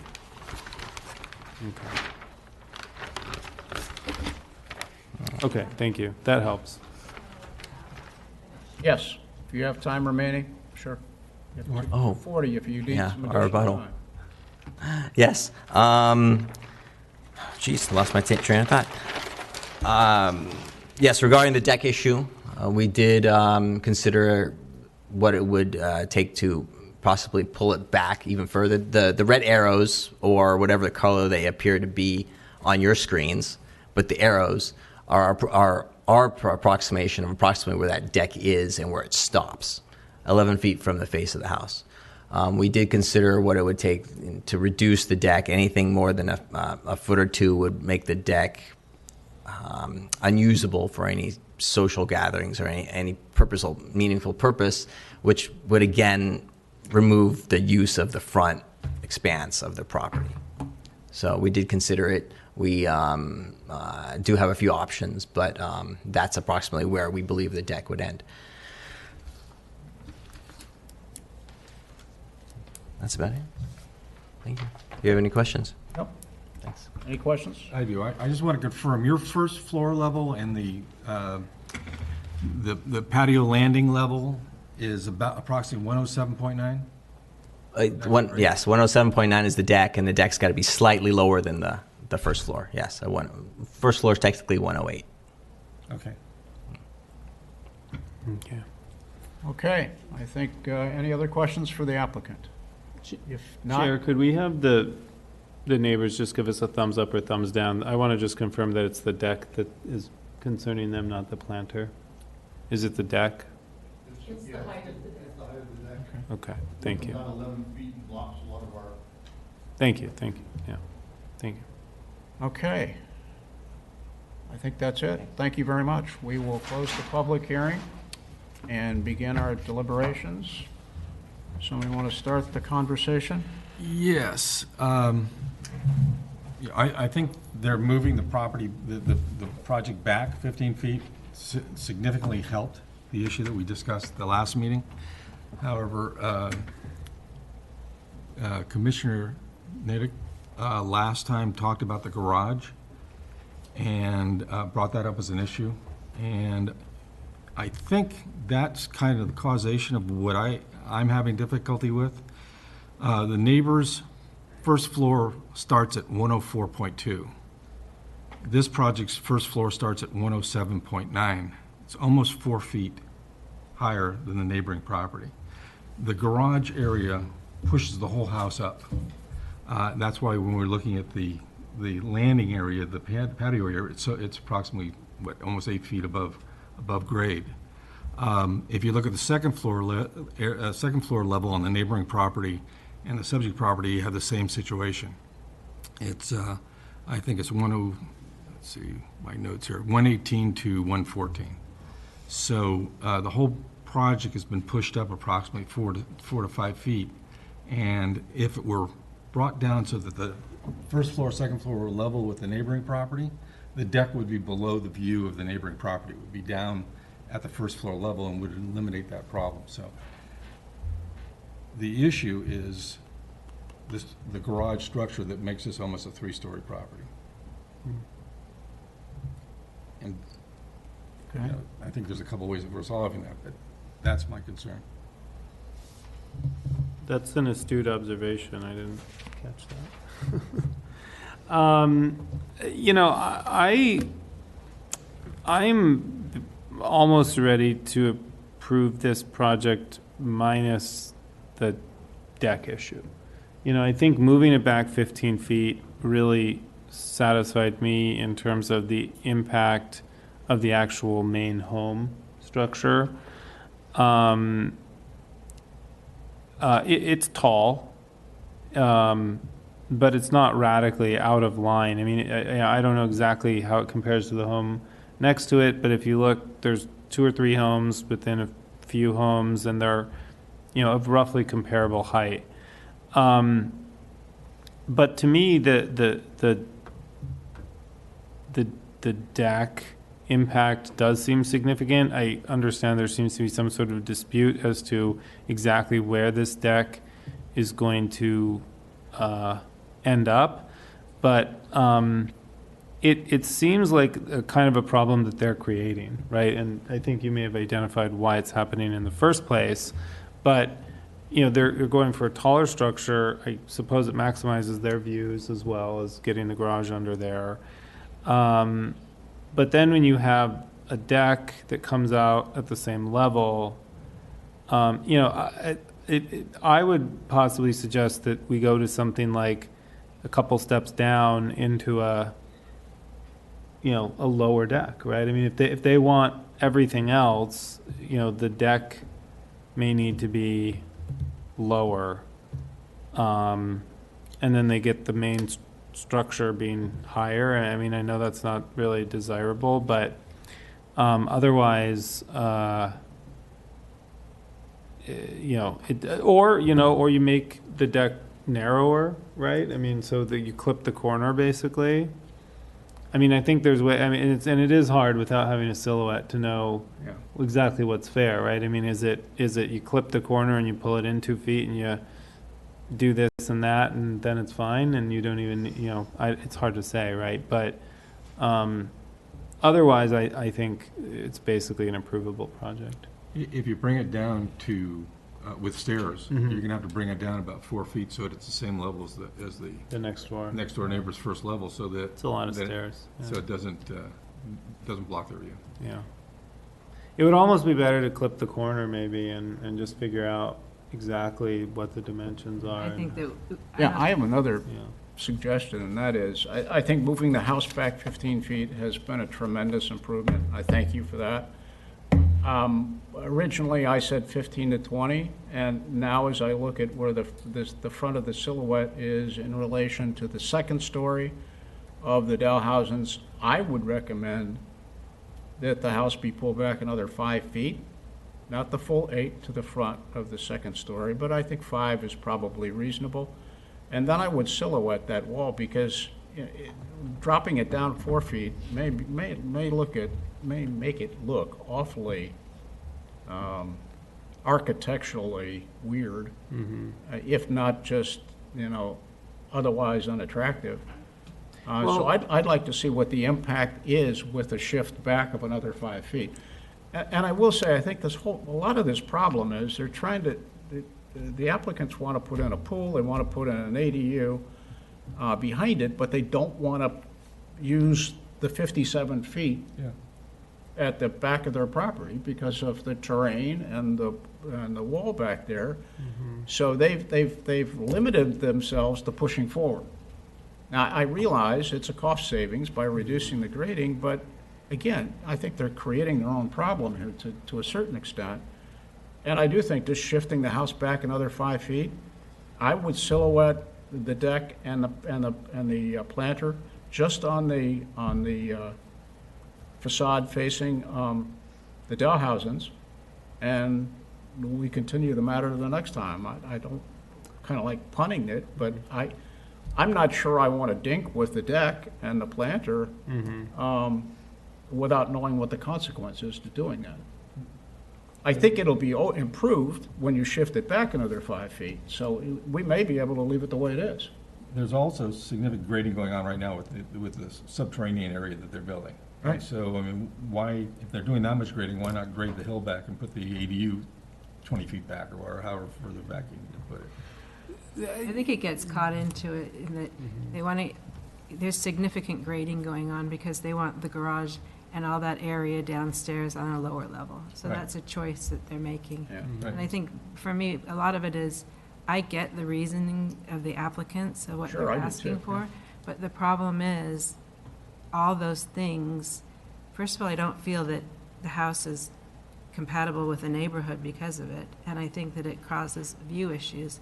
So I think that maybe you have to decide which area you're willing to give some on. I think going back 15 feet, I'm very happy with that. The 5 feet more, I think that would be ideal. I think it needs to be, one of the problems with this house is that you want to have the basement higher than the street for drainage issues. So that creates a problem. Typically, a basement doesn't have that. I mean, they're going to have to do some sump pumps. I get the want of it, but that creates more problems. But then you want the ADU at the same level.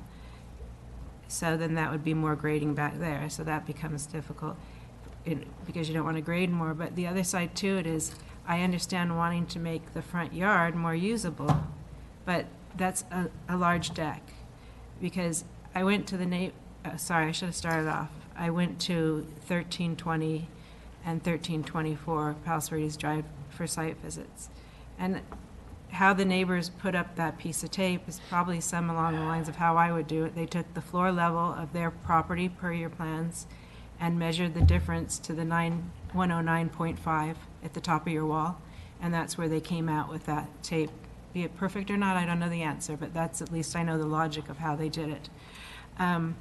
But what happens is, because you want to have that big area out there, you just took away a lot of the beauty of you pushing it back 15 feet because your deck comes out 11 feet. And that at 109.5, their floor level is 104.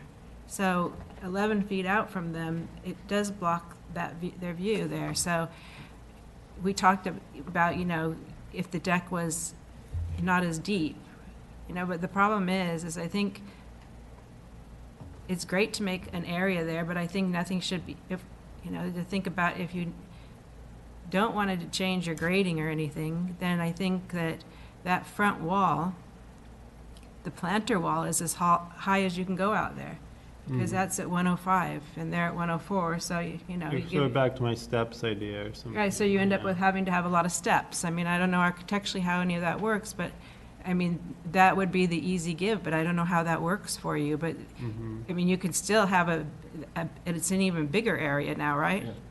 Out there. So that's one way to mitigate it. Otherwise, I think you have to grade down. It's neighborhood compatibility. You have a one-story home right now, and the one next door is one story, and so they're at higher elevations, sitting further back. But if you want to pull forward, like the other compatible homes, they had to grade down lower for their first floor. So I think it's a trade-off you kind of have to make your own decision on, but something has to trade to be fair, I think, because the neighbor next door, when they put their second story on, they had to push the second story back. They had to step it back for view corridors for neighbors. This home is straight up front, is straight up. So that second story impacts them upstairs because they had to step back that much, but this house isn't. So there's all these little things. So I get Chair Wade saying the 5 feet. I think the 5 feet is ideal. I think that it kind of needs for upstairs. For downstairs, I could live with where you're at, but then the wall has to go down to the height of the planter wall. Cutting angles and all that, that's not for me, because it's too hard to know what you're doing, and that's beyond my, I don't want to say, oh, I know that angle's perfect. I have to visualize it. So I think, I understand that you wanted your people to flag it and they didn't do it for you, and that's unfortunate, because then it would have just been a lot more straightforward for everyone to see. So,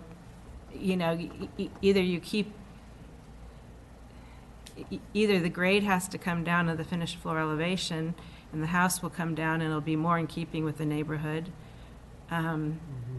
Or, you need to, you're spending a lot of money for your basement area. So it's one of those things that's very difficult, right? But then I know that ties to the ADU, and we're not supposed to look at the ADU, but we're trying to be fair and say, do that. So I just think that something has to give, like everyone's saying, and I don't think I can make a decision without seeing silhouetted what's giving, personally. I think if we had the flagging of what the proposed impact is, we could probably figure it out tonight.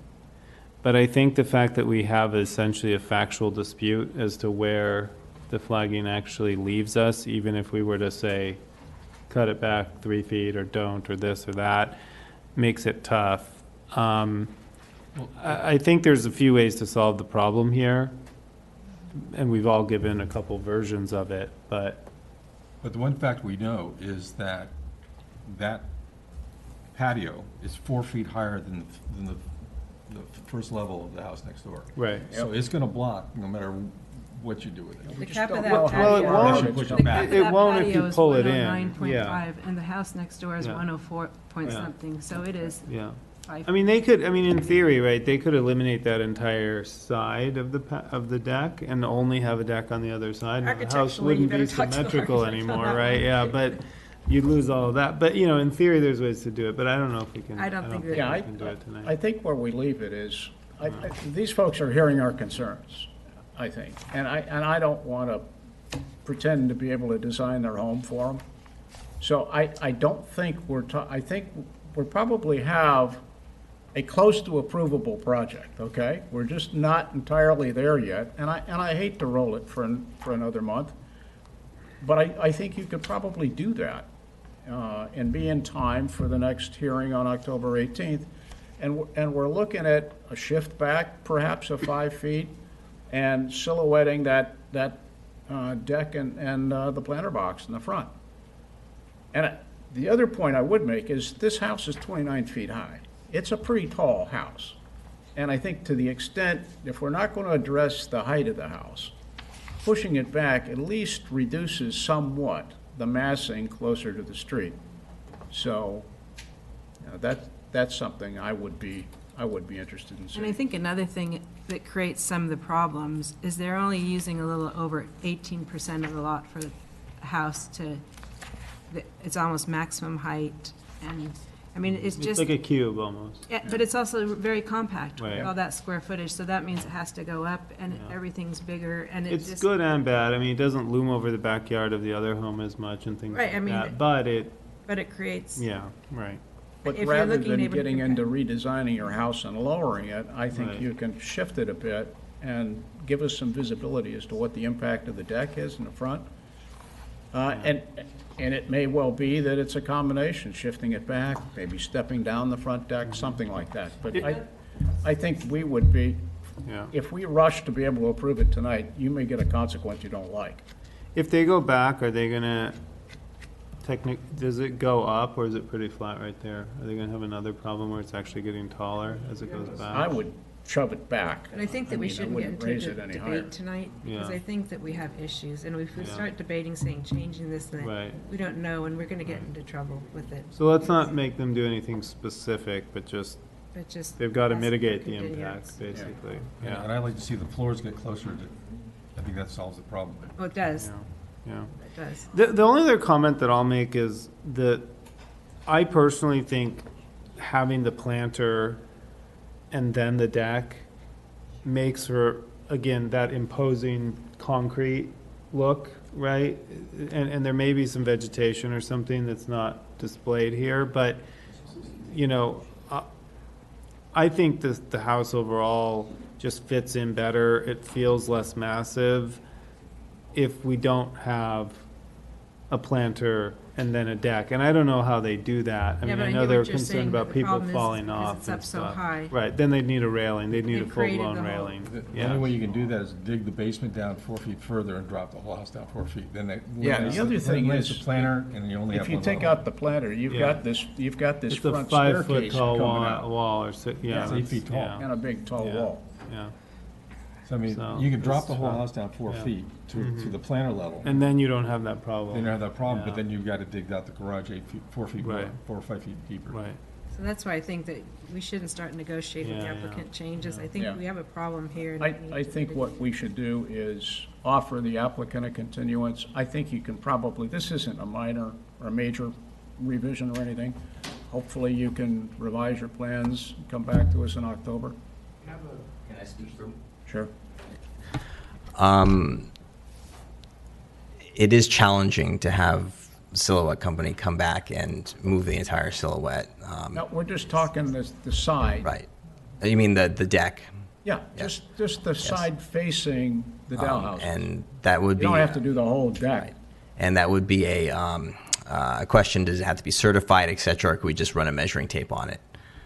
But if you do that the way the plans are drawn now, it's not going to work. It's going to. Are you saying move the whole house back and then do that, or just show us the deck as proposed? No, I'm saying, I would like to see the house go back 5 feet. And I then think he's so- saying then he's got to do the whole silhouette again. And we did actually have a solution. There was an image on there that kind of showed where that 11 feet stopped, but the owner did want to make an offer to try and solve this evening. If we push the house back 2 feet and reduce the deck by 2 feet, that would push the deck back a total of 4 feet. And that would be well out of their view corridor. Comfortable. Well out of their view I corridor. don't You know can yet. pull I'm up. not comfortable. You can pull up there the site We're at a plan. limitation right now where we can't go back 5 feet. I mean, if it's 5 feet, we just can't continue with the project. There's natural drainage issues and we can't go back 5, but we can cut the deck 2 feet. We can move the house back 2 feet. The 2 feet's the absolute limit. I'm sorry, Yes, so we do have a number of solutions. Move the house back 2 feet, move the deck, chop the deck by 2 feet. That would move the deck back a total of 4. And that would remove it out of their view corridor. If you wanted to open up the site plan, you could. I think whether it moves it out of the view corridor or not depends upon the silhouette. Okay. The site plan. Or, yeah, site plan. Maybe they could just silhouette that for the next planning commission meeting. In other words, we probably have to continue it tonight because we don't have the facts. But if they could at least silhouette, what would the deck look like? Silhouette the deck in a different color. Here's where it would be if it were down 2 feet and back 2 feet, or back 4 feet and down a foot or whatever they're saying, basically. Are you comfortable with that?